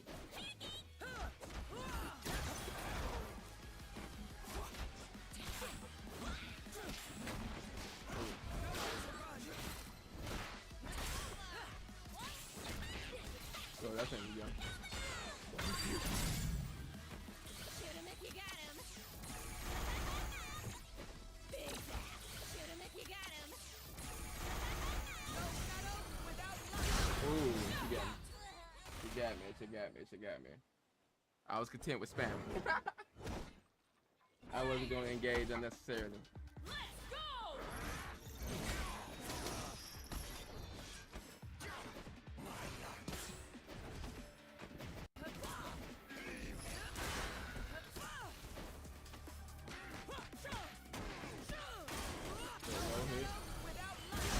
Okay, he's learning.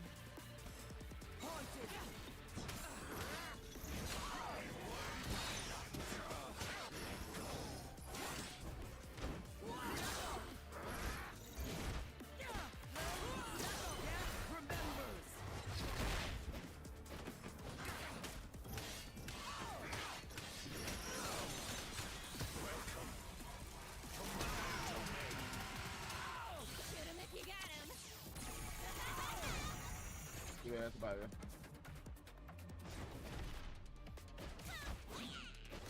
Oh, you see my ass in the whip though.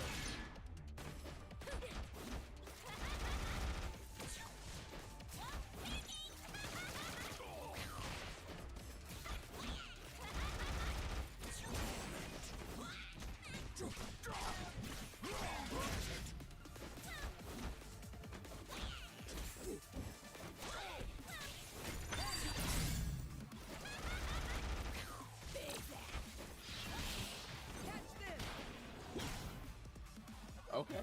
Okay, you gave me a little sauce right there. You know what I'm saying?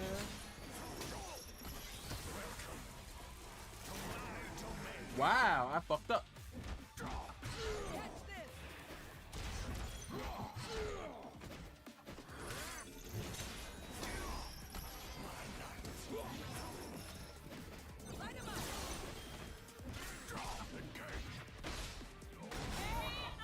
Gotta love that. You can't really dodge the grab if you block the initial strain. I finally lost to this nigga. I finally lost to this nigga. I feel disgusted. Select your champions. I feel disgusted. Go. Senna. Juniorius, select your cues. We gonna go with Man. Choose your destination. We gotta let niggas know what Man can do real quick. Everyone's waiting. I still don't remember how to play with this man. But I know I was used to be good with Man. Let's go.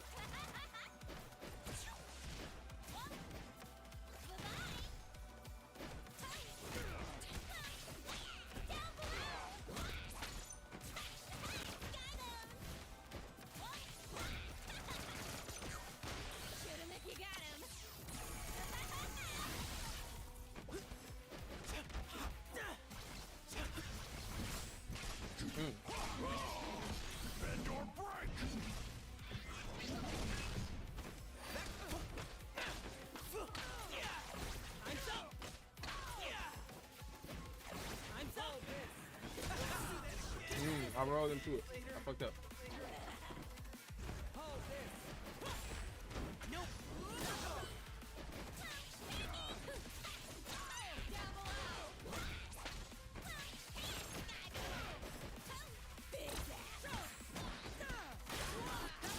I thought that was gonna get me more movement than what it did.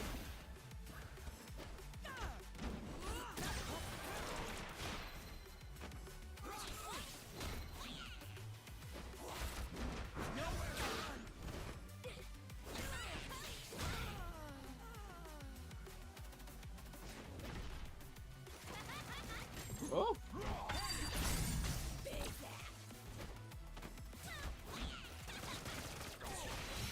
Get my dub.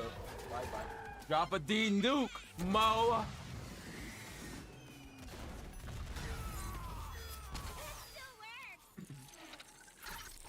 I don't gotta do the fancy combo if I'm gonna lose with it.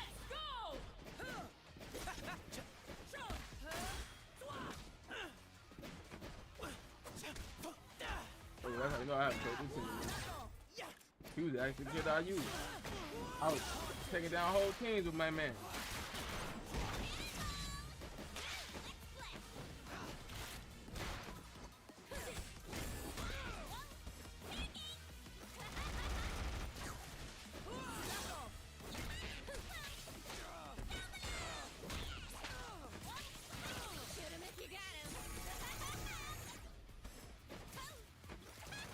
That little damage that dude does, but that actually don't really mean shit.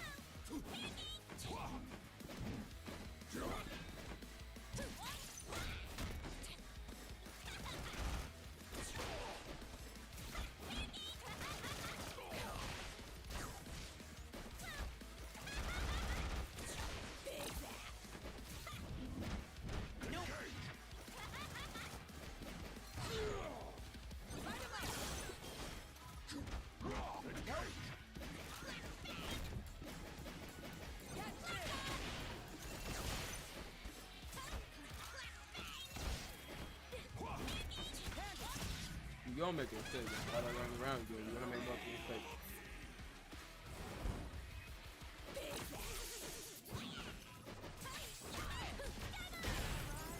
Bye bye. K.O.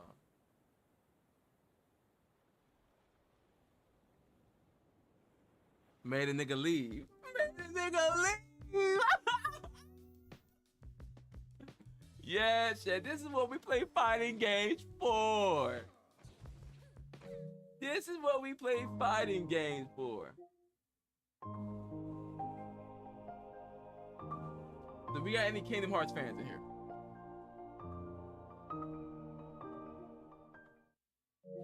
So Jay, you said you down to play some Marvel Rivals? I think it's some practice I do need to get on. Like, do on Marvel Rivals. I know tonight my goal is to get all of my animating done. Should only take like 5 hours.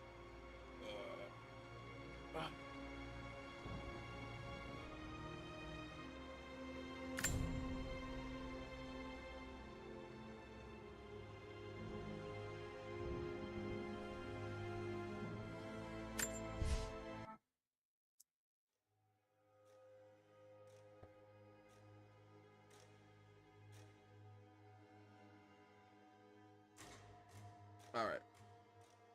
We locked in. We decided to play Tomb Raider.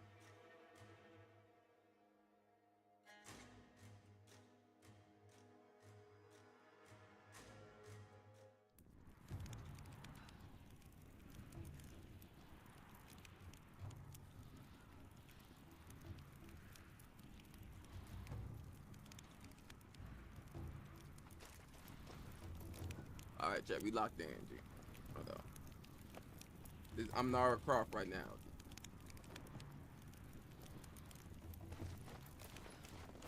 I need to start streaming on my gaming channel. If I'm gonna start doing like video game streams, it's probably gonna be like the last one we do over here.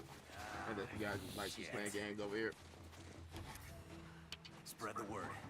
The natives set snares in the clearing. They must have planned for us to pursue. God damn it.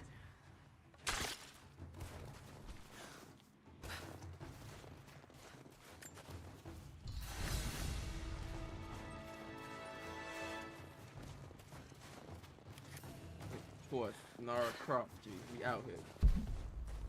Get on the radio, see if you can raise the facility. Last signal we got said they were under attack. Nothing. That was just a few minutes after the natives hit us out. It's too late, fuck, nigga. Then they retreated away from the facility. Heads up! Incoming! Whoa. Whoa. Hold on. Hold on. Stop it. Bitch. Something out.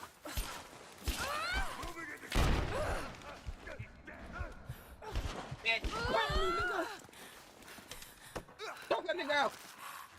Somebody getting choked out. Yeah. Yeah. Who the what the fuck that nigga at?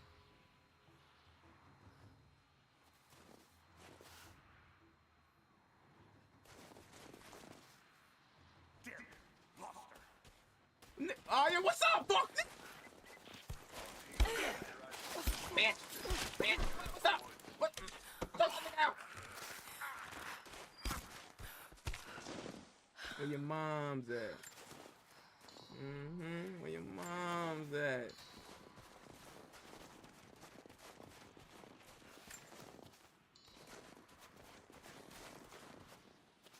These characters look Mongolian, but I can't read what it says. The fuck? I'm illiterate? Yeah, the classified. Nara, the survival guy. Hold on, give me a second. Be resting the arrow. You losing your life.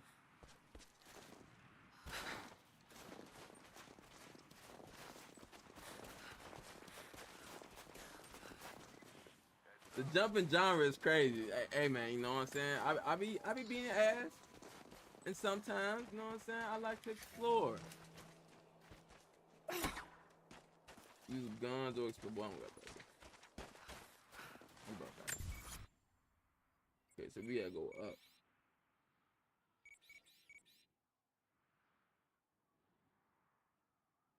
Sneak past the Trinity soldiers to reach the carriers. I ain't sneaking past shit. You gonna have to make me fail for me to sneak past some shit.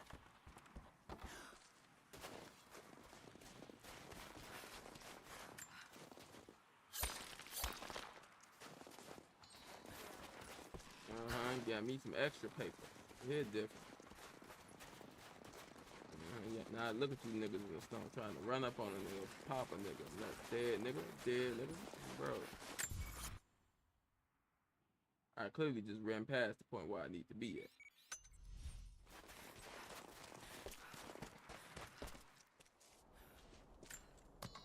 Yeah, I'm gonna need the mushrooms, gang.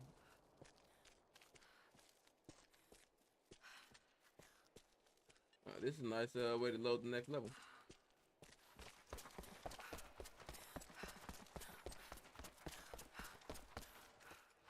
What's on your pockets? Damn, you died broke as hell, my nigga.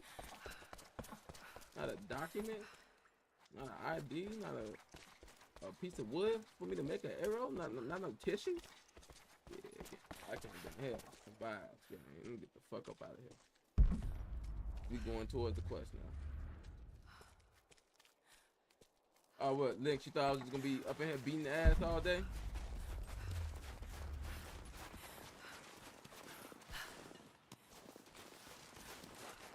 Got a corpse there. Shit.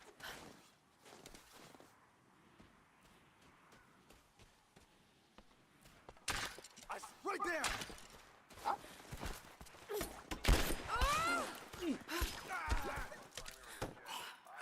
Fuck it.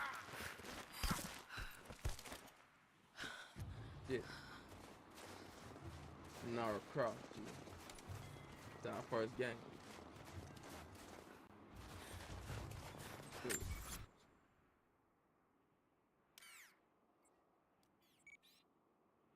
Should be an entrance, right? For that document.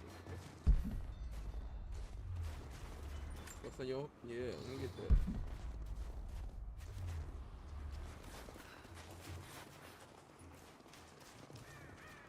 Don't go up. That's the way I came from initially.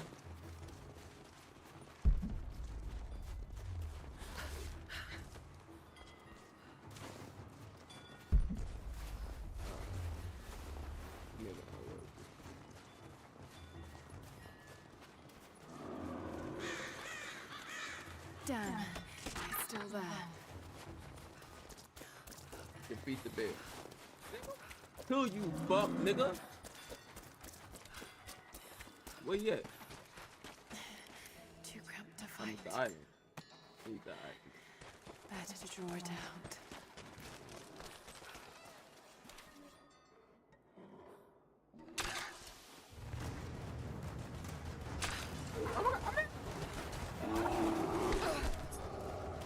Run!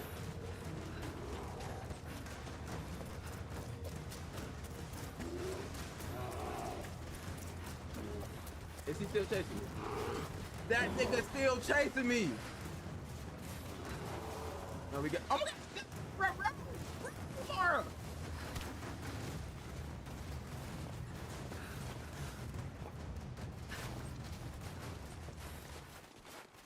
Okay.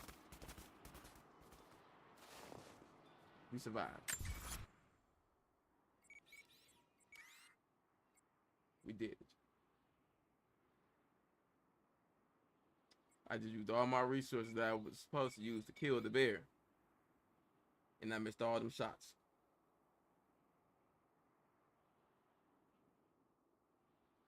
But we survived.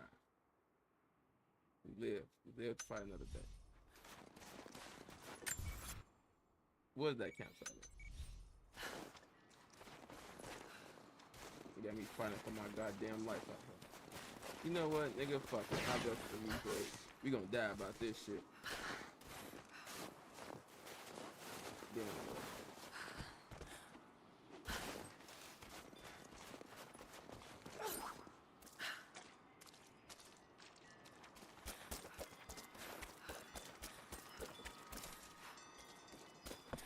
I can't craft until I go back to the campsite. I don't know where that motherfucker at. Shoot that nigga. Shoot that nigga. Face shot. Face shot. No, boy. Face shot. Face shot! Oh my God! What's to you, gang? What's up? What's up? What's up? This nigga just stood up on me, gang. I'm ready. I can't grab the sword without. Oh my God! Get Laura! Run from this nigga, he dangerous. That nigga's dangerous, gang. We need them arrows, gang. We need them arrows, gang. Okay. No, bitch ass. Bitch ass nigga. Bitch ass nigga. Bitch ass nigga. No, don't run now. Don't run now.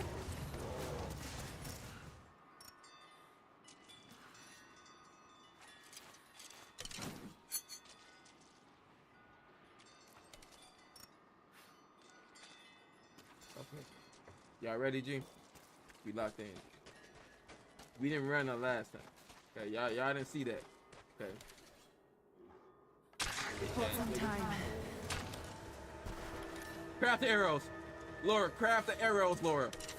Craft the arrows, Laura.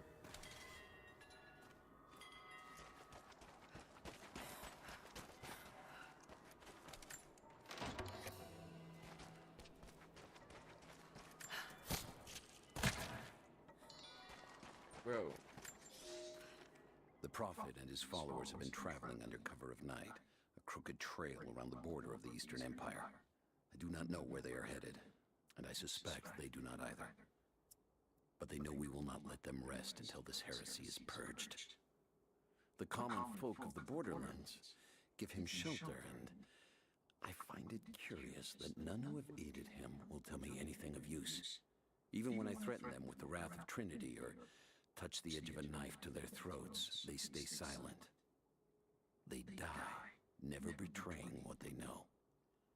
Saying, Lord, I be screaming. Nah, you be screaming. Tasha! I said, damn. Oh, bro. Definitely.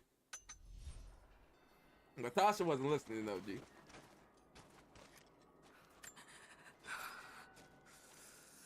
I'm sorry. I'm not sorry.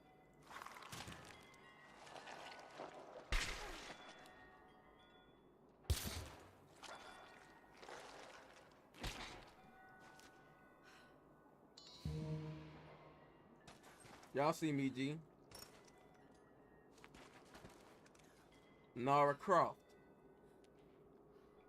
Explorer extraordinaire. Conqueror of D bears. I'm just saying.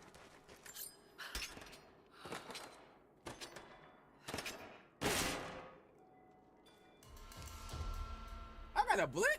Oh. I'm about to get happy as hell. I'm about to pop niggas.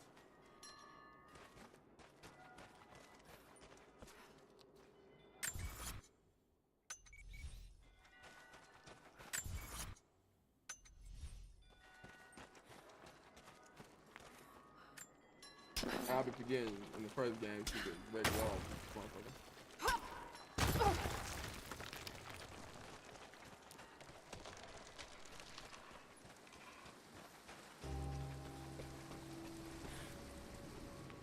See, this is probably where I would have died in real life.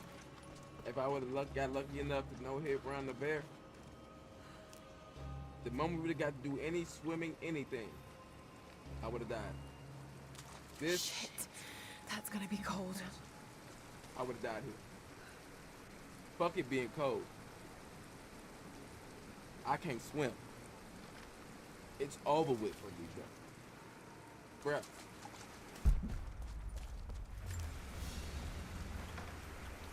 An arrowhead carved from bone. This looks like Mongol craftsmanship. This was a whistling arrow. Mongol archers would fire these over their enemies to frighten and confuse them. I really like the small detail into the historical aspect of her Tomb Raider, because I'm a really big Tomb Raider fan. I like Uncharted, but I haven't beat the third one or the fourth one. I beat the first two. But Uncharted gave me that Tomb Raider itch I couldn't scratch on PS3. So I really like Uncharted, but I really love Tomb Raider. I think the first Tomb Raider game I beat was Legends. Or should I say the only Tomb Raider game? The other was I used to watch my uncle play.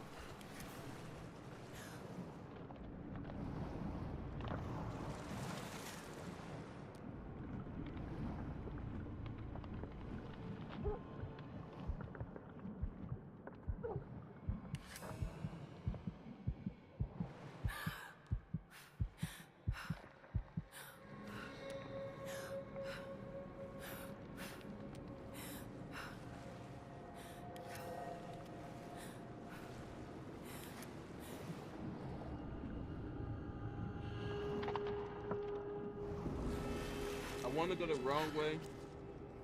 That way I can get the items. A paisa, a sort of passport.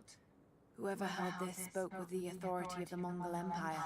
It reads, "By the power of eternal heaven and order of the Empire, whoever does not show respect will be guilty of an offense."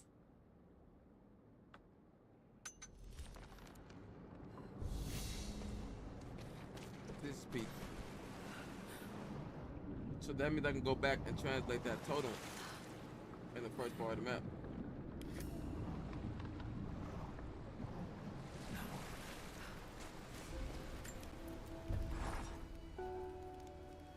This is hitting.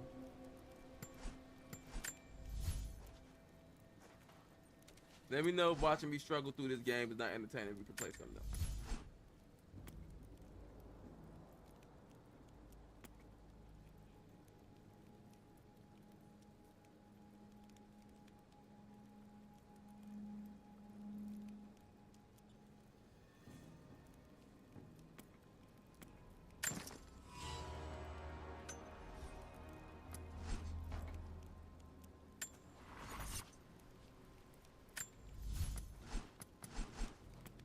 So I just started playing this game, and I guess the version I get, it said I have all the costumes unlocked.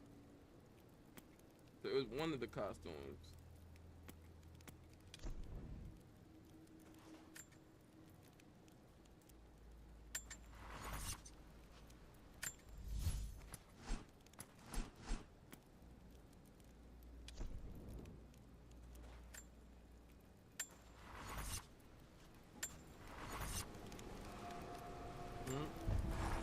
I got another upgrade.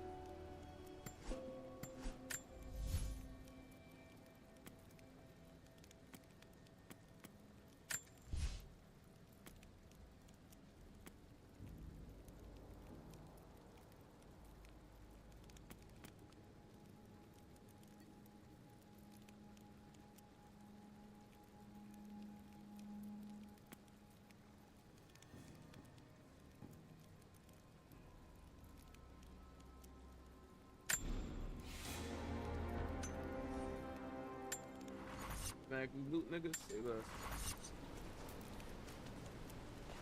No more double backing unnecessary. Cool.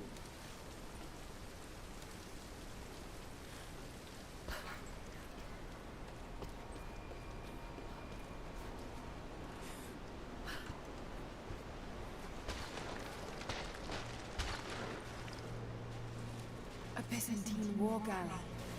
How the hell did it get down here?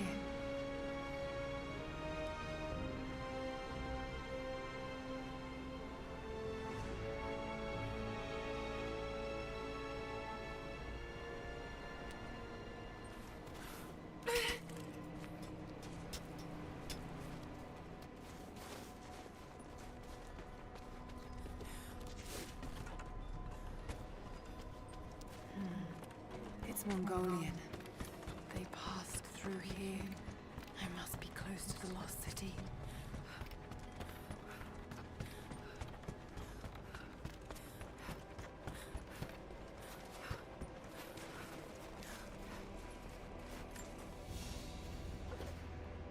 A Byzantine brooch. The enamel work is beautiful. This portrait has been defaced. It looks like it was depicting the Prophet. They must have had to hide their faith.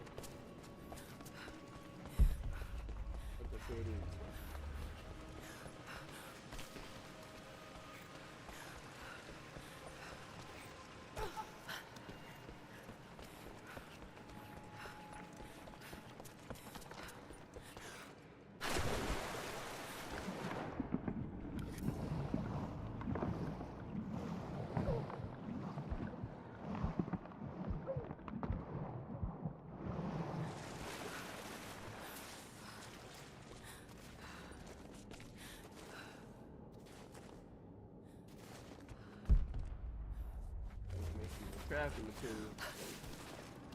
Okay. We're running through this one focus. Parkour. Focus stamina. That's the only parkour I can do in real life. For about 3 seconds, we're gonna fall over. Hey, dub level progression. Transition area. Upped on his ass. Fuck, nigga. Oh. It's you. I'm not your enemy. That remains to be seen. You killed those men back there. I killed them to survive. I suspect you did too. How long have they been here? Days, at most. The invaders took many of my people prisoner. You should leave this place before it's too late. I can't do that. I came here for something important. So did they. If I see you again, I'll put an arrow in your throat. You and I are on the same side. I hope I can prove that to you. What's going on down there? Who?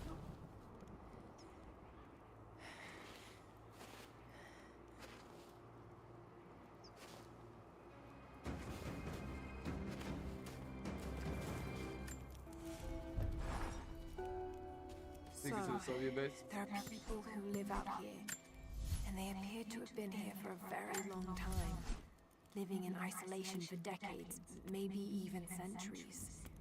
I notice elements of her dress, small adornments that would not have been out of place in the Byzantine Empire. Could they possibly be descendants of the Prophet's people? How much do they know about the lost city or the divine source? It's clear Trinity will do anything to find out. I'm afraid that whoever they are, they're in grave danger. Let's hope the old proverb about the enemy of my enemy remains true.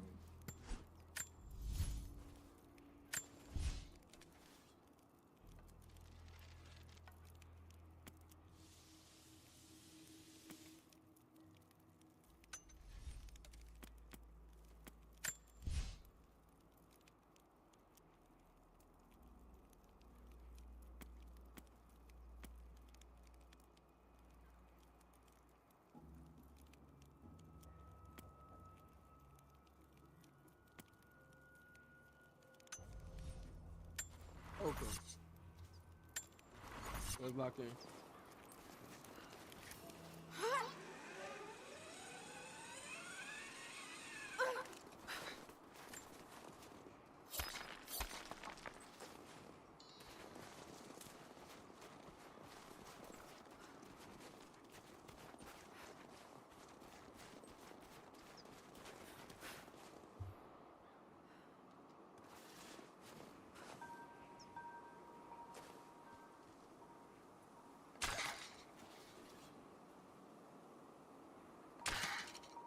What?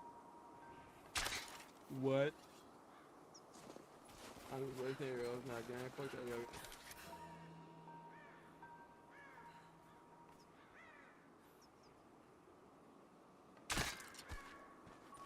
I need that pill gun. Okay, I'm about to say. Nothing I can do for him now. Constantine is on his way down on the Cap, you're taking your doctor. We're gearing up. I was on the first flight to Siberia to secure the old Soviet installation now. More are arriving every minute. Constantine gave a speech to the new boots, and I stayed in the back to watch. Love hearing him speak. Never gets old. I was never much for believing, but it was just... Yeah, that's the reason he's dead. We need to get this The last is boring, in man. order before he arrives. What was that? Bitch ass up. Call them nigga, fuck nigga. Let them know I'm coming, nigga. Batman. Never seen anything like that. Crazy son of a bitch. This ends here and now.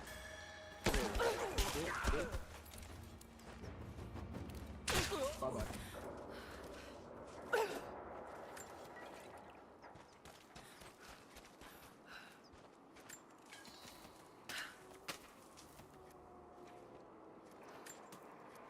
I was supposed to be automatically grabbing that shit. What the fuck happened to the upgrade? Nigga definitely about to be here with this goddamn jack bottle, no cap.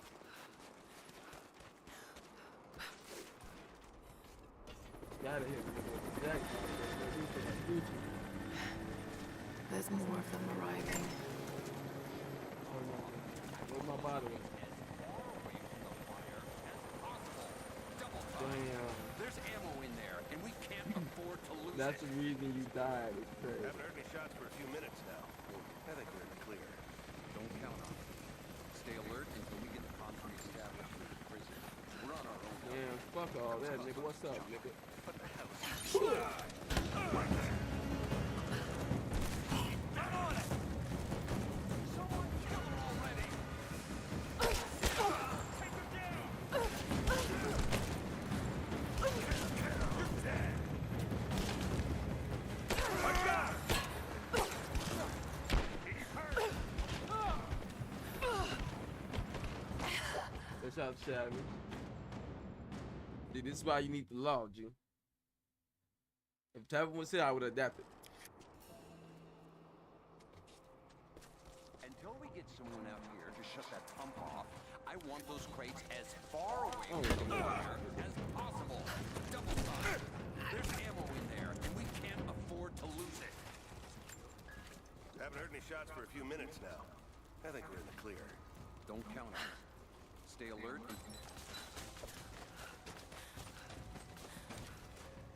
Where the hell did this come from? We're under attack!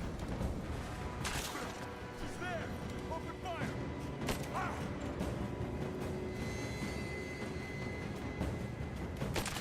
I'm gonna... Fuck off, dude. Just you and me!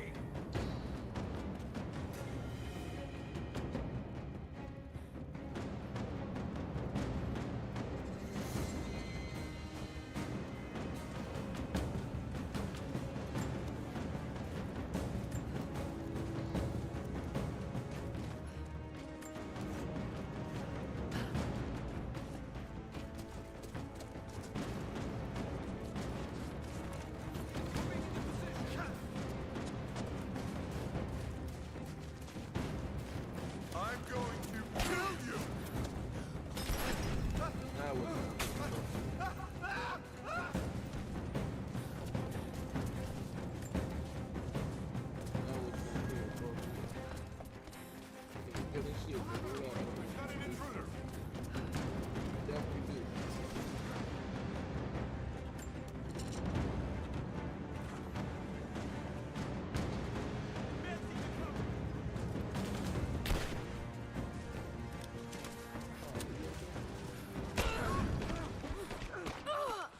They shot the shit out of me.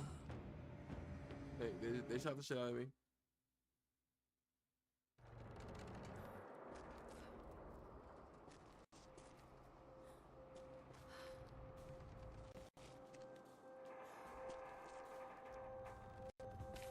Until we get someone out here to shut that pump off, I want those crates as far away from the fire as possible. Double time. There's ammo in there, and we can... Heads up! Incoming! Spread. Right there. Moving into cover.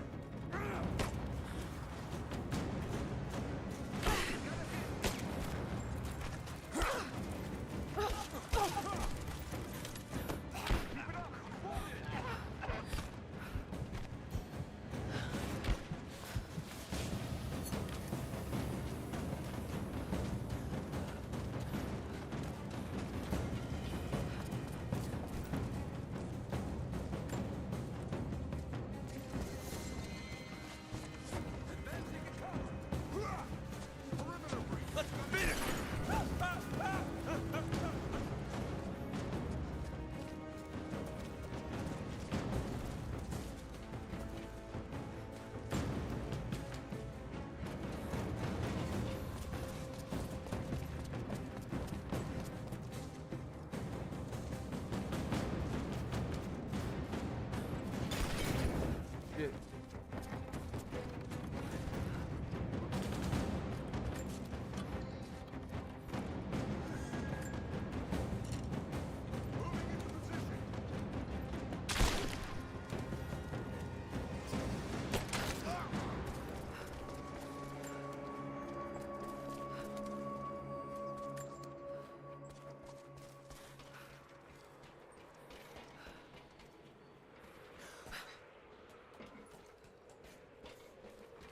Okay, so how we gonna do this?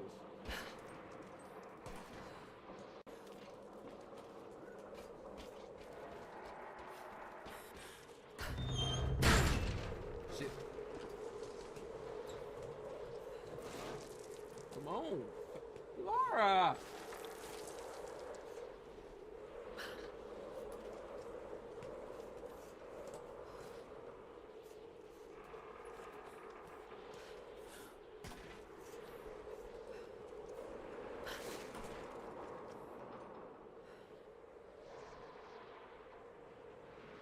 All right, let's go.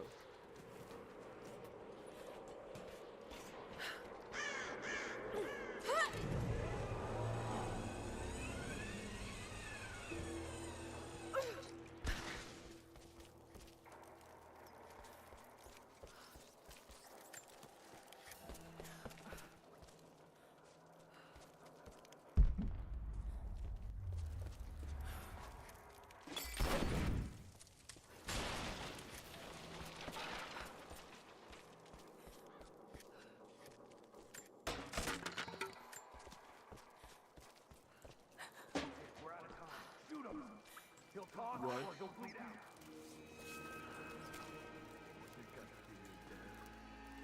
We're out of time. Shoot him.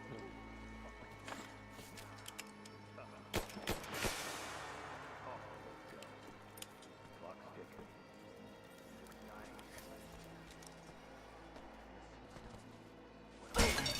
Got contact! I got him! He's wounded!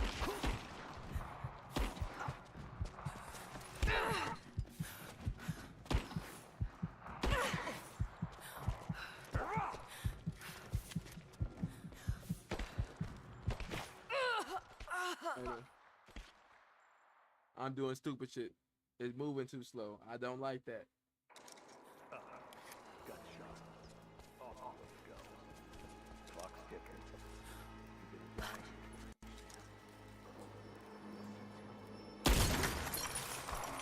Take your mans up. Take your mans up. I got you, G. They have him imprisoned. Got to. No. I mean, it was being put.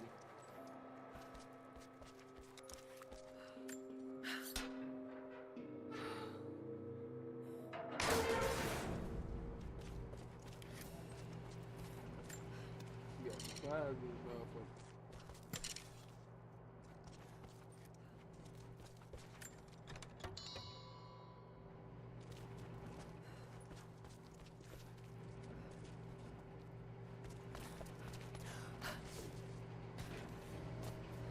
How's it looking?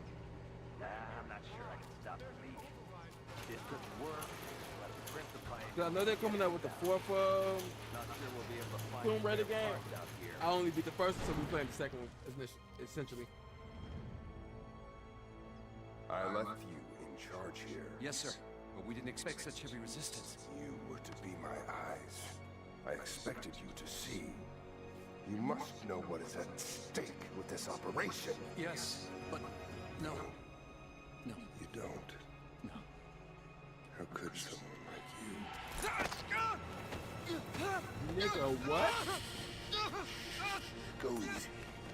Go easy. Go easy is crazy. Suffering.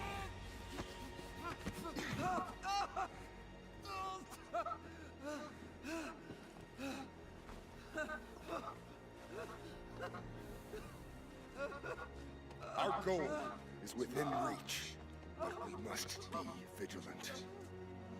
If we succeed here, Nigga says you can't see, give me your eyeballs, nigga. one of our own making. Constantine, you're needed back at the prison right away. We've got a captive who might know something about the artifact. Remain faithful. We will share in the glory of the divine source.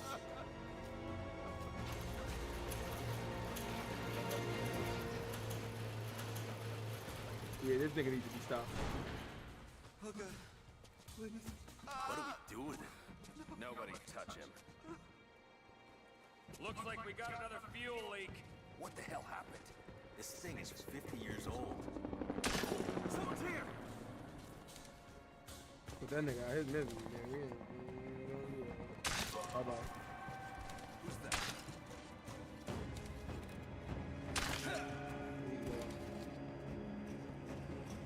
We've got company! After that!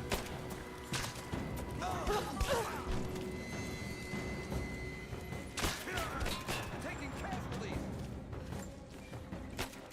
He's firing! Flush her out! Got a flanking position! Give me some!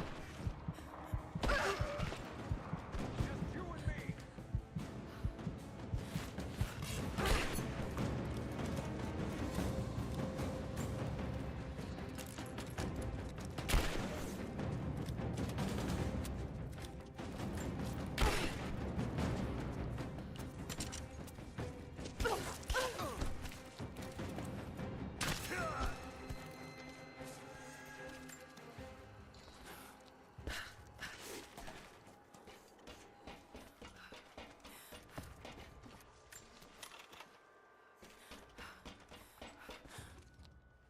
Got to find a way to destroy that tank.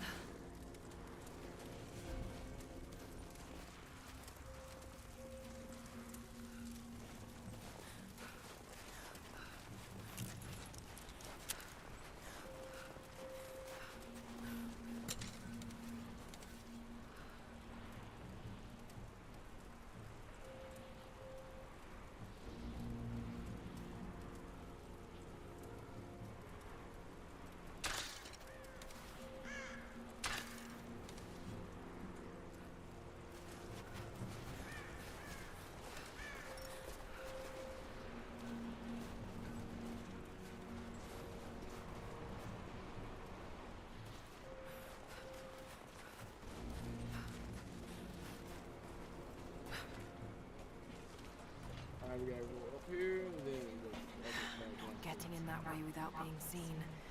Must be another way.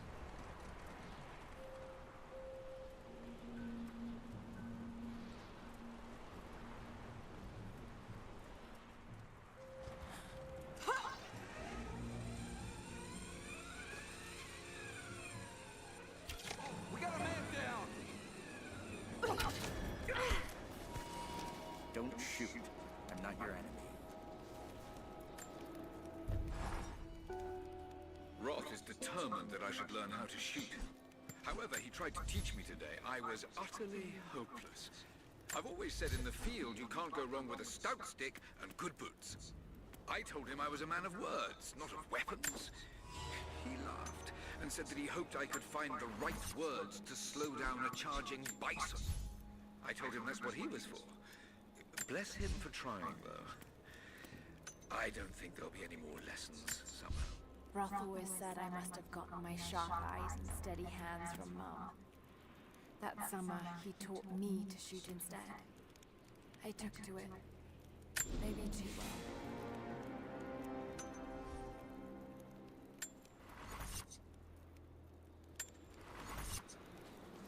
The loss of the fuel tanks will slow them down.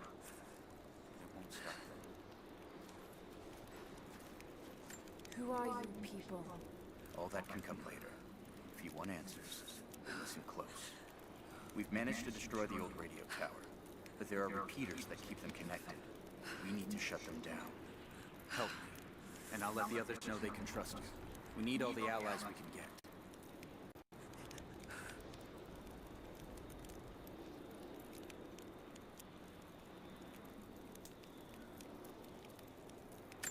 I'll keep an eye out for them. Good. We don't have much time.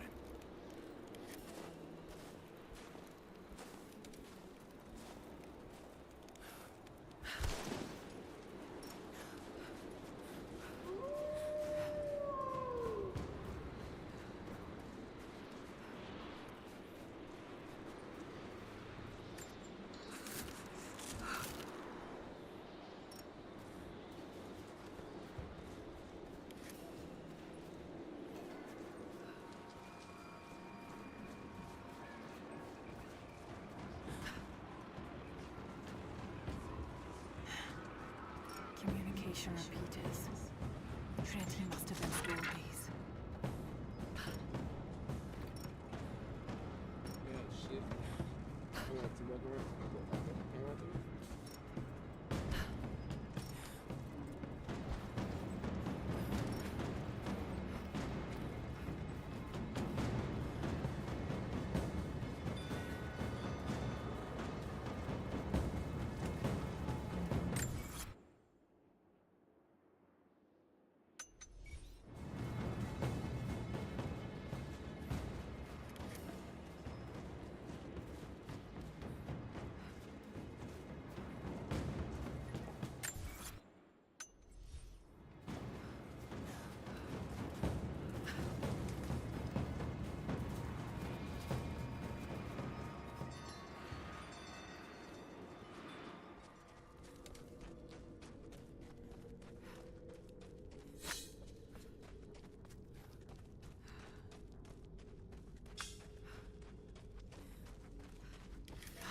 No way to pull that down yet. Alright, so I got a ton of editing I need to do. I'm about to stop the stream right here. If I do decide to stream, probably in like a few hours. So you guys enjoy your night. That's at night. See, this is how you know I always be operating at nighttime. You guys enjoy your day, night, or evening. You know what I'm saying? We can do this. You know what I'm saying? We ain't starting soon no more. But we could do, you know what I'm saying, ending soon. We could do the ending soon. You feel me? Cause it's hot. ASU is a journey that I wanna relax before I gotta sit up in this shit and edit.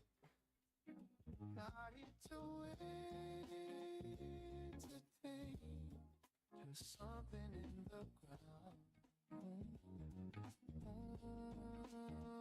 I let the sound remain.